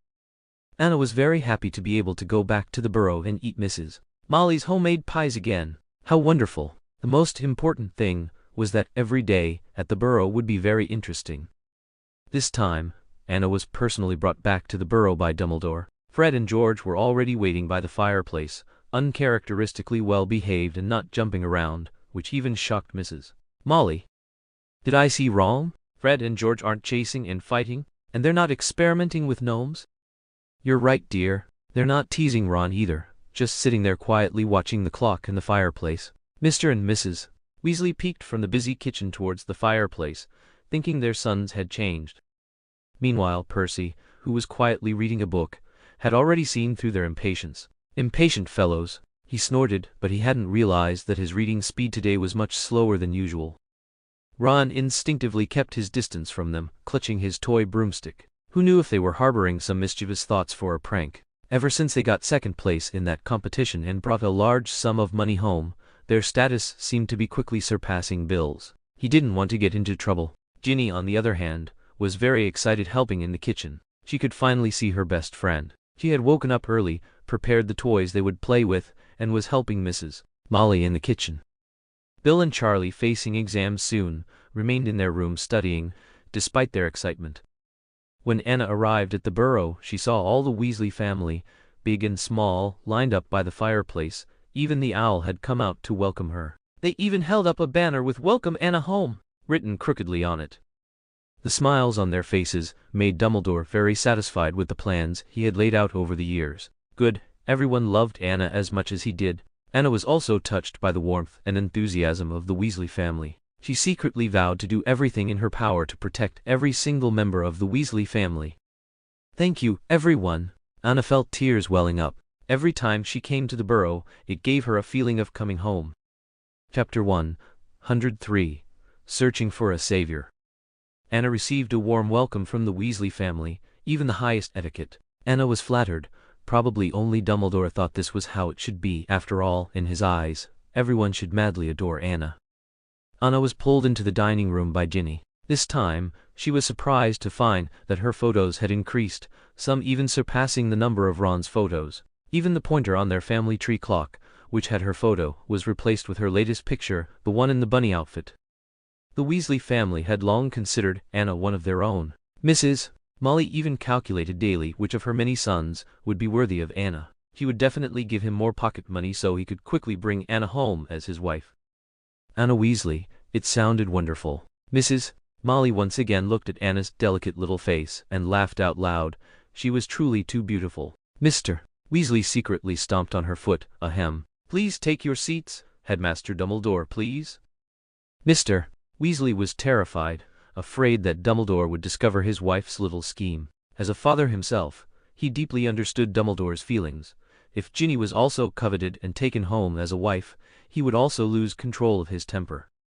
Anna was pulled by Ginny to her usual seat. Fred and George exchanged glances, swiftly moving the chair Ginny had left for Anna to the opposite side, placing it between their two chairs. Ginny looked at her two brothers with disbelief, sending out a distress signal, "Mom." Then Mrs. Molly smiled awkwardly at Dumbledore. "Haha. They're just mischievous boys." She then used her ultimate move, a lioness's roar. "Fred and George, move that chair back right now. Otherwise, you two will stand while you eat today." "All right." "Okay then." Fred and George slowly dragged their heavy footsteps and the chair back to their original spots. But by then, Bill had already taken the seat on Anna's other side. The two of them had truly lost both the battle and the prize. They jumped up indignantly saying, "Bill, your seat is over there." Bill, while helping Anna take off her hat and put it away, replied, "I gave it to Headmaster Dumbledore." Fred and George had no choice but to give up, thinking of trying to sit in the seat opposite Anna. However, Charlie and Percy had already taken those seats, so they could only sit next to Bill. Well, with Bill as a mountain blocking them, they couldn't even see Anna's cute little hamster-like eating habits. They wanted to cry without tears. After Dumbledore had a meal with Anna, he left again. He was indeed too busy. Even during the holidays, there were too many unavoidable academic invitations and events he needed to attend. So Dumbledore planned to pick up Anna a week later. This was his limit. Any longer, and he would miss Anna to death. His old bones couldn't endure their separation. For the first 2 days, Anna's life at the burrow was quite ordinary. She and Fred and George chased gnomes out of the vegetable garden, with her and Ginny watching while they did the chasing. Or she played house with Ginny, where she was the baby, Ginny was the mom, Ron was the dad, and Fred and George were their pet dogs. Nothing special. Or Anna would watch them play Quidditch, Wizard's Chess, or other Wizarding World children's games like Catch the Muggle, Hit the Gnome, Three Trolls and the Dwarf. But on the third day, Fred and George couldn't hold back anymore. They even suggested an adventure. They held up a fairy tale book, the story of the Dark Lord and the Savior. Don't you want to know what the Savior looks like? Aren't you curious? Not a single person knows his current situation. And no one knows how he did it. A 2-year-old child, actually able to defeat the Dark Lord with his bare hands. Fred clenched his fist, mysteriously lowering his voice, while George fanned him to make him look even more mysterious. Let's go find him. It must be said that Fred and George's words were very infectious. Their impassioned speech excited the little lions, who had inherited Gryffindor blood. Even Percy was very excited. Just imagine, if he could uncover the reason why a 2-year-old child eliminated who would he receive a knight's medal? Perhaps he could graduate and go straight into the Ministry of Magic. He could also write about it, publish a book, become a famous author, and be respected and admired by everyone. Percy's heart was surging with excitement. Ginny practically wanted to leave right now, pulling Anna with one hand and clutching the story book she read every night with the other, ready to head out. Let's go. Let's find the Savior. The adults won't allow it, will they? Anna had a headache. She herself wasn't even sure she could find Harry Potter again. It would be a miracle if this group of country bumpkins from the Wizarding World could find him. Most importantly, the adults would never want anyone to find Harry Potter, as that was the best way to protect him. Perhaps we could sneak out, without them knowing? Bill's cheerful voice came from the stairs. She hadn't expected him and Charlie to have been listening all along. Aren't you supposed to be studying? Anna was confused. What did he mean? Bill actually wanted to lead them to find the Savior? Life isn't just about studying, right? Sometimes you need to relax a bit.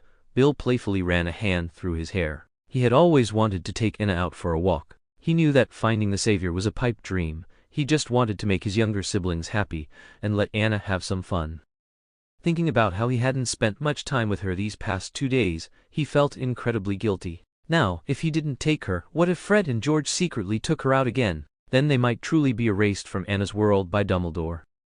He didn't want to see that happen. So, under the leadership of Bill and Charlie, their search for the Savior adventure team set off with surprising ease and smoothness.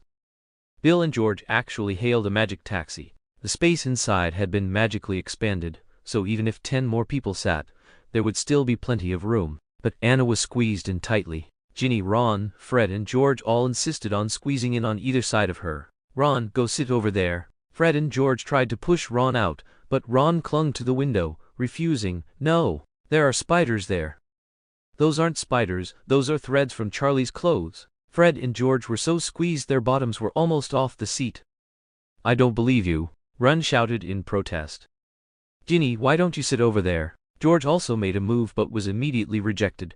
No, I want to sit with Anna. This situation only ended when Bill, sitting opposite, scooped Anna out from the middle and placed her on his lap.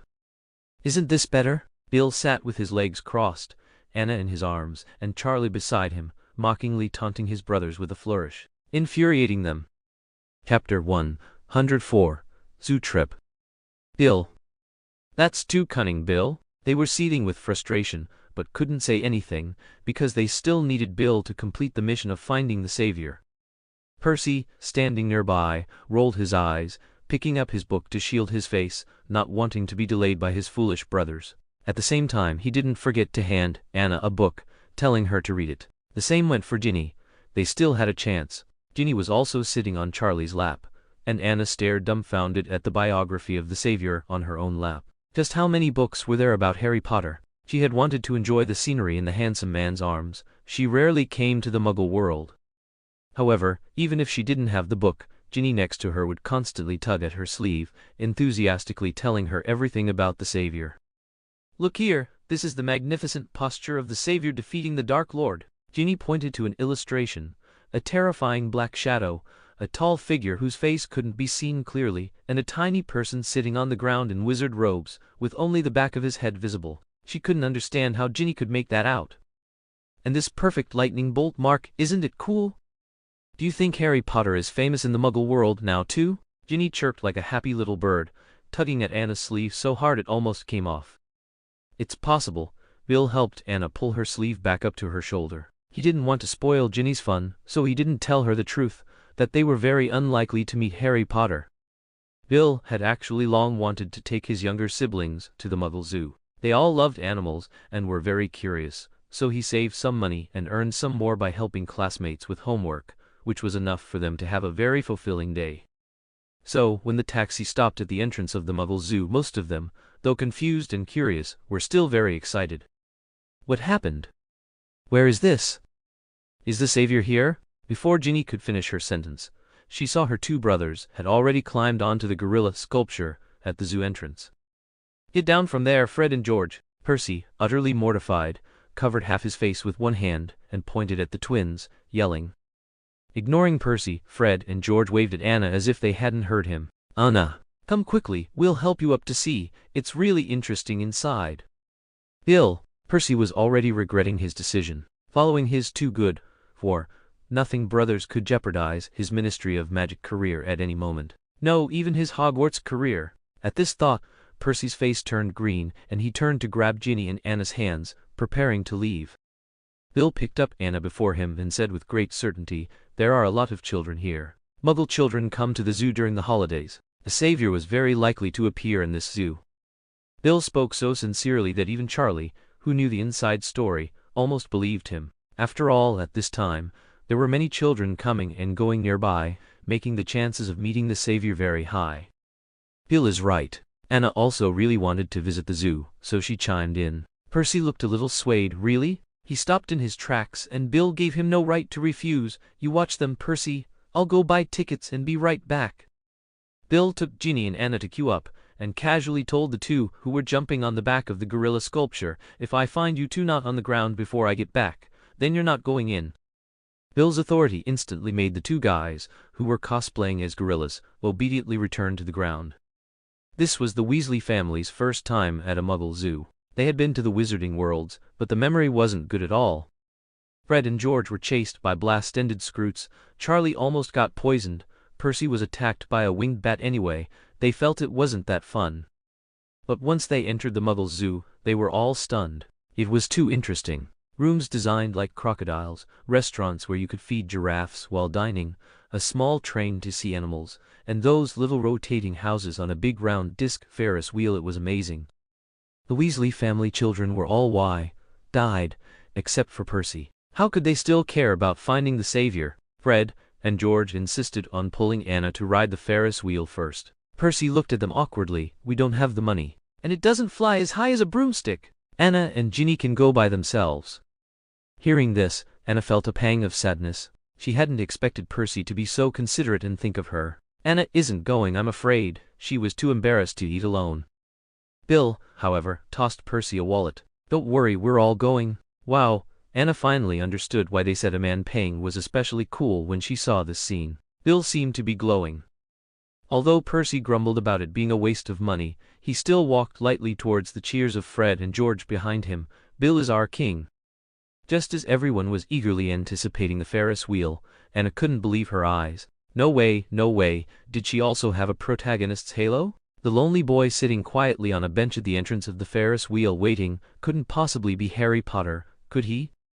The black-haired boy, about 8 or 9 years old, but very thin, wearing oversized, ill-fitting clothes, looked enviously at passers-by, a family of 3 walking intimately by.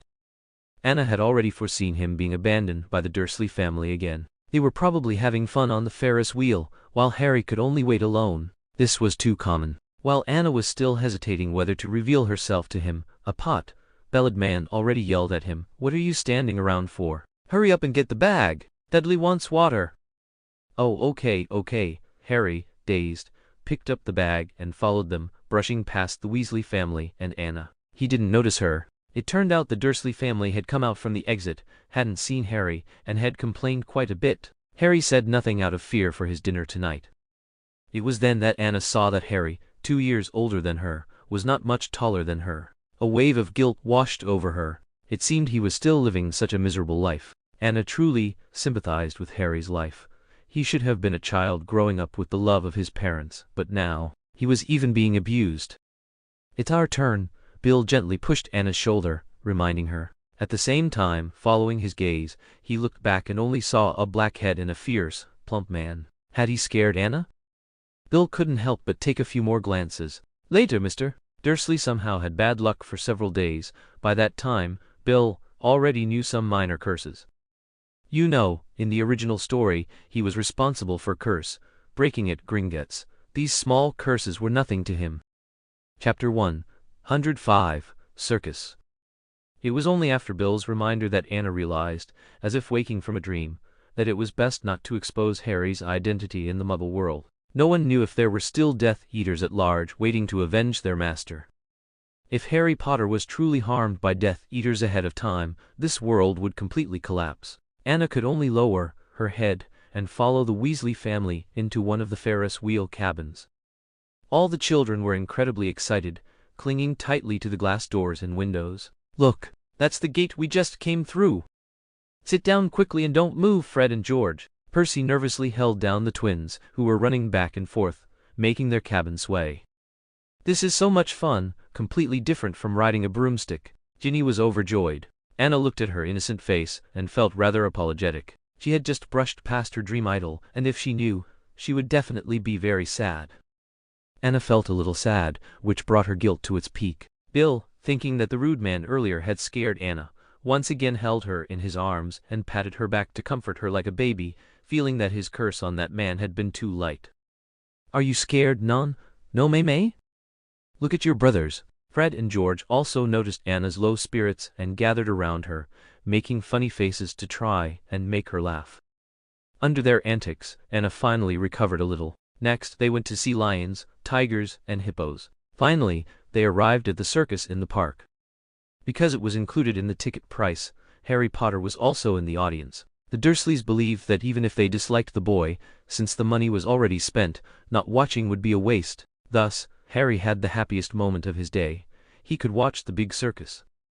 Under the round tent, the center was enclosed by a half-meter-high fence, and many tourists sat densely in circles around the fence. Fred and George began another heated discussion. "The space inside this tent is much smaller than I imagined.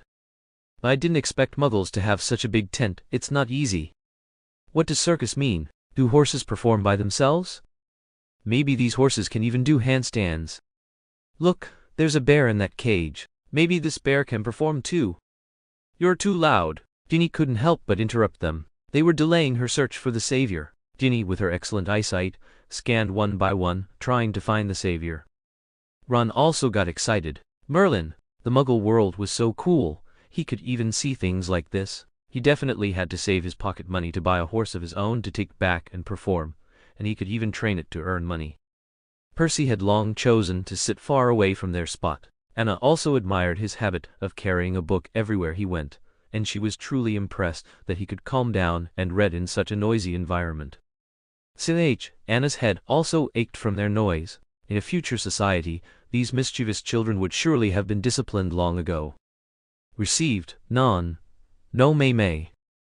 "Yes, sir." Sitting up now, Fred and George saw Anna adorably covering her little ears, her mouth pouting, and couldn't help but obey her, as if enchanted. Bill gave Fred and George a meaningful look. He hadn't expected Anna's casual remark to be more effective than his mother's words. It was truly thought-provoking. Bill guessed something but was unwilling to believe it, so he simply dismissed it, intending to ponder the issue later. Finally, the performance began. Bill even bought everyone sodas and popcorn from a hawker who was walking around. Ron sincerely exclaimed that today was the best day of his life. No spiders, no pranks, no gnomes, no chores, and no mother's discipline. He was growing to love Muggles more and more. The circus performance was spectacular. Fred and George were practically standing on their chairs. It was their first time seeing trapeze artists, and they almost thought they were flying with magic. Luckily, Charlie and Percy covered their mouths, otherwise, they would surely have drawn criticism. They were full of praise for the performances, seeing a bear do a handstand and encount, a dog jump rope, and chimpanzees fighting. Ginny wanted to adopt a baby chimpanzee. It was just too cute. That won't do, we already have none. No Mei Mei. Exactly, we already have none. Oh Mei Mei. Fred and George immediately refused, and it was such a solemn declaration that it left Anna and Bill stunned. What do you mean? Was she a baby chimpanzee? Had they been treating her as a pet all these years despite taking such good care of her? The thought made Anna exceptionally furious, and Ron only added fuel to the fire. Baby chimpanzees are gentler. What? Anna grabbed Ron's arm and bit him hard, making Ron cry. Anna hadn't expected Ron to be so sensitive. She hadn't even bitten hard, only leaving a faint ring of teeth marks on his arm. Seeing Ron cry so sadly, she was still wondering how to console him when the grand finale began. It was an elephant. The elephant initially interacted with one audience member, drawing a portrait with its trunk, and then it upgraded to selecting an audience member for an elephant massage. This novel opportunity was truly unique. Fred and George jumped exceptionally high, as if they had found the meaning of life, energetically trying to attract the host's attention. But their efforts were completely outmatched by a doting mother. Petunia, as if mad, climbed over the fence and rushed into the arena. She actively and recklessly secured this opportunity for her son. Just like that, Harry's position was suddenly revealed right in front of Anna. He was in the first row directly opposite them. True to the Dursley family, they were quick to claim their spot. And so, Dudley was proudly carried into the arena by his parents, swaggering up to the elephant. "You, give me a good massage." His domineering manner was truly unlikable. With Aunt Petunia's help, he clumsily lay down, completely unaware of the approaching danger. Chapter 106, Rescue. Dudley proudly lay down, not forgetting to make a face at Harry Potter beside him, a challenging look that said, "Only I can be chosen. You'll have to wait until your next life to get up close with an elephant." He closed his eyes, a look of enjoyment on his face, waiting for his dad to take his picture. His expression was truly asking for a beating. Harry stared with emerald green eyes, filled with jealousy and resentment. Then a miraculous scene unfolded. The usually gentle elephant, under Harry's gaze, suddenly went berserk. The elephant's trunk shot skyward, letting out a trumpet, its legs lifted heavily, and its eyes became fierce and sharp. The elephant's sudden rampage made everyone's heart clench, but at this moment, everyone still thought it was part of the performance and didn't take it seriously. However, Aunt Petunia began to worry about her precious son and shrieked, my Dudley, we're not participating. Stop, stop." Aunt Petunia's sharp screams further agitated the elephant. Its front legs crashed down heavily, and it began to stomp back and forth. Aunt Petunia was so scared her legs gave out, and she fell to the ground. At this point, the staff also realized that something was seriously wrong and began to soothe the elephant, or rather, poke the elephant's eyes with long poles tipped with sharp hooks. But the elephant was completely out of control. Percy felt this was very bad, and had already gotten up and was walking towards Anna and the others. Bill also felt that this situation seemed to be beyond his expectations. Today's performance was already very exciting, there was no need to continue watching. Just as Bill was about to pull his younger siblings away, an even more astonishing scene occurred. On the elephant's back, a child appeared out of thin air, a black-haired child wearing small glasses with a look of panic on his face. "No," Anna was flustered. "Wasn't that Harry Potter? How did he get up there?" But after thinking it over, there was probably only one possibility. Harry Potter had a magic outburst because he wanted to save Dudley? Anna admired Harry's innocence and kindness. Even though he was tormented by them, he still didn't want anything bad to happen to them. Anna stopped, unwilling to leave with Bill. Bill, of course, wouldn't let her be exposed to danger, so Bill shoved Anna into Charlie's arms, saying, "You take them to a safe place first, I'll be right back." Charlie instantly became serious, and before the crowd completely stirred, he and Percy led their younger siblings away. For them, the difficulty was entirely with Fred and George, because those two would definitely rush straight towards the elephant. But the reality was the opposite of what they expected. Fred and George each picked up Anna and Ginny on their backs. "Run! We don't want to be massaged by that elephant's feet." "That's right, No Mei Mei's foot massage is barely acceptable. The elephant is too heavy. And not cute," Fred and George chattered as they nimbly rushed out. Percy and Charlie exchanged surprised glances. Charlie quickly scooped up Ron and ran out. Anna, on Fred's back, really wanted to stay and help others. Although she was young, her strength was not small at all, and she might be able to withstand the elephant's attack. But if she struggled now, Fred might fall and throw her off with him. So as they ran out, she didn't dare to move, only hugging Fred's neck tightly to ensure she wouldn't be thrown off. Fred and George were indeed the two who were often chased and beaten by Mrs. Molly. Their escaping speed was incredibly fast. It was something Anna hadn't anticipated. Soon, they led Charlie and the others to a high viewing platform. At this point, Fred and George seemed to completely lose their strength and collapsed. Indeed, their 11-year-old bodies carrying 6 or 7-year-old children was a bit strenuous, and running 1,000 meters was already an exceptional effort. However, after putting Anna and the others down, Fred and George immediately showed eagerness to return to rescue. Then they were held back by Charlie and Percy. "Didn't you hear what Bill said? Even if someone goes, it won't be you too." Percy really wanted to go because he was worried that Bill might do something that would affect him. He needed to see it with his own eyes to feel at ease about entering the Ministry of Magic later. Anna was also very uneasy. She also wanted to go and help, but as soon as she took a few steps forward, 2 house elves appeared in front of her, blocking her way. "Miss Anna absolutely cannot go back. Miss Anna is safest staying here." They were all shocked by the 2 house elves who suddenly appeared. They never expected that Dumbledore still had such a trick up his sleeve, which meant they must have been discovered sneaking out a long time ago. "You've been following me all along?" Anna was almost laughing with exasperation. If she had known they were following her, why didn't they help? "Bobby is bad." Bobby disobeyed Headmaster Dumbledore's instructions not to appear before Miss Anna. The house elf muttered to himself, punishing himself by hammering his own head. "True is also wrong." True actually yelled at Miss Anna. "True is a bad elf." The other house elf began to choke himself to punish himself. Charlie also found it a bit unbelievable that the house elves valued Anna so much. He also tried to give them instructions, telling them to go back and save the child, and to bring Bill back. The 2 house elves did not obey Charlie's instructions. Instead, they continued to abuse themselves, saying, "True cannot leave Miss Anna's side for a single step. This is a human wizard's command." Bobby also vows to defend Miss Anna to the death and never leave her. Seeing that Charlie's command was useless, Anna decided to try herself. "Then I order you to bring Bill and that boy over right now." At Anna's command, the 2 elves began to hesitate, but still unwilling to leave her side. Anna had no choice but to add a threat: "If you don't go, I will tell Dumbledore and never let you protect me again." As soon as these words were spoken, Charlie and the others thought it was just a joke from a little girl, but it was unexpectedly effective. The 2 house elves, upon hearing it, widened their eyes, revealing vulnerable expressions. I'll go right away. Bobby cannot lose his job of looking after Miss Anna." So the 2 house elves disappeared. In a scramble, Anna saw the Weasley family's dumbfounded expressions and gave an awkward smile. She hadn't expected her words to be so effective. "Darlings, good news and bad news. The good news is that this book is participating in an event, so if all goes well, it can be updated for 2 more months, and Riddle's childhood plot will be arranged immediately. The bad news is that the neighboring pit could not pass the review and will stop at the Riddle arc, but Riddle's ending will be completed, alas." Chapter 107. Meet Again.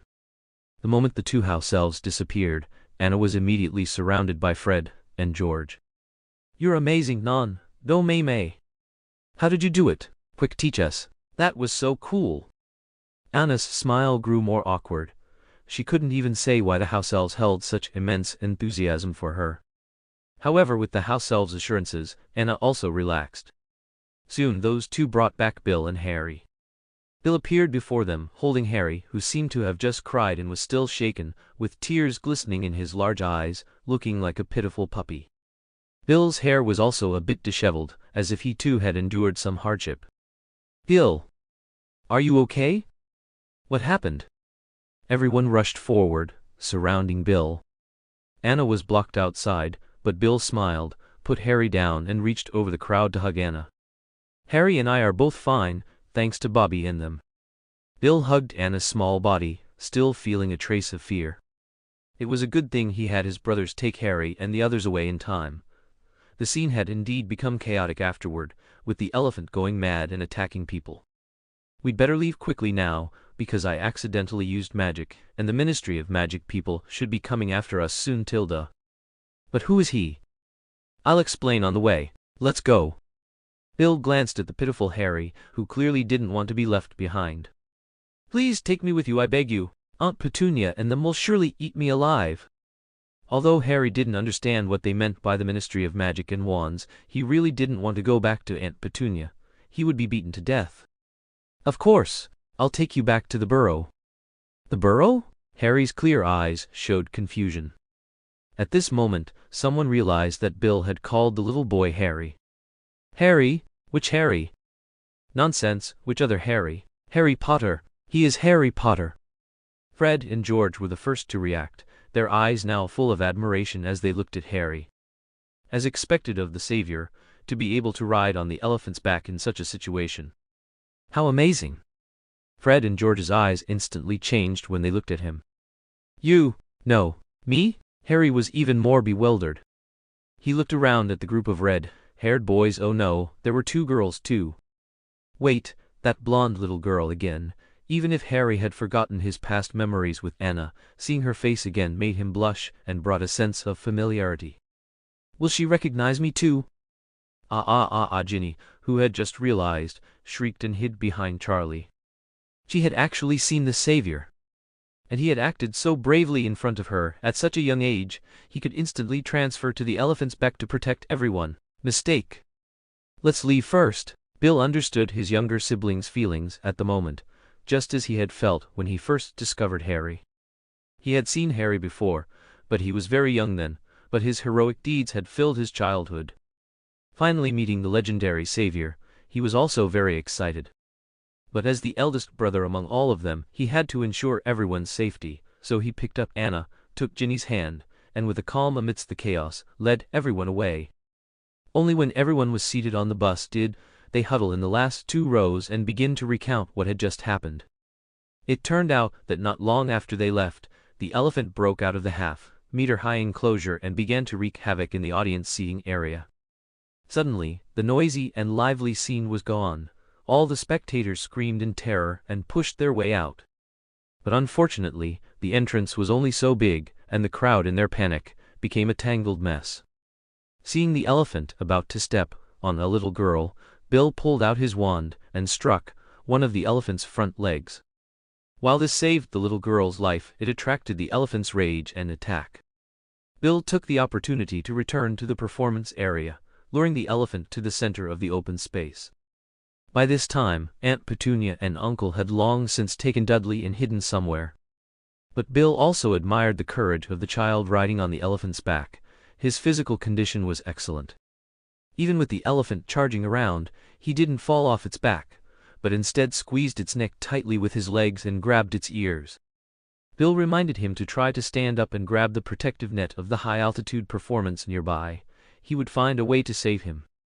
He had expected to need some persuasion, but the little boy seemed to trust him implicitly and immediately followed his advice. Harry Potter was terrified at this moment, but he knew that the man's advice was correct. If he just climbed up that way, the elephant wouldn't harm him, even if the net was over 3 meters high. As Bill attracted the elephant to run to the edge of the net, Harry Potter leaped onto the net. That net was a rope ladder leading to the flying acrobatics protective net. He nimbly climbed the rope ladder to the protective net, a height that was already at least 5 meters high. But he was absolutely safe, because the elephant couldn't reach that net. Bill, seeing that there were not many people left in the arena, took the opportunity to use a spell on the elephant, making it fall into a deep sleep. There weren't many spectators left. Most were fleeing for their lives and didn't notice that someone had cast magic inside the arena. Just as Bill was about to use the levitation charm to rescue Harry, the house elves arrived. They were rescued, and during their teleportation, in the distorted space, Harry Potter's fringe was blown back by the wind, revealing his iconic lightning-shaped scar. It was then that Bill suddenly realized that this little wizard with a magical outburst was no ordinary person, but the famous savior. Bill immediately felt that he had saved the right person, and he was even more overjoyed to meet Harry Potter, an excitement that overshadowed his guilt about using magic outside of school. Harry Potter? Harry Potter looked in confusion at his benefactor who knew his name. Why? Who was he? Why did he know him? Thus, the wheels of fate still brought Harry Potter and the Weasley family together. Chapter 108, Mystery. Although in a hurry, Bill was still very clear about their route to the leaky cauldron. He had been preparing for this day for a long time, so he knew where to get off to reach the leaky cauldron, and then they planned to return to the burrow via the pub's flu network. Bill remained the calmest, checking Anna, Ginny, and Ron for injuries, and when he found them all safe, he finally let out a sigh of relief. If he had let his younger siblings get hurt this time, he probably wouldn't have another chance to take them out to play. The others were already immersed in the joy of meeting the Savior, completely without the relief of surviving a disaster. Instead, they found it incredibly exciting. It felt like they were on an adventure, a thrilling experience they had never had before. Harry Potter was surrounded, constantly answering their questions. But it was clear they knew much more than he did.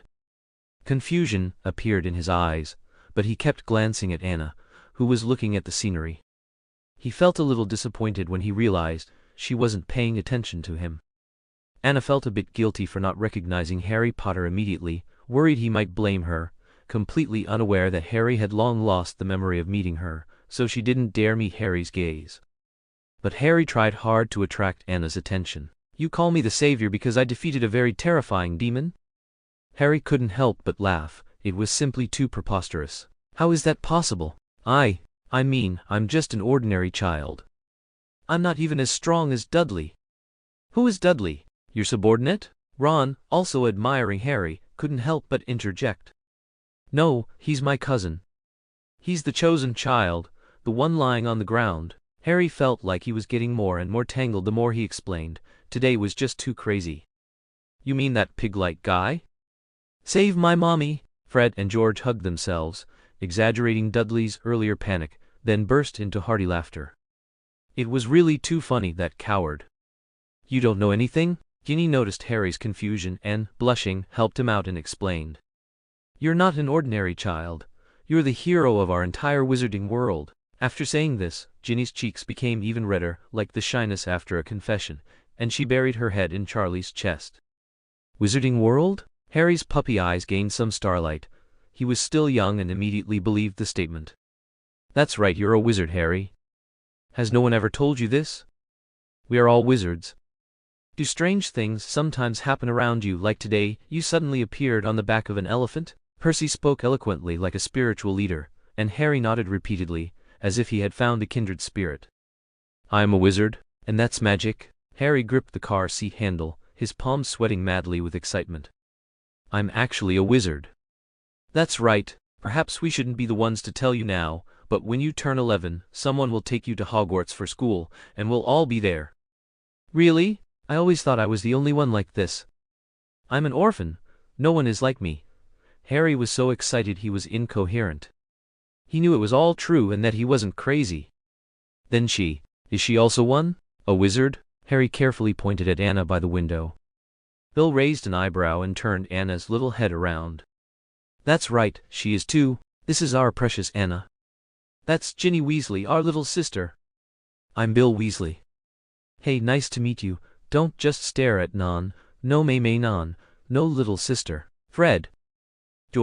Fred and George twisted Harry's head, shifting his gaze away from Anna, and gave him a very enthusiastic sandwich-style hug. "Nice to meet you all." Harry greeted them guiltily, almost out of breath, unaware that this was intentional from the two boys. "Us too! It's an honor." Percy cleared his throat, preparing to formally introduce himself, but was interrupted by Ron. "Ahem. I'm Ron Weasley. I've heard your stories. I hear every day that your sister particularly likes you and talks about you constantly." "Ouch!" Ron was kicked in the shin by Ginny. Ginny secretly rolled her eyes at Ron, and in that instant, Ron seemed to see his mother and shut his mouth. Finally, it was Percy's turn. He adjusted his collar again, easing the awkwardness from earlier. "It's an honor to meet you, Mr. Potter. I am Percy Weasley, second year at Hogwarts." His formal demeanor immediately made Harry Potter feel at a loss. It was his first time being treated this way. "Hello, Harry." Anna also realized something was off at this point. Harry Potter seemed to have completely forgotten her. Was it because he was too young back then to remember?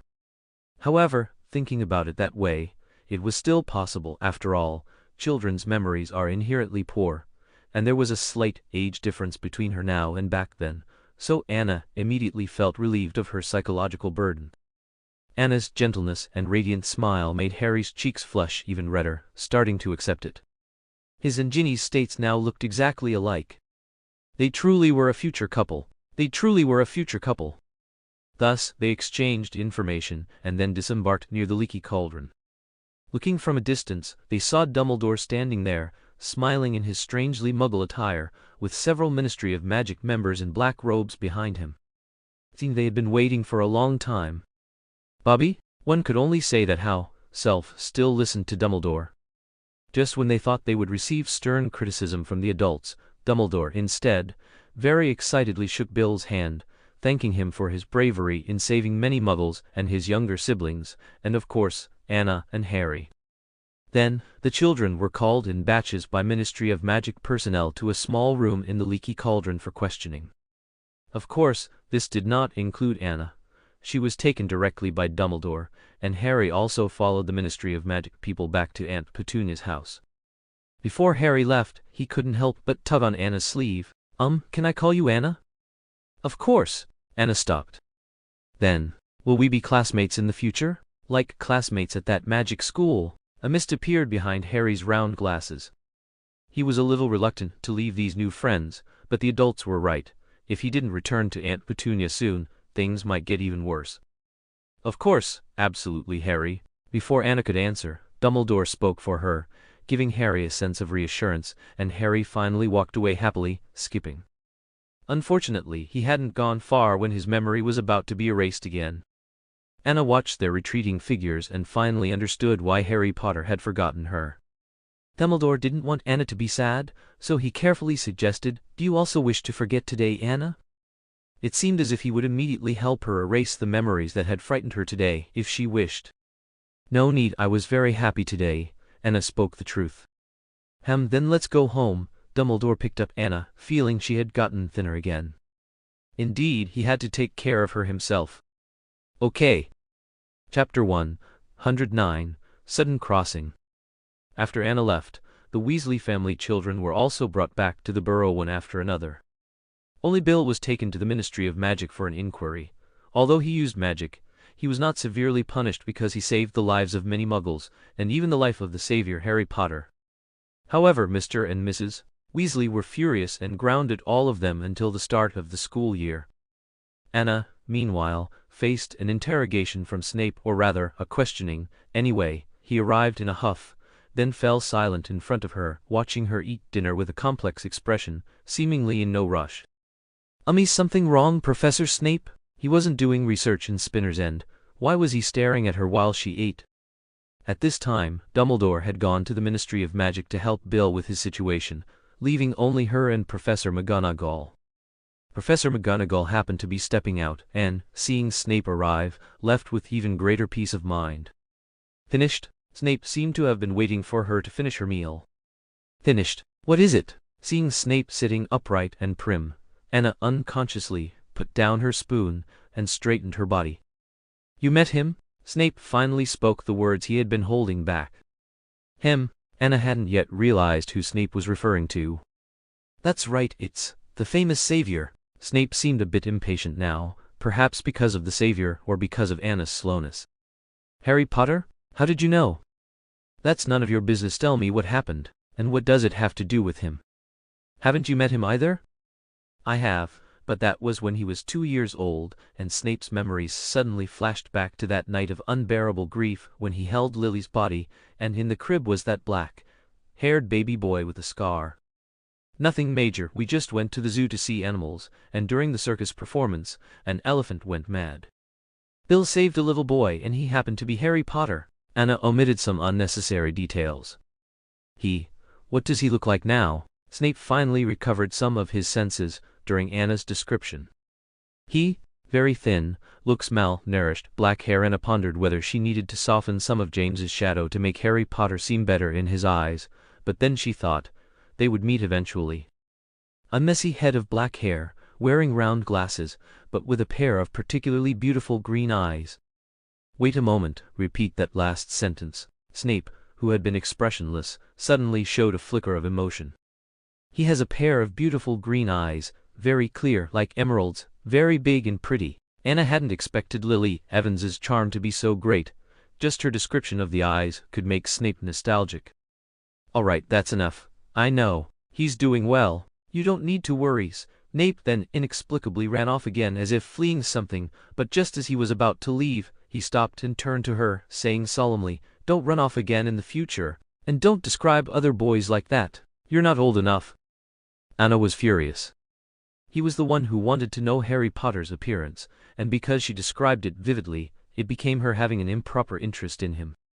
Who cares? He's just a little kid. Who cares about the precious son of his precious first love? Anna fumed, then suddenly thought of the house elf who betrayed them. No, she had to teach him a lesson too. So, she ran to the kitchen, picked 2 pleasing ones and replaced Bobby and the others. Even though Bobby cried miserably, saying he didn't want to leave his post, the newly selected house elves were not to be trifled with. They wrestled in a heap, and Anna regretted it again. After all, they were just following orders to protect her safety. So Anna went to find Professor McGonagall to mediate, but as she walked alone through the empty Hogwarts castle, she was actually sucked into a painting. The woman in the painting had a familiar necklace around her neck. "No way?" Anna wailed. "Who put that necklace on the painting? Shouldn't it be in Dumbledore's drawer?" Anna once again felt like she had fallen into a temporal vortex, like being in a washing machine, spinning endlessly, a kaleidoscope of colors before her eyes, until everything turned black. Finally, she fell onto a dirt road, her landing kicking up a cloud of dust. Anna coughed painfully several times, feeling as if she had eaten a mouthful of dirt. Tuis, tuis, tuis. Where was this now? Anna struggled to her feet, only to find herself in a Victorian red brick building, looking ancient, desolate, and eerie. There were high fences all around, and the interior was simple. Frankly, it looked rigid and oppressive. This was an orphanage? Just as Anna wondered about the year and location she was in, the tightly closed iron gate suddenly opened, and a tall figure appeared before her. When did she appear? How did another one come? The woman was dressed as a nun, but she had none of the gentleness or compassion of a cleric. Instead, she treated Anna's appearance as a source of great annoyance and disgust. "Where is this?" The moment Anna looked up, the woman's expression seemed to soften a little, like a dog seeing a bone. "You'll like it here, my dear. Come in and wait." The nun was overjoyed to see such a beautiful girl because with this girl's looks, she would surely be able to scam more money for their orphanage. Thinking that this would be their new cash cow, Mary quickly helped Anna up from the ground, led her into the courtyard, and swiftly locked the iron gate, as if afraid she would change her mind and run away. "From now on, this will be your home." "This is really an orphanage?" Anna was stunned. In the magic world, the only person connected to an orphanage, besides her own background, was the other Dark Lord. No way? She had come to Tom's orphanage? Was Merlin sending her to her doom? Due to participating in the update check-in activity, the plot will be slightly expanded, and since some darlings wanted to see Riddle's storyline, it's arranged. Chapter 110, Orphanage. Anna was led in, bewildered, by the woman named Sister Mary. There were many children in the room of various ages, all uniformly dressed in white, choir-like clothes from head to toe. To an outsider, they might have seemed like devout Christians, though of course, they had to believe in what was preached here. The children stood on either side of the long table. When they saw the sister bring in a strange girl, they all turned to look, but their faces were reserved and devoid of excessive emotion, indicating the strict rules here. However, most of their gazes were filled with hostility. This was because, to them, the prettier a newcomer was, the fewer chances they had of being adopted, and Anna was simply too beautiful. But there were also some innocent children who saw Anna as an angel, because the angels in paintings all resembled Anna, with her thick golden hair and unbelievably blue eyes.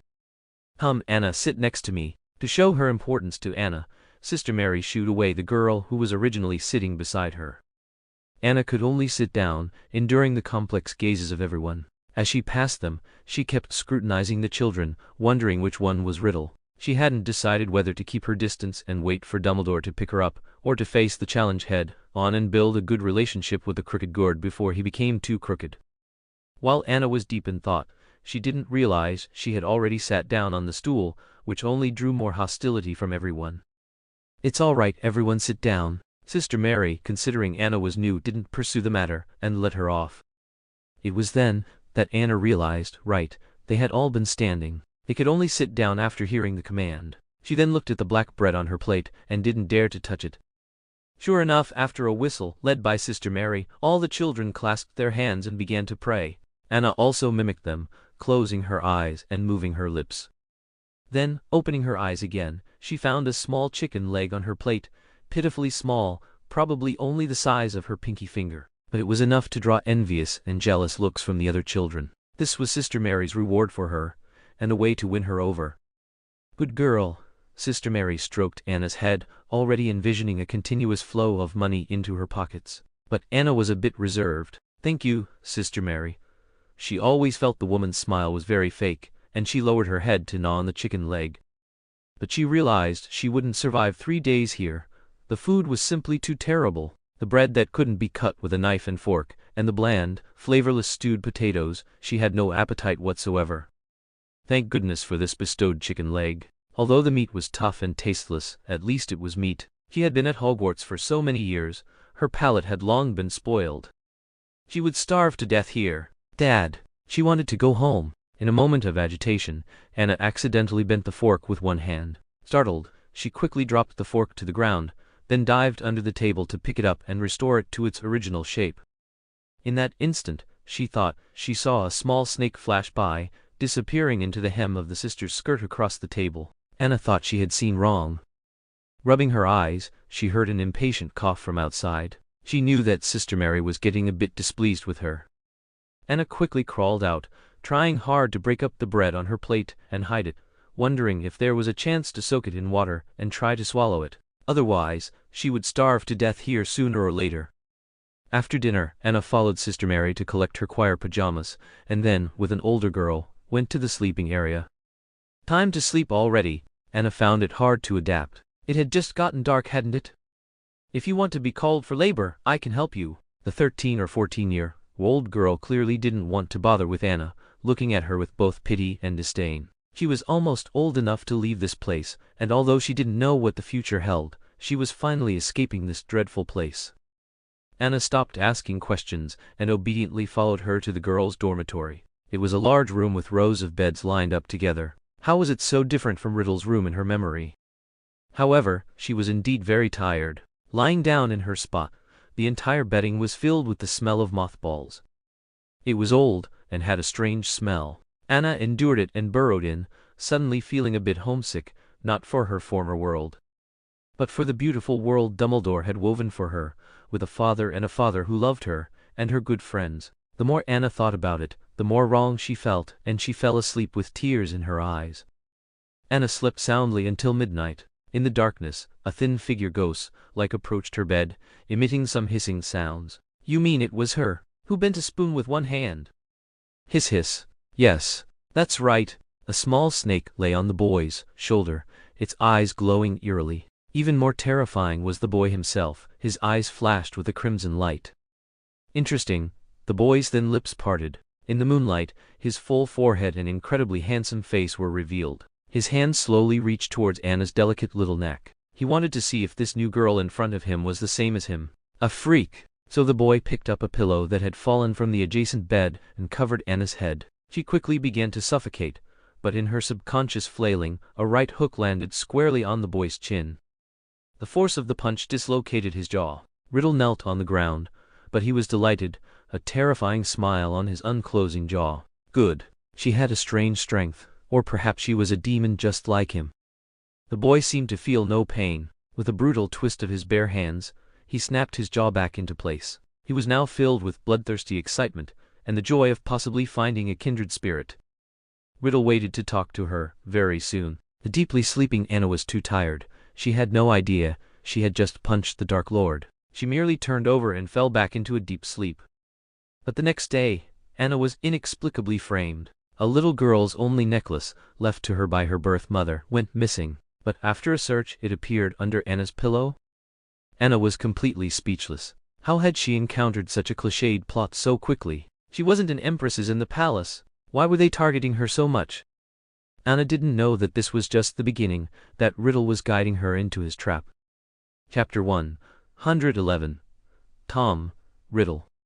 Faced with these unexpected misfortunes, Anna could only resort to her cuteness skill, enhanced by her crying talent. Initially, Sister Mary would of course side with her, downplaying the incidents and letting her off with just an apology. But such things happened repeatedly. The last time, Anna was simply standing on the stairs, going down, when a little girl came in front of her. This girl was helping Sister Mary carry documents, and was one of her right-hand women, often helping with chores. Anna knew very well that she hadn't pushed her, and couldn't have pushed her, but the girl just fell down the stairs in front of her, as if pushed by an invisible hand. At that moment, only the two of them were on the entire staircase, but Sister Mary and others were standing at the bottom. Everyone saw Anna force the girl down the steps without touching her. Sister Mary, who had been patient for a long time, stepped forward directly, pointing at Anna's nose and calling her a witch, an evil demon. Anna couldn't cry anymore because she found Sister Mary's outburst utterly ridiculous. It was Sister Mary who had been so eager for her to stay in the orphanage. If she were to go outside and find any family to adopt her, she was confident she could live a comfortable life. But now, in Sister Mary's eyes, she was no different from the son of the devil. Just as Anna was feeling dizzy from this false accusation, Riddle slowly appeared from the corner of the stairs. It seems I missed something. His smile in Sister Mary's eyes was akin to crocodile tears. You quickly go back to your room. This is none of your business. Sister Mary suddenly thought of a permanent solution. This child, who had been at the orphanage for only 3 days, had already stolen from 10 people, ruined their only piano, and even tried to kill someone else's pet. Now she even suspected if this child was the orphan of a spy. No, she was just like that son of the devil, dangerous. So, on the 3rd night of Anna's arrival at the orphanage, she was put in a shared room, and what made her even more distraught was the guy sitting in the corner with glowing eyes. You stay put. Don't even think about any tricks, Sister Mary fiercely told Anna, but Anna remained unmoving. She wasn't going in there to her death.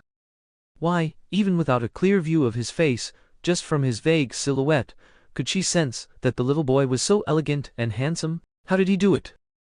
Anna simply let herself fall to the ground, hoping to win back Sister Mary's love with her fragility. Unfortunately, Sister Mary didn't soften. Instead, she added another lock to the door. There were now 5 locks on that door. Welcome. The boy's voice was cold. Though he was just a child, Anna detected a hint of eeriness. The boy sat by the bed, finally revealing his handsome face from the shadows, which left Anna stunned.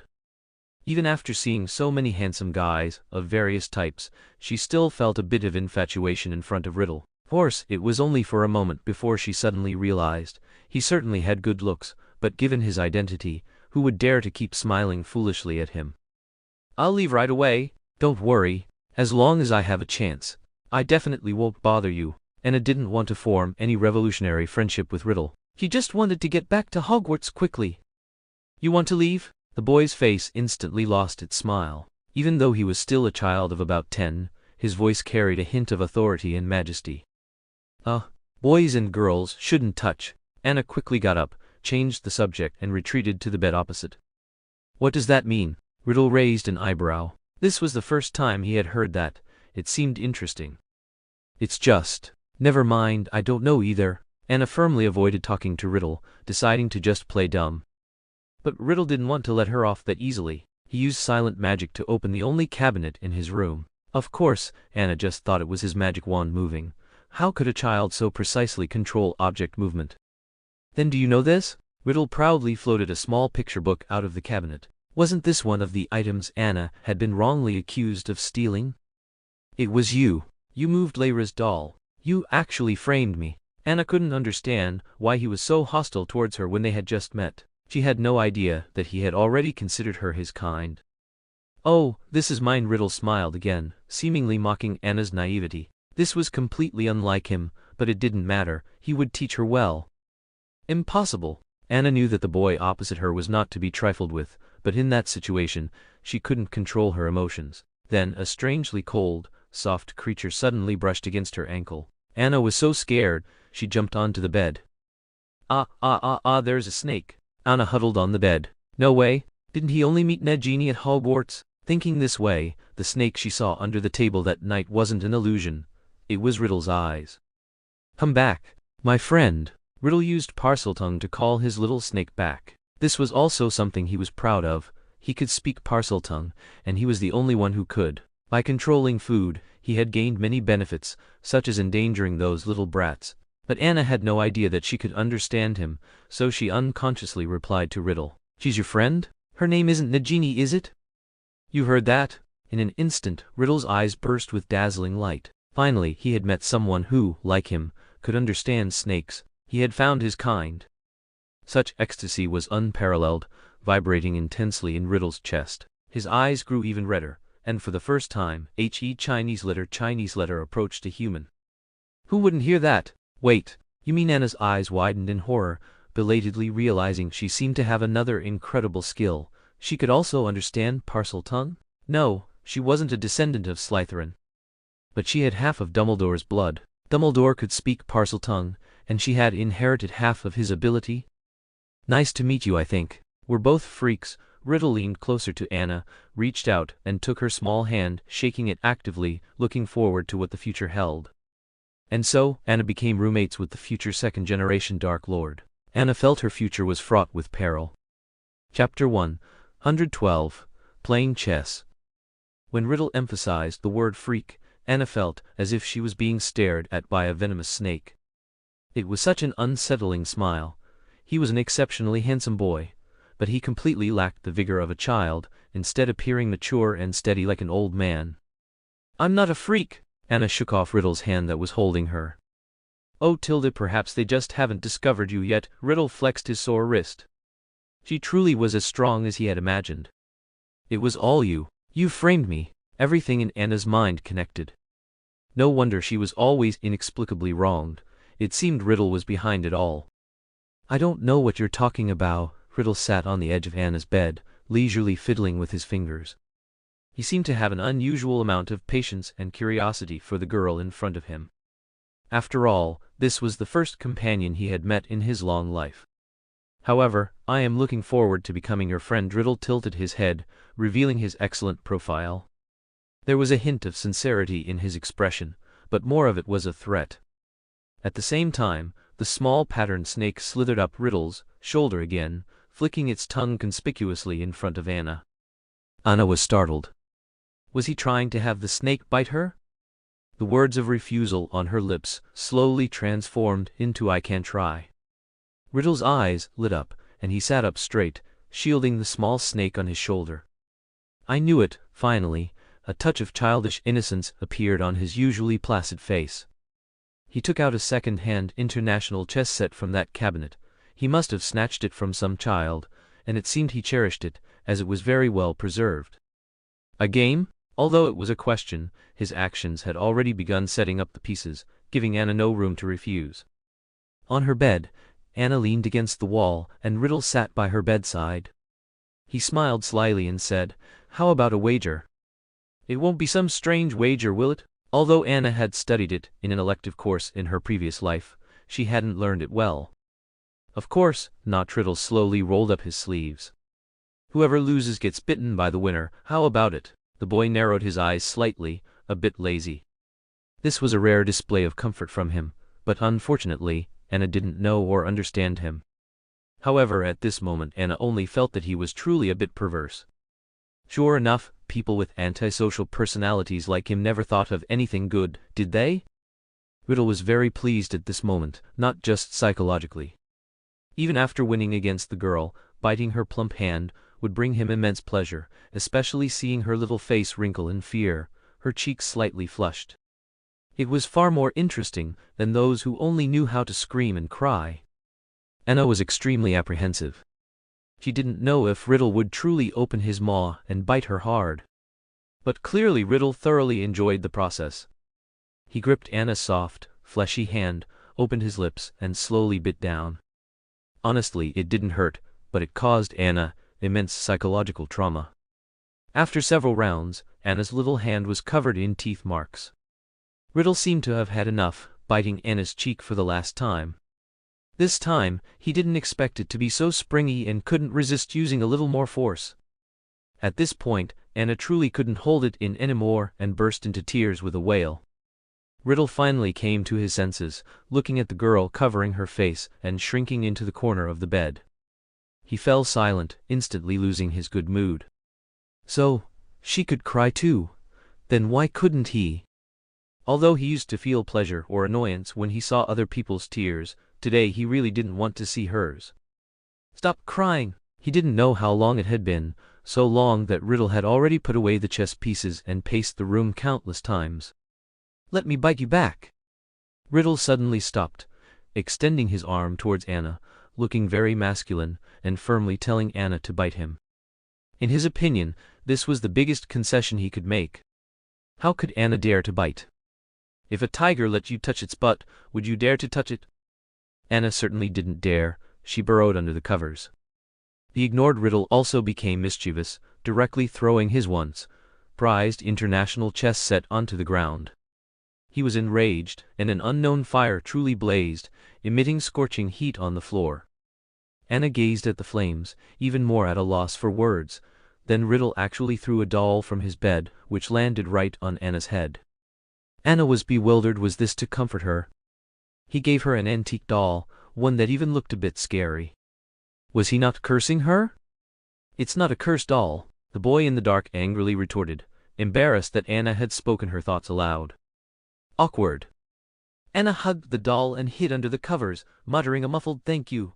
The night passed just like that. The night passed just like that. The next morning, when she woke up, Sister Mary was already standing in front of her, but today her attitude towards Anna was completely different.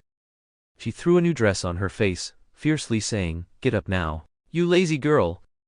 Anna was woken up, still immersed in her beautiful dream, where she was eating a feast prepared by a house elf, along with fragrant desserts. She rubbed her sleepy eyes and saw Sister Mary's sour face. And Riddle was watching her coldly from behind Sister Mary, seeming to be very displeased with her sudden intrusion. That eerie gaze sent shivers down Sister Mary's spine. He even greeted her first, "Good morning, lady." Riddle's sudden concern frightened Sister Mary. Her expression clearly panicked. "It's none of your business. Tom, go back to your bed." To avoid confronting Tom Riddle, Sister Mary even came to wake Anna earlier in the morning. Today, reporters from the newspaper would be coming for an interview, and she needed a photogenic and pitiable-looking child. After much thought, no one compared to this one. Although she might also be a hidden demon, her face still had a good chance of bringing more sponsorship to the orphanage. But that little demon was sitting there, fully dressed, watching her at 5 in the morning. He didn't look like a normal child at all. Sister Mary unconsciously retreated to outside the door, adopting a defensive posture, and then yelled at Anna again, "Hurry up and come down, I'll wait for you downstairs." She forgot to lock Riddle in when she turned to leave. It seems something interesting is going to happen today. Riddle quietly watched the girl lie back down and fall asleep, picked up the new dress, sliced it with a knife, threw it out the window, and walked straight out of the heavy door. Chapter 113. Newspaper Reporter. When Anna finally woke up, she had completely forgotten that someone had visited earlier, and that someone else had even attended an event that she was supposed to go to. He had actually been woken up by hunger. When she opened her eyes, she saw that the bed opposite hers had already been neatly made, without a single wrinkle, the blanket folded like a block of tofu. She hadn't expected foreigners to fold blankets like that. But Riddle was such a disloyal guy. He said he wanted to be her friend, but he didn't even call her for a meal. Anna had no choice but to get out of bed herself. She rummaged through the cabinet and found a beautiful comb, which he probably borrowed from somewhere, and styled her hair into 2 simple pigtails. Unfortunately, there was no mirror. If there had been, Anna would surely have seen her energetic pigtail image at that moment. Next, Anna followed her memory from last night, and found the bathroom to wash up.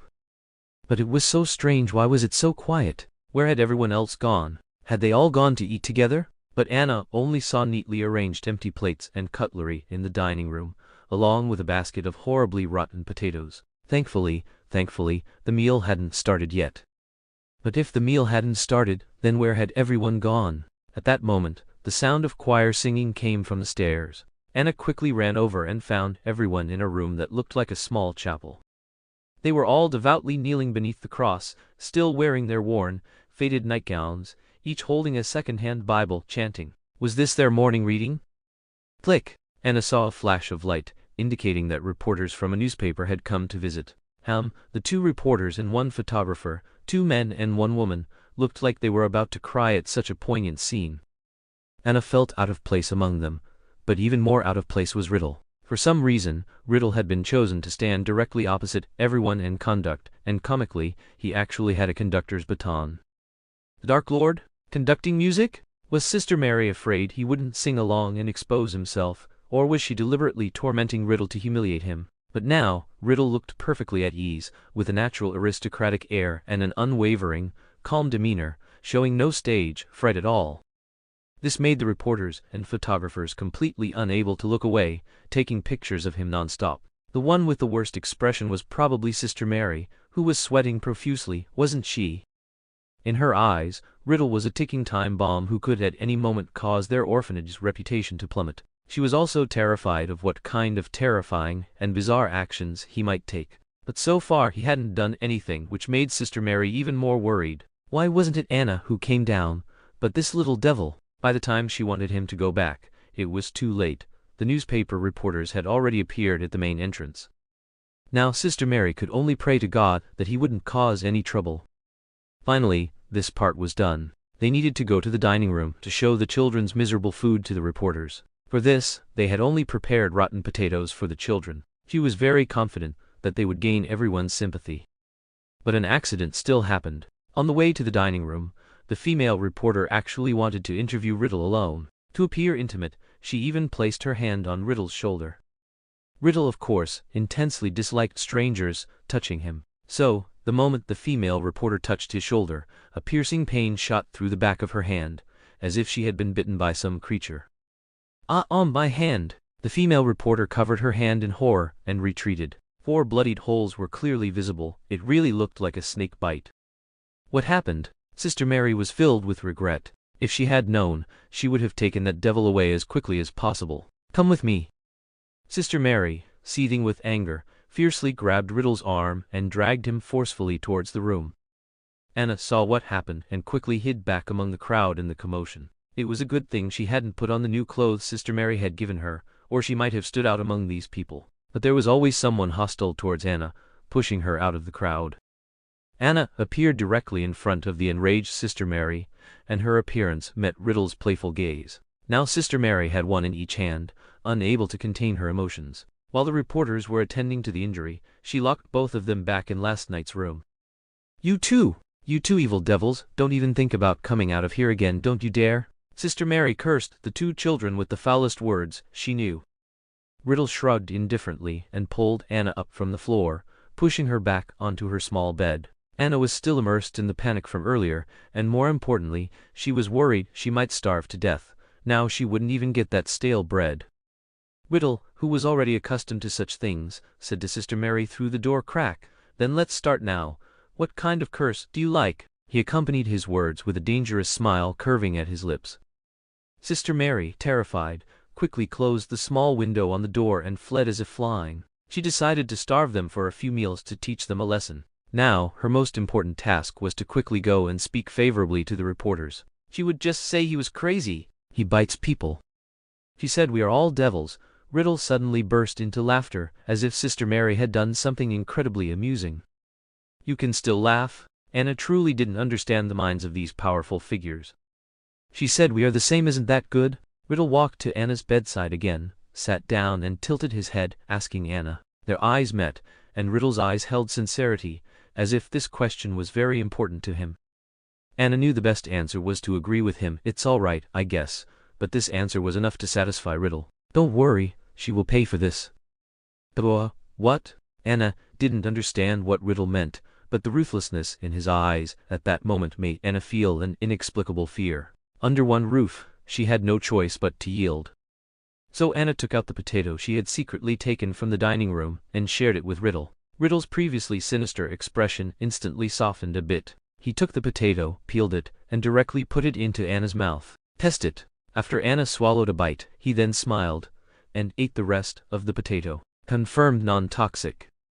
Anna somehow felt that he was worried she was hungry, which was why he made her take a big bite first. So, she didn't dare to take out the potatoes she had hidden in her pocket, each one much larger than his. Chapter 114 Fire. The remaining potatoes were hidden by Anna in her arms, and she secretly ate them in bed. She was afraid that Riddle would find out that she hadn't shared the potatoes equally with him. Although those potatoes weren't delicious, she couldn't starve to death. Just as she was reminiscing about Hogwarts roasted chicken while eating the tasteless baked potatoes, Anna suddenly experienced a hallucination. She seemed to smell roasted meat. Was her magic running wild because she was too greedy? She actually smelled roasted meat? No, there was also smoke. This wasn't her hallucination. Anna sat up abruptly and saw that Riddle was actually roasting meat in the corner. It was a small bonfire. He had even used some books as kindling. But it was obvious that, normally speaking, the heat from one book would certainly not be enough to cook meat. He must have used magic unconsciously. What are you roasting? Daphne Riddle seemed to be in a good mood. Although he only showed Anna the back of his head, Anna could still feel his cheerful demeanor. Daphne, did you eat someone? Anna huddled further into her quilt. No, it's a rabbit. Riddle calmly turned around and showed Anna the rabbit. You ate someone's pet? Anna was horrified. He went out and still had time to catch a rabbit. No, pets aren't allowed here. So, this is Fu. Riddle's words startled Anna, but upon closer thought, it was perfectly normal coming from him. You, how cruel! Anna really wanted to say that, but he really knew how to roast it, and Daphne smelled so good. So, when the words reached her lips, Anna changed them to, aren't you afraid I'll tell someone? You can go out and try. Riddle turned back around, the rabbit sizzling as it roasted, completely unafraid of her threat. Then, as a friend, won't you invite a friend? Anna sat up straight in anger. Then Riddle slowly turned around and met her gaze. Riddle looked at the potato residue at the corner of her mouth, finding it genuinely amusing. I thought you only liked potatoes. It was that same mocking tone, as if nothing mattered to him, which made Anna nervously touch the corner of her mouth. Oh no, he actually knew she was eating alone.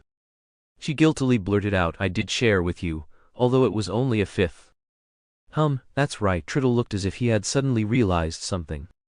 He pulled out a sharp dagger from who knows where, and with a swift cut, sliced off the meat from the rabbit's hindquarters and threw it to Anna. Eat it. Anna felt insulted. She pulled the quilt over her head and lay down to sleep. Who wants your food? She planned to hide the remaining 2 potatoes, and when he had nothing to eat in the middle of the night, she would use those 2 potatoes to make him crave them to death. Riddle saw the large bulge under the quilt, and suddenly felt like sharing with her, but it would be boring if he didn't tease her. So, he increased the fire, wanting the aroma to spread more intensely. However, the flames suddenly became fierce, and a spark that unexpectedly popped out set the mop in the corner on fire. The entire room suddenly caught fire. Hey, are you trying to burn me to death? Anna smelled the burning odor and crawled out from under the quilt. Her potatoes accidentally fell out beside her. How embarrassing, but now was not the time for embarrassment. She quickly rushed over, trying to put out the flames with the water in a cup. Compared to her panic, Riddle appeared exceptionally calm. Are you scared? It seemed like such a novel thing. He still held the roasted rabbit in his hand, slowly tearing off the rabbit meat. Seeing Anna's urgency, he even tore off a rabbit leg for her. Want some? Anna was almost in tears. How was it that she hadn't done anything yet, and she was about to be killed by the Dark Lord? She tried to use the quilt to smother the fire, but with her attempts, the fire burned even more fiercely. Eat. Later, the orphanage smoke alarm system went off. She didn't know how it was determined in this era, but there was always a school-like alarm ringing, giving Anna a headache, and outside the window, there was the clamor of children. But Riddle not only showed no intention of escaping or putting out the fire, he was even more determined to shove the rabbit leg in his hand into Anna's mouth. Eat it. Fire! Anna took a fierce bite of the roasted rabbit leg. It was so damn delicious. She completely imagined the rabbit leg as Riddle's hand, and bit down hard, determined to die full even if she burned to death. But just as Anna's eyes began to sting from the smoke, Riddle finally made a move. Anna only felt herself being pulled, and then she breathed fresh air and felt a distinct falling sensation. Her throat seemed to be blocked. Was the little Dark Lord. Anna struggled to open her eyes in the wind. Help! He actually brought her to jump out of the building. Riddle seemed to have already concluded that he and she would be fine. Anna closed her eyes in terror. Her mind started to ponder again, which was scarier, burning to death or falling to death. This time, Merlin still helped them. Both of their magic erupted simultaneously. After a dazzling white light, the only large tree in the courtyard crashed down, its angle perfectly tilting towards their direction of fall. Anna and Riddle were caught on the tree. The difference was that Anna's collar was caught on the tree, while Riddle was gracefully sitting astride it. Darn it, how did he manage to look cool again? Riddle leaned against the tree trunk, in no hurry to get down, but instead happily admired the chaotic escape of the orphanage children below. The expression on his face seemed to say, this kind of thing can happen more often, it's quite amusing. Anna could only swing her body to break free, landing on a thick branch. He wasn't getting down, but she had to. If they saw them both sitting in the tree, who knew what they would think? But the safest way down had to pass in front of Riddle. Anna moved on all fours along the tree trunk like a koala, slowly wiggling her bottom. Excuse me, Anna came to what seemed to be in front of Riddle. Okay, Riddle did move aside, but he actually just jumped down from the tree. Oh my goodness, that must be at least 6 feet high, right? Come down quickly, she'll be here soon. They both knew this, she was Sister Mary. She certainly wouldn't remember to save them, but once she realized they had escaped, she would definitely think they were devils again.